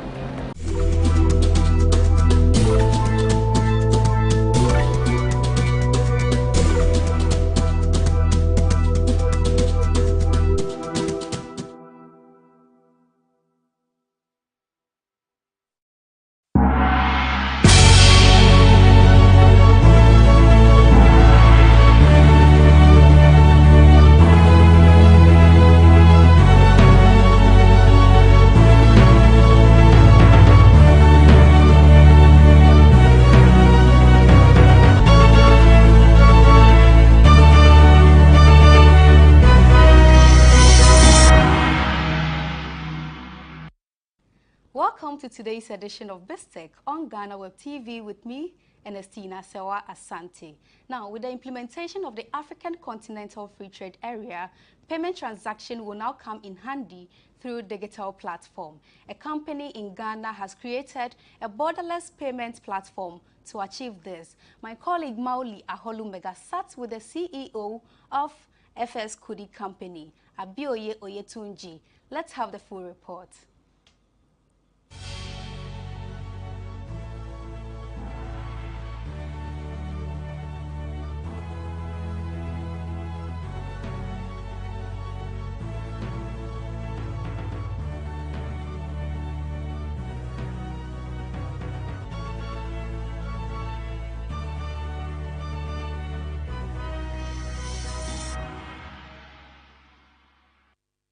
With the introduction of the African Continental Free Trade Area will come a lot of payments, and all this is expected to be done digitally across platforms of countries that have signed onto the agreement.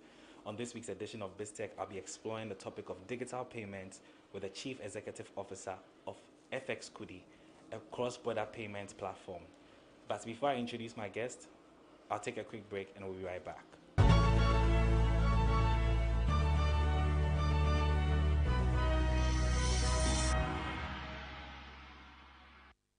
Yeah, welcome back from that break. My guest on this week's edition of BizTech is Abioye Oyetunji, and he's the Chief Executive Officer of FX Kudi Company Limited, which is a borderless money transfer platform.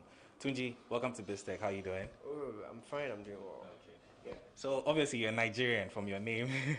What are you doing in Ghana here with the payment platform? Okay, so actually I did not come here to start a payment platform in the first place.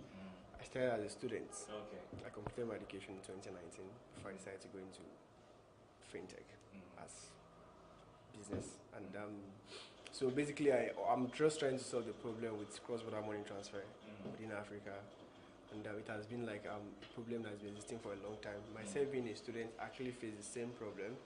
That was when I was trying to pay my fees before my parents can get my money across to me. It became a very, very big problem. And being an IT student while I was in school, I feel like, okay, if there's a problem and you can solve with technology, and I can either be like, you can step in to use technology to solve the problem. So professionally, I'm a software developer, and that I have to bring in 2 or 3 of my colleagues for us to get started with the idea. And yeah, it's been very exciting for the past 1 year now. Okay. Yeah. So you mentioned something very profound about problem. Yeah. So I'm sure before you found out about this problem, you had to do some form of research. What was that one specific thing that you found in your research before you decided to set up this company? Okay. So during my research, using myself as a case study, it's actually very expensive, slow, and at times it can be very risky to send money across African borders. Looking at it from the point of view where people have to take their cash from Nigeria, for instance, coming to Ghana, using the cash couriers, some change the money at the border before they can come and spend it in the country. I mean, it's actually very risky, at times very slow, at times they get like extorted because for the first time they don't even know anything about the currency. But we as a business, we are actually providing this platform to allow that spending or receiving of money very instant and simple. And we don't even charge for our transfer, zero fee. So you're trying to meet up. It's research shows that transferring money across African border is actually very expensive, at least 5% to 3%. So we step in to make it very affordable that anybody can transfer money through our platform. So at that point, we make our transfer fee zero fee, while we make a sort of FX among the 2 countries. So yeah, it's actually very expensive to receive money, and slow. I mean, it's almost impossible at times because you have to go through the black market and whatever you're doing.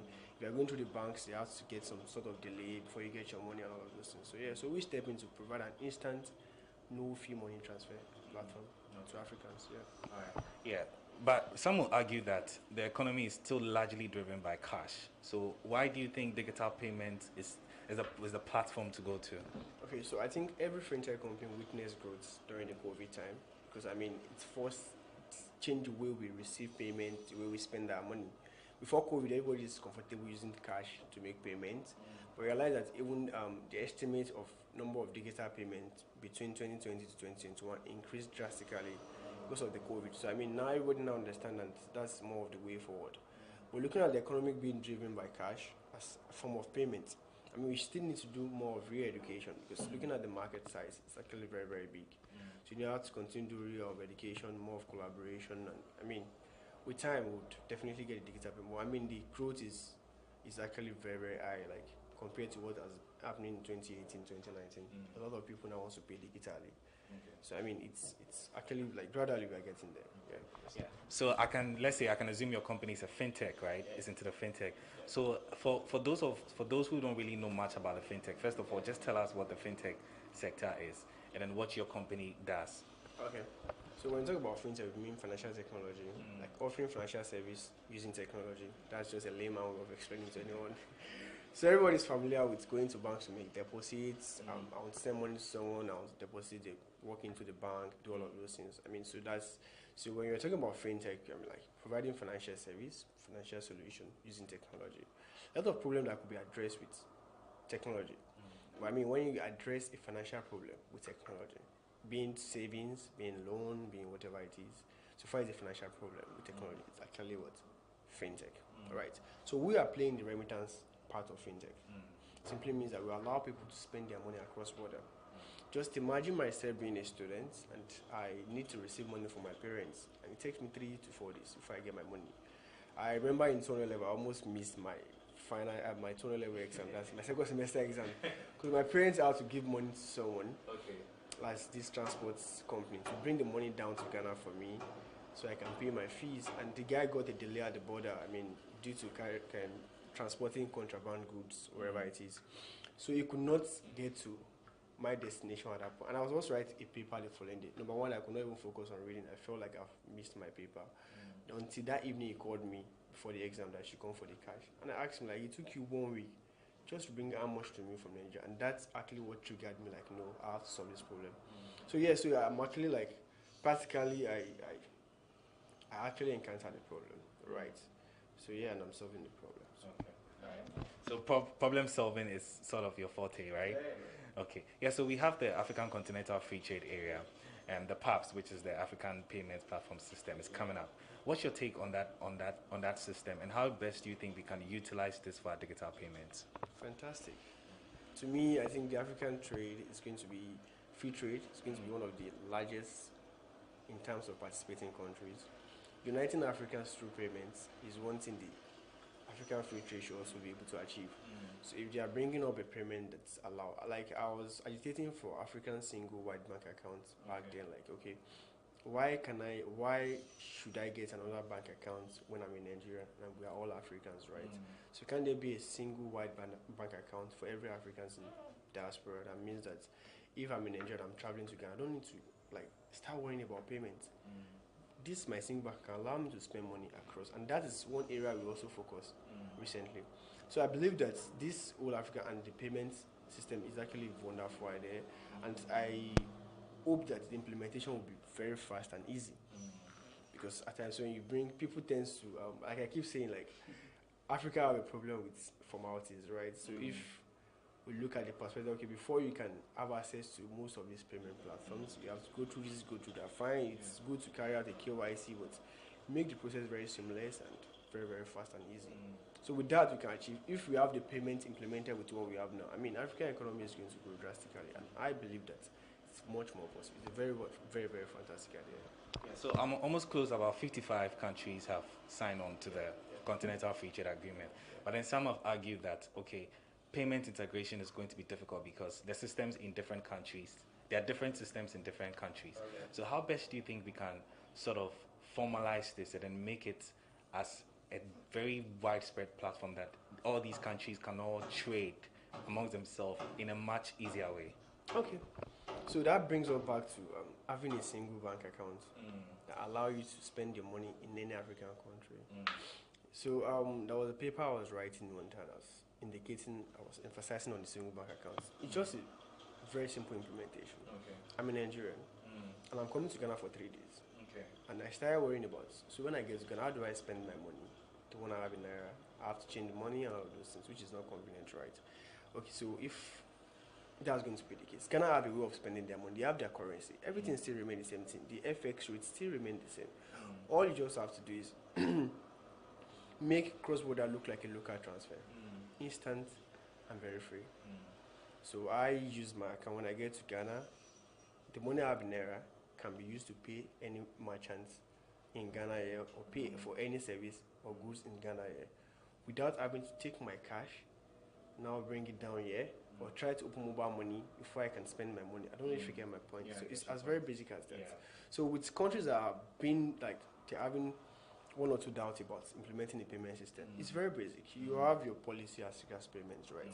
What you are just trying to do is, what they are just trying to do is to facilitate the payment among these countries without having to have multiple bank accounts in different African countries. So if I'm going to trade in Liberia, I'm going to trade in Togo, for instance, does it mean that I have to go to Togo, open an account, and the free trade is not there again? If the payment is not free, then the trading is not entirely free, right? So the implementation can be very, very basic. It's just common understanding. Like, okay, we don't change our ways of accepting payments. We are just facilitating payment among these African countries, and then we are good to go, honestly. Thank you very much. Yeah, so and I want to come to Forex trading. There are lots of misconceptions about Forex trading. You go on YouTube, you see an advert of Forex trading, somebody's trying to get you to do Forex trading. First of all, explain what Forex trading is, and why are there a lot of misconceptions about Forex trading? Yeah, so for Forex trading, if you don't really understand how the market works, you might get it wrong, right? Make a wrong investment. And I think the problem with Forex trading, a lot of people have been duped in the past when it comes to Forex trading, because people realize that people are interested in that part. It's just a way for every African that they believe that, I mean, this thing is selling, so let's introduce I mean, it's just, the misconception is from two sides. People being duped in the past through dubious means of FX or whatever it is. But Forex trading is a sweet market to play, right? Because apparently when you do a turnover of what you are doing, you actually make your whole cash without even inflating the charges and all of that on it. So it's a good investment, right? But me, I don't actually do Forex trading. I'm just talking from a general overview of Forex trading.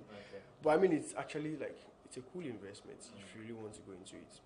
And then, but you have to be very careful because when you look at, you have to understand that there's a time that this currency goes up, and the time that, and you also have to understand what affects this trading. Yeah.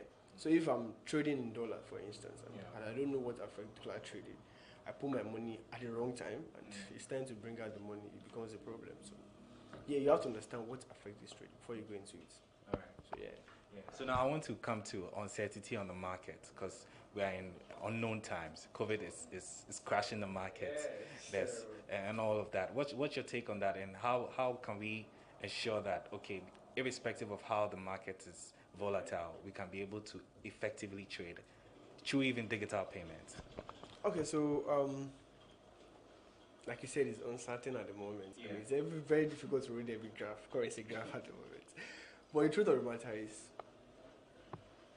we know fully where that. We know when importation is high, when exportation. These are basic factors that affect trading, right? So it's best to know that. Just follow the trend. I mean, it's obvious now that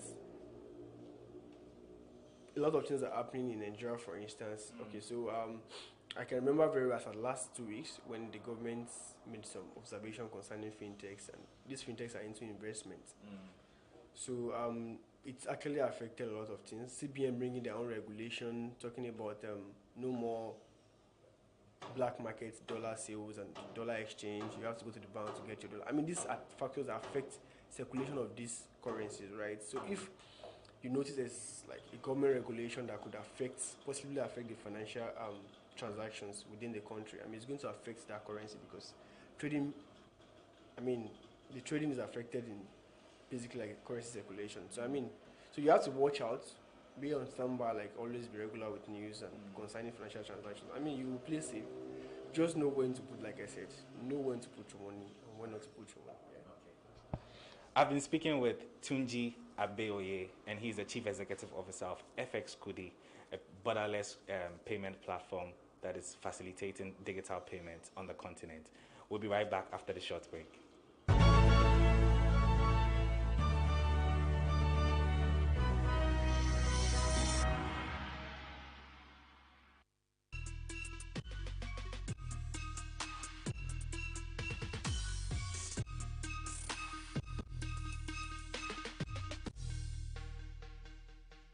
Welcome back from that break. We've been speaking with Abeoye Tunji, the Chief Executive Officer of FX Kudi, which is a borderless money transfer platform. Tunji, welcome back. Oh, thank you. That was a short one.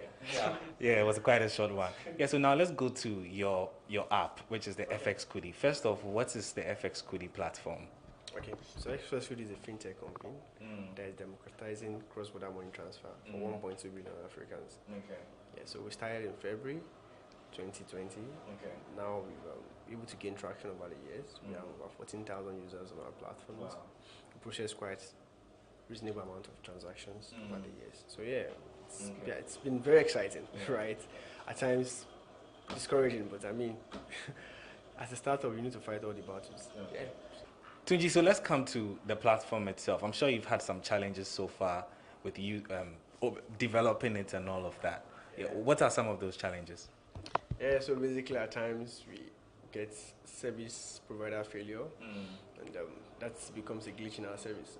Customers are calling, complaining, why, like, I could not do this. And when it comes to money, people don't want to even take chances. Actually, it's a new platform. People are trying to get on board. We're trying to test the waters. So basically, most times it's just like technical issues. And how is the feedback and engagement so far like on it? You said you have about 14,000, right? So how is the engagement faring? Yeah, so for the engagement, I even got a customer to give me a gift. Okay. That was last 3 months or so. I was trying to pay his child's school fees in there.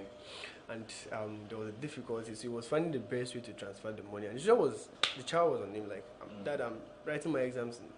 So I mean, someone referred him.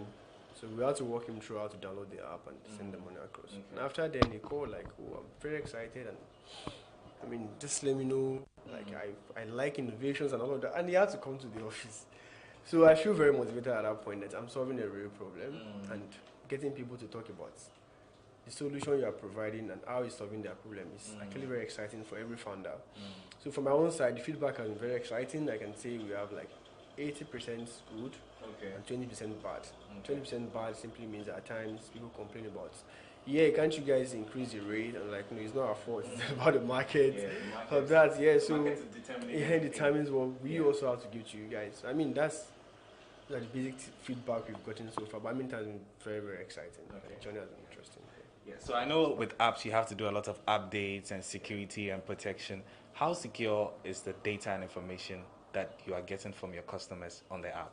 Okay, so to start with, because we want to play safe and we consider our users' information to be very, very private. So we are registered with data protection policy in Ghana here.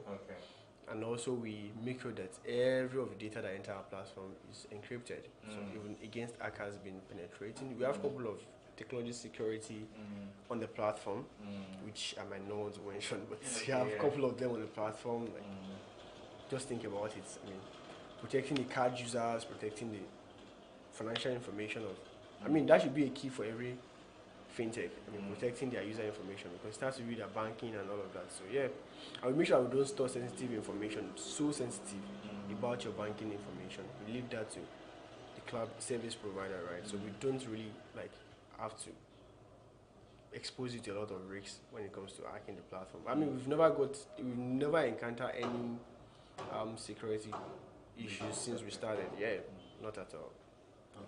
Yeah, so Tunji, you've been running for 18 months, which is almost close to 2 years. That's quite some time for a new company, right? Where do you see the company going in the next future? Okay, so my dream has always been to build a company that becomes unicorn in 5 years, right? And we are working towards that direction. So we are looking at acquiring over 100,000 users before the end of next year. And I mean, provide a couple of jobs for people to earn a living. Yeah, so we are looking at, we are hiring the unicorn in the next 5 years. All right. Yeah. Okay, Tunji, before we go, I want you to just take us through the salient steps on how to access the FX Kudi app. Yeah, so take it away. Okay, so you can download the app on Google Play Store or Apple Store. When you download the app, all you have to do is, after downloading, you register. You put in your email address, your phone number, your full name. Then you get access to the platform. After fully registered, you carry out KYC verification, which is very important. By uploading your ID, they will confirm your ID is actually valid. Then you have access to the platform. Then you can start transacting. So first, if you're interested in sending money or generating a virtual card, which is powered by Visa, you can pay for any stuffs online using the FS Kudi card. You can also get the card on the platform. You can transfer money on the platform. And if you're interested in owning a wallet, this wallet allows you to get like an African-wide single bank account, like I said earlier, which means that bank account can allow you to have access to other African countries for spending of your money and all of that. So yeah, it's all on the platform. Once you are verified, you have unlimited access to what we do on the platform. Yeah. There you have it. I've been speaking with Abioye Tunji, the Chief Executive Officer of FX Kudi platform, and we've been talking about digital payments and how to utilize it in our current times. He has been my guest on this week's edition of BizTech on GhanaWeb TV.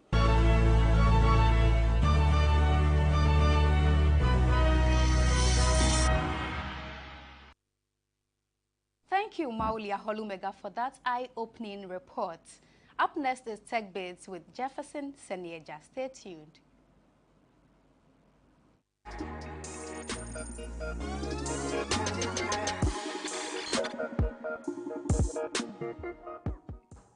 Welcome to Tech Bits this week. This week is for all web developers and all web designers. And I'm sure you find it interesting. I actually love this website. Ever since I found out about it, I've been actually using it personally myself. And it's an online chatting software called GhanaChat. Now, GhanaChat is something that almost be like revolutionary in terms of what they're serving. It's a great CRM manager, and web developers and all websites creation enthusiasts will find GhanaChat very useful and very helpful. It's something that I would encourage even those that are not into web design to actually, if you actually get a contract or if you hire someone to create a website for you, it's something that you might want to say, hey, use GhanaChat for my website, because its benefits are really, really great. So let's get to it and let's see how best we can get the best of GhanaChat this week. So, the website is called GivoChat. That's JIVOCHAT, GivoChat. And it pretty much sells itself. GivoChat's main thing is connecting business owners to their clients. And it's great for web developers who are looking for a simple chat software.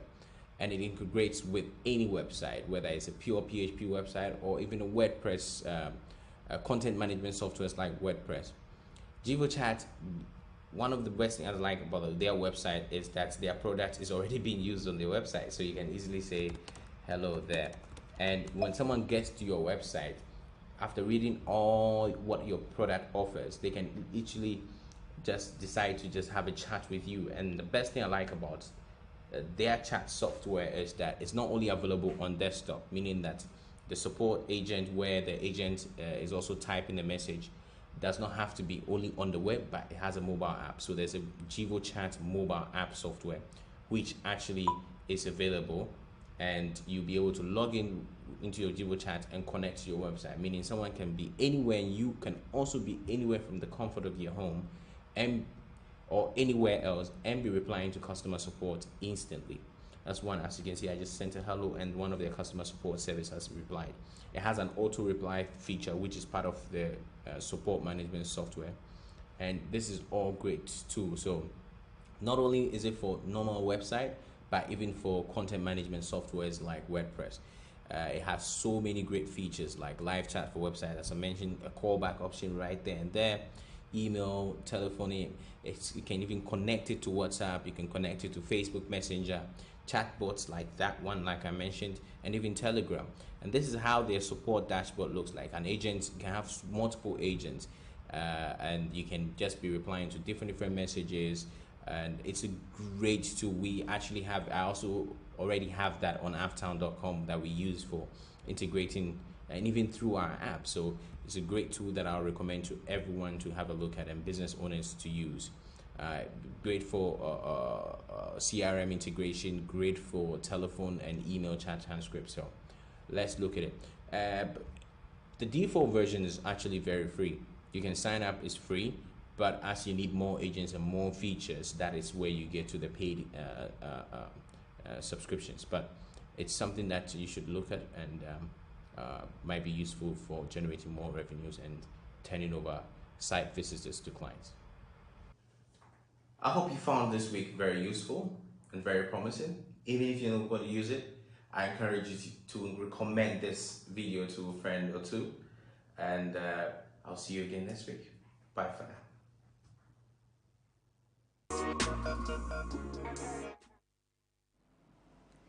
Biz Headlines is next. Stay tuned.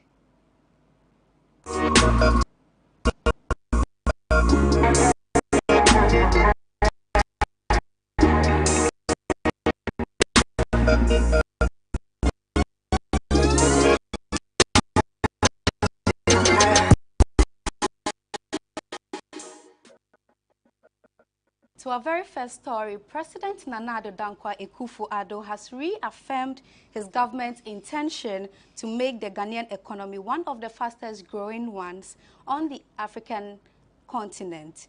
This, he said, is being worked on through the introduction of and the implementation of policies and strategies that will strengthen the economy. The president was addressing the 2021 Spark Up Investment Forum, which was organized by the Ghana Investment Promotion Center on Tuesday. Being a mere producer and exporter of raw materials to a value-added industrialized economy that will provide opportunities, jobs, and prosperity for all Ghanaians, thereby creating a wiser nation that is a wealthy, inclusive, sustainable, empowered, and resilient one.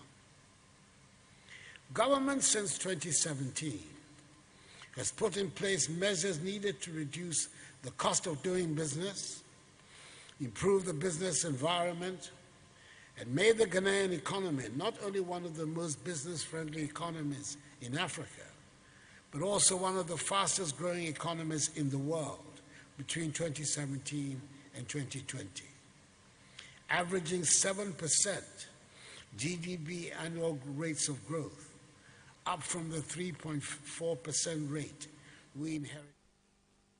Ghana's economic outlook has been rated negative by the international ratings agency Moody's. The agency has also affirmed the country's long-term issuer ratings at B3. This development reflects Ghana's high and increasing debt burden, which will likely not reduce anytime soon.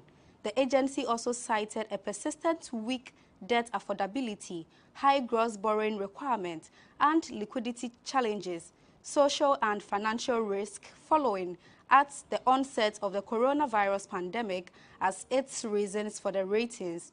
Ghana's credit profile is characterized by large gross borrowing requirements that exceed 20% of GDP, as well as persistent weak debt affordability stemming from interest payments rising to over 40% of revenue, both of which are among the weakest of sovereigns rated by Moody's, underpinning its exposure to potential funding shocks. The Ghana Cocoa Board has announced it has recorded 1.1 million metric tons of cocoa beans production in the 2020-2021 crop season. This comes after Ghana had earlier projected to achieve 900,000 tons of cocoa beans production for the crop season. According to the agency's chief executive, Joseph Boayin Edu, who described the feat achieved as historic, it is about a 45% increase over the 2019-2020 production, making it the most recorded of an earlier 1 million metric tons achieved during the 2009-2010 crop season. Speaking at an event organized by Olam Ghana, Mr. Edu said the Cocoa Board has commenced processes to sign a $1.5 billion syndication loan to purchase cocoa beans meant for the next crop season for 2021-2022. He said, "We have exceeded our production targets for the year, and the money we took as loan didn't take us anywhere. Very soon, we will sign the syndication for the next crop season, and I must say we have made arrangements to get the banks on board to chart this path." He added that the said loan is expected to be secured by October 2021.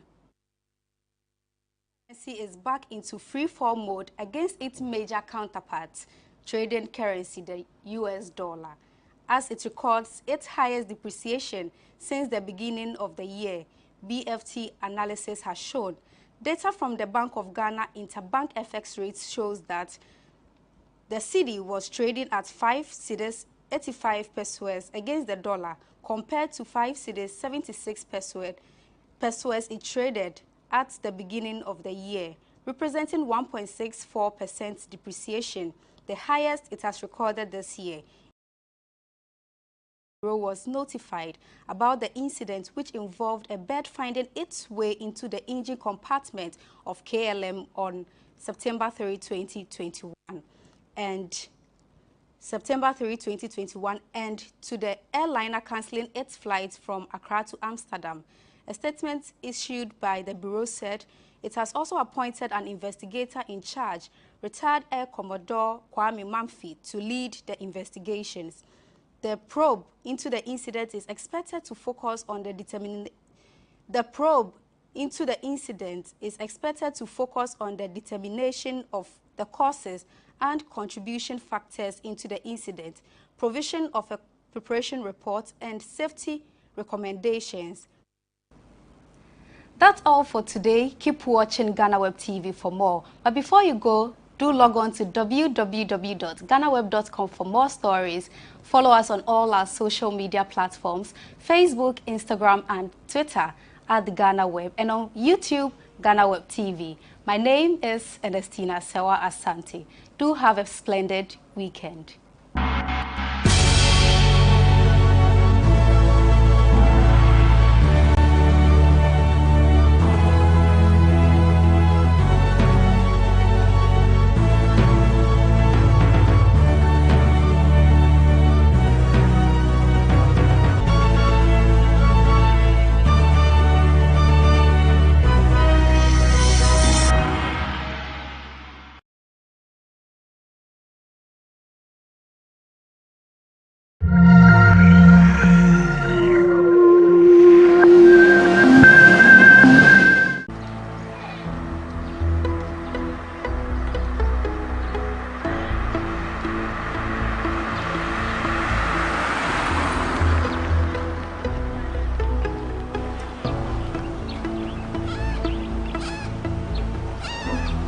The Bono region is endowed with several untapped tourist attraction sites. One of these is the fingerprint of God, the Odoman Kumansa, located at Nanansuano in the Brekum West District, just 3 kilometers from Brekum on the main Brekum-Doma stretch. The place has some historical facts attached. To others, it even has healing powers. Here is Nanansuano, and I'm here to unravel the mystery behind this location.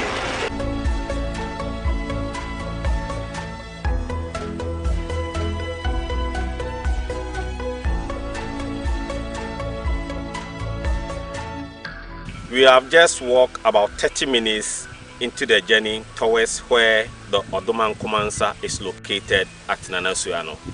I'm told we have about another 45 minutes to walk.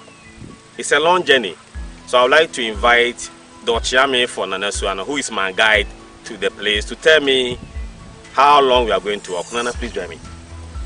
Nana, maybe I'm saying 30 minutes. You know, I can't be say. 45 minutes can be 45 minutes. Until no me say started me who say kwan no enye papa bia ye ko ne say na tia say kwan no enye sa kwan de aheri de kwan a ka fa so bidu abi no ye be jasa kwan we ho na ya fa ayi anamon kwan a ye de papa. Okay, so Nana tells me we have to walk another 45 minutes. It's a long journey. Join me as we walk towards Odoman Kumansa. That is the fingerprint of God.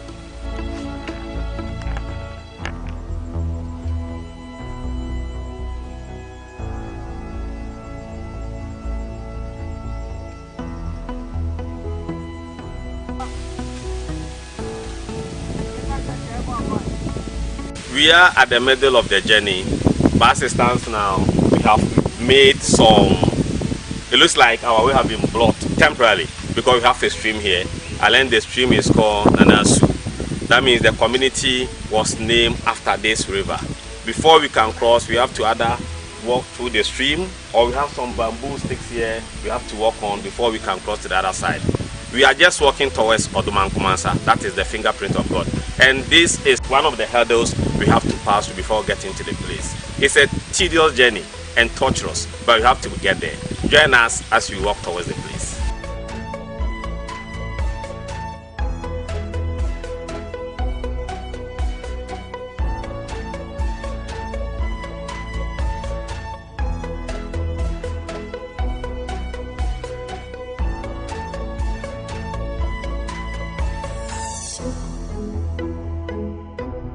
On our way to the place, I'm told we have a lot of history along the path. As you can see behind me, we have an opening here. Nana tells me it has a history, and he's going to tell me. Nana, mpacho me hema chi ha no ma, emi se na ha ye peti mpa, o se ha ye fa hen. No ye kurede ma ne nana no be park ya be boso bo. What Nana is saying is that here used to be the park when the ancestors used to stay here, but eventually they moved to the old place and it has been there like this. Inti ha no mo Nana bibi wo ha mo ya fa ho na se mo ja ne sa. Nana no 200 ya ja sa. Okay, so that's how it is. Stay with us.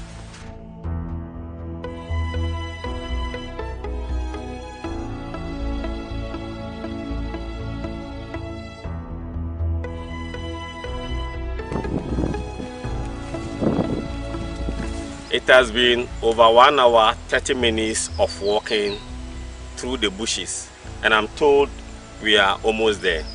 I would like to interrogate Nana to find out how close we are. Nana mpacho oma. Nti Nana ya nante beye dohre baako ene fa. Obo mama ne sese ye yedu ampa. No correct. You see the aka ye nante 15 minutes already. Okay. So as he tells me, we are almost 15 minutes out. As you can see, I'm sweating. The journey is not easy.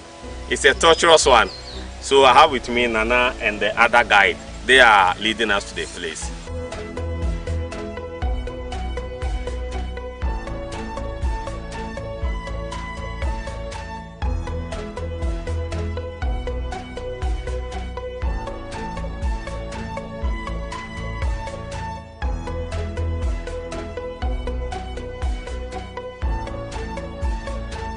Just like Nana predicted, after almost 15 minutes, we are at the site.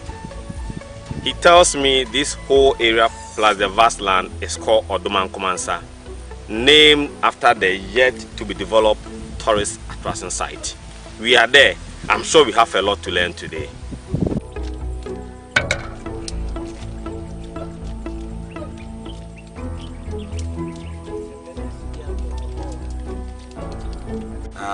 Yebetu yenanan abakosema da ne se aya yegina hayi eye Odoman Kumansa enyensa aye mendie bia na ye honhom nsu eda hayi owie na ode ne sabia ha no na osanye nsu yi ka ho nsu we enwe se obi yare na osansu we bi no ma otiapo kama pa ti yena na na to ni se ebe duru ha na yehu se haye Odoman Kumansa aya eye honhom enye nipa na ode ne sabia ha ti ama yede aya abakose se sansu wi sa oso wi no ma a wunya yaresa na enam se na yemfa nya hwinti no ye ni kwambia faso a yede ba kwan ni nyina asɛn ti sisi ba bia dura a sisi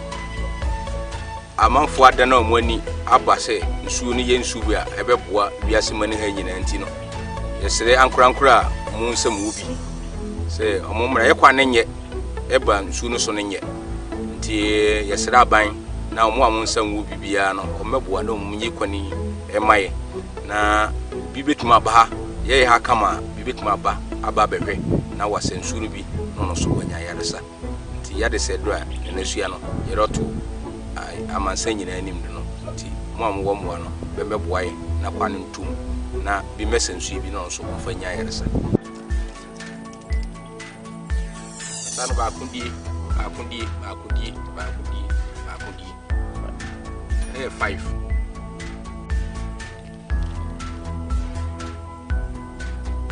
okay that the ID can count once in an national can ya ura na afu hanyi mai mpanfo nye bibia amfa menka babia Odoman Kuma wasantena ya oto ware ma aye nsia oho ano odi agoro oto ware chena se omunya no ho ntia no wetire ya gentleman ko sesia isan campaign fo aba ye aye bibia nkene tambia nsutobrew kama obebabia nka obehu eno so aka ho chena se ofua betrinye ho fiti mo ntimanye yentima kwan ko hwe sisi nsu eme de ne ma asa bibie ku fi e koma me ma no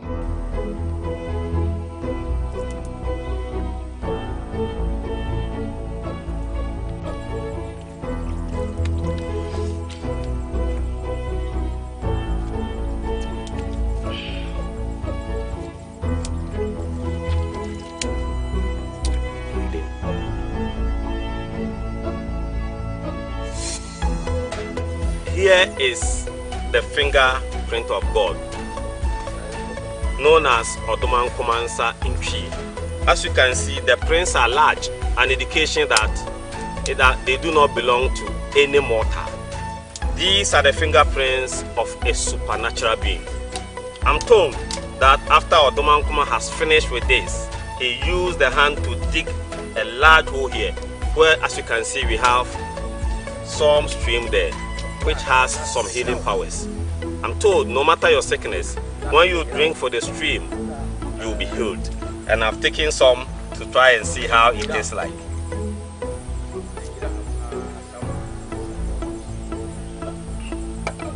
I've just taken some sip from the stream and it tastes good. Sadly, this place remains undeveloped, just like many other places in the region.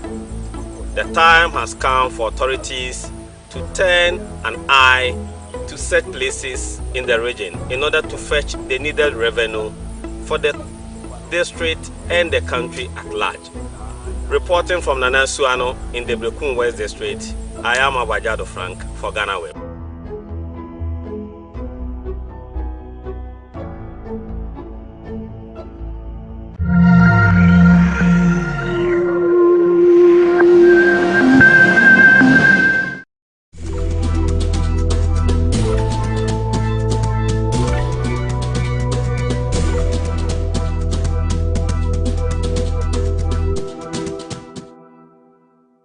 So do you know how long the company has been in existence? 22 years? No, I didn't. It's when you reached out to us and mentioned that you're 22 years, and I think that's shocking. I've followed, GhanaWeb for quite a while, more than a decade, but I wouldn't have pegged you guys for having been in existence for more than 2 decades, and I think that's really positive for you guys. You've served the nation really well with the kind of contents that you've delivered to your readers over the past years, and I think that it's been a pleasure, having worked with you. For me at Soccerbet, and for every other reader out there, I'm sure they'll be really pleased to know that you've been in existence for 22 years. We want to, from here at Soccerbet, what we want to say to you at GhanaWeb, to your management, to your staff, is congratulations for this particular feat. It's been an amazing journey, I'm sure, and I want to wish you all the best going forward for the years to come. Everything that you do, may it work well for you. May you go beyond your boundaries and continue to serve the entire populace.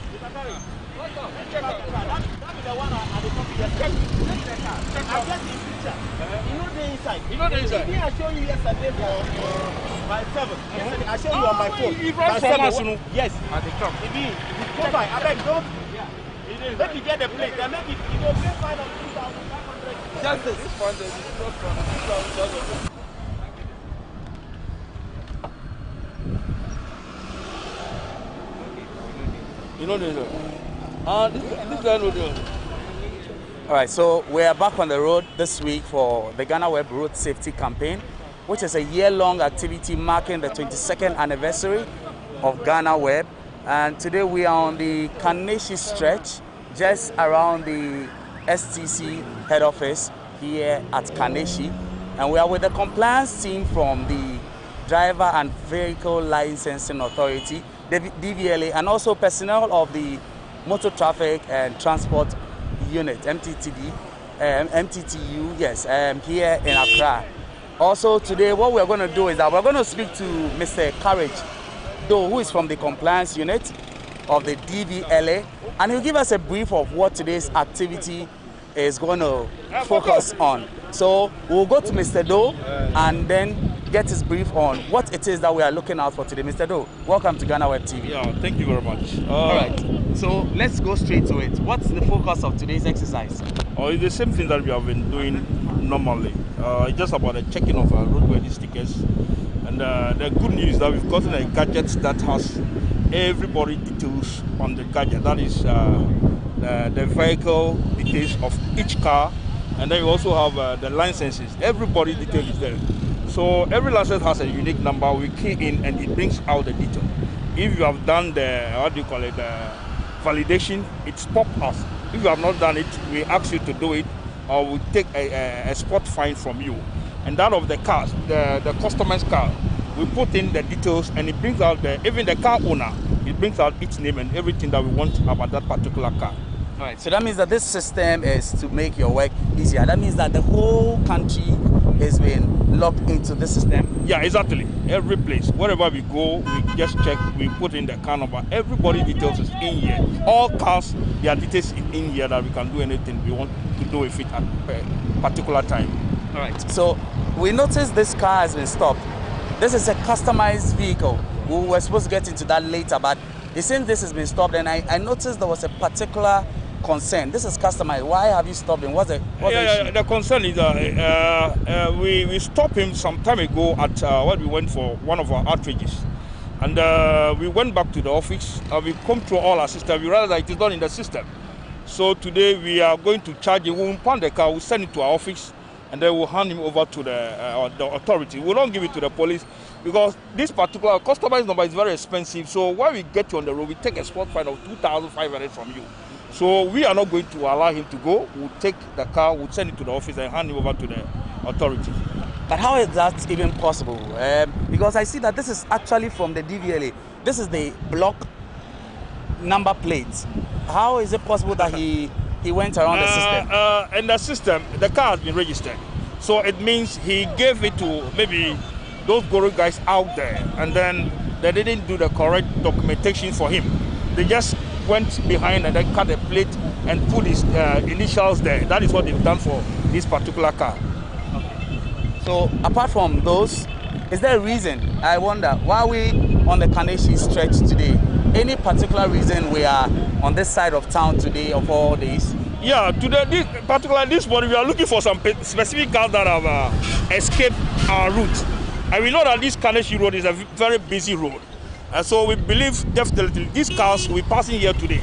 This is one of the cars that we've gotten. This is one of the cars that we've gotten. And we believe those cars that were able to swerve out today will get them on this particular place. Because this is a very busy road. Okay. All right, so this is still GhanaWeb Road Safety Campaign. We are on the Kaneshi stretch, just around the STC head office here at Awudome, to be precise. And we are with the compliance team of the DVLA. As you just heard from Mr. Courage, though, the focus is to get vehicles like the one that's just been impounded, vehicles that have stylish number plates, also ensure that many road users are complying to the directives or the rules and regulations that have to do with our roads. My name is Eche Atisu. We're bringing you more visuals from what's going on here on the Kaneshi Highway here in Accra.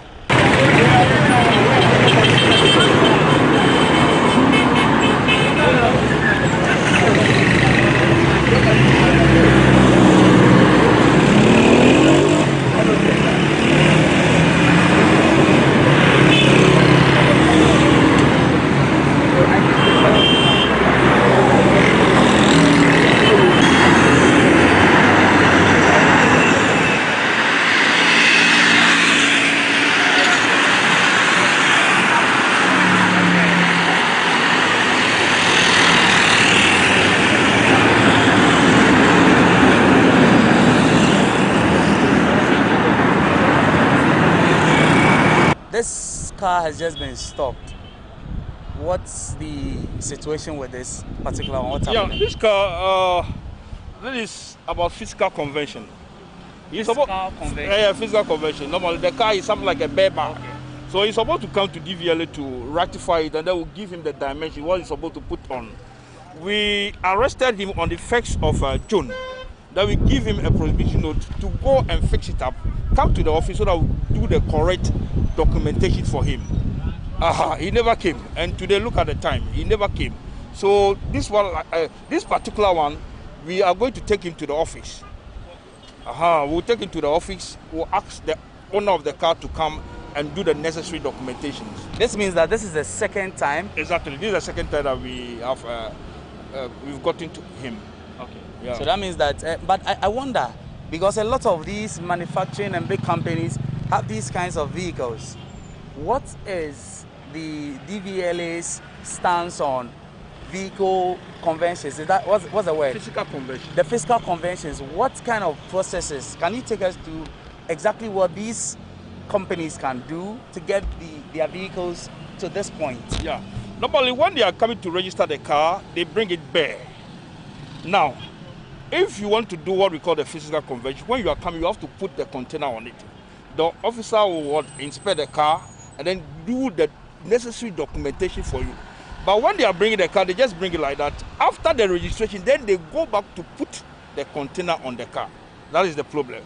So I would advise them, when you have the intention of converting your car, come to us, bring the car, bring the document, we'll be able to do it for you. Then you are free on the road. But is this something, I just want to speak for people like this. Yeah. Is this something that they know about, that if I need a vehicle to be converted eventually into something like this, like a truck, mini truck, I would need to come with a vehicle already converted so that the DVLA properly takes down these details for them? Is this something that these drivers know? Yes, they are aware, because you can't tamper with the original's manufactured handiwork. That is what the man has done. So the law says when you want to tamper with it, come back to DVLA, then rectify it for you. But if you take your own wheel and do it, we'll arrest you and then we'll force you to do it. And this one, you pay what you call delinquency penalty. for not coming to DVLA to do it before putting it on it.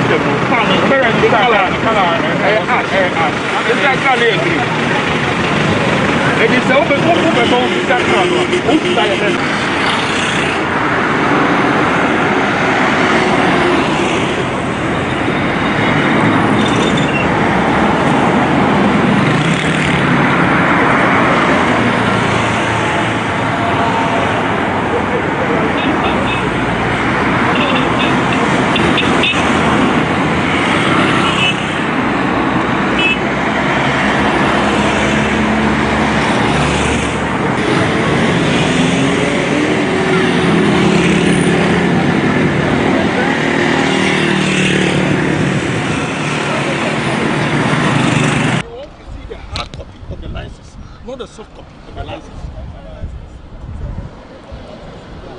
The temporary license, you can bring the temporary license here. Not on the phone, please. Chief, LI, Legislative Instrument 2180, Regulation 47. Yes. I'm putting it to you. Let the military man do it. I'm putting it to you. Yes, it states that a person shall, while driving a motor vehicle, have original copy of the driver's license. That is the statement of the law. We are here to enforce, and we are not making the laws. We are only here to enforce. So Regulation 47, you can refer to LI 2180, Regulation 47, and you read more about it. You can't show us. But the law requires you to have the very good. So that will depend. You are quoting the law. I'm not quoting the law. Relax. Relax. I'm just telling you that, look, I just called the DVL. I just called somebody from DVL.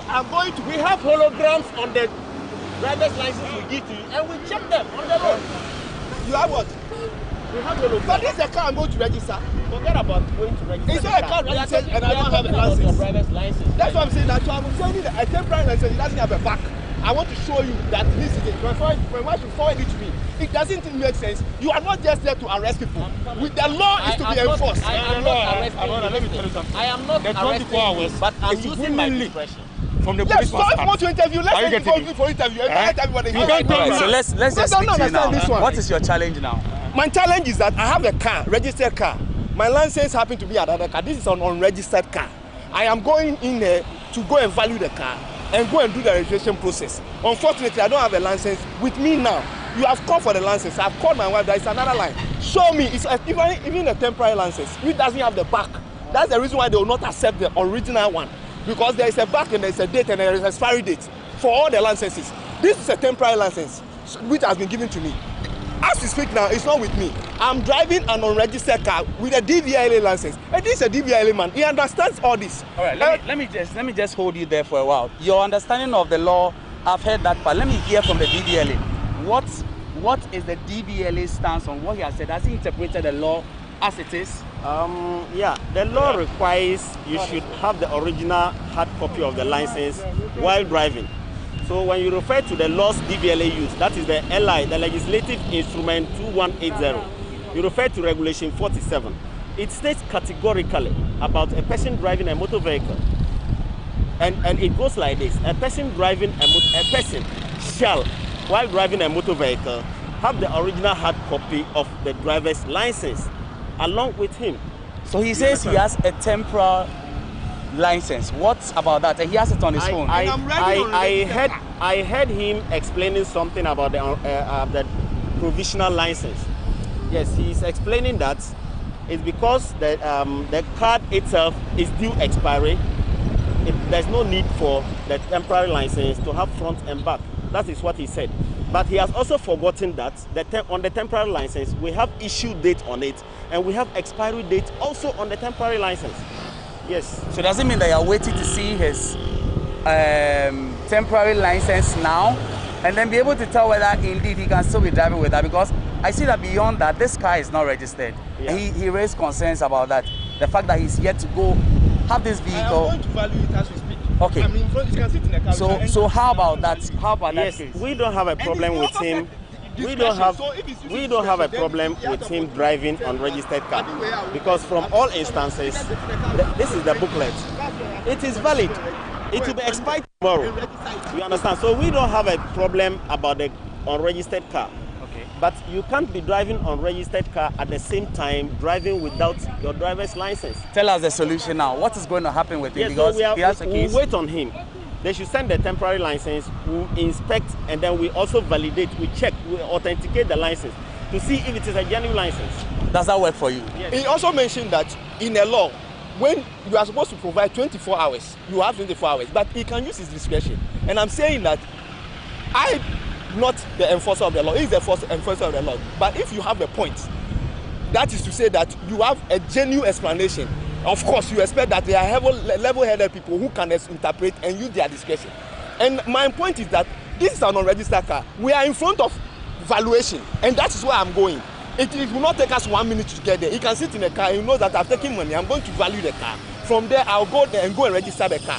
If I'm driving a registered car and I don't have the license, you have a point. And I'm saying that it is just because it's a new car, I move it, which happened to everybody. I just put this car, I come to register. That's why the license is on the other car. I can show you from the WhatsApp. My wife, give it to me. And use that discussion. Right, so I get to that now. The DVLA is going to allow you to present your temporary license, and then I think that we can take it from there. Yes, but I still want him to understand that. But brother, I still want him to understand that ignorance of the law has no excuse. Whether you are entering here to evaluate the car, or you are going wherever with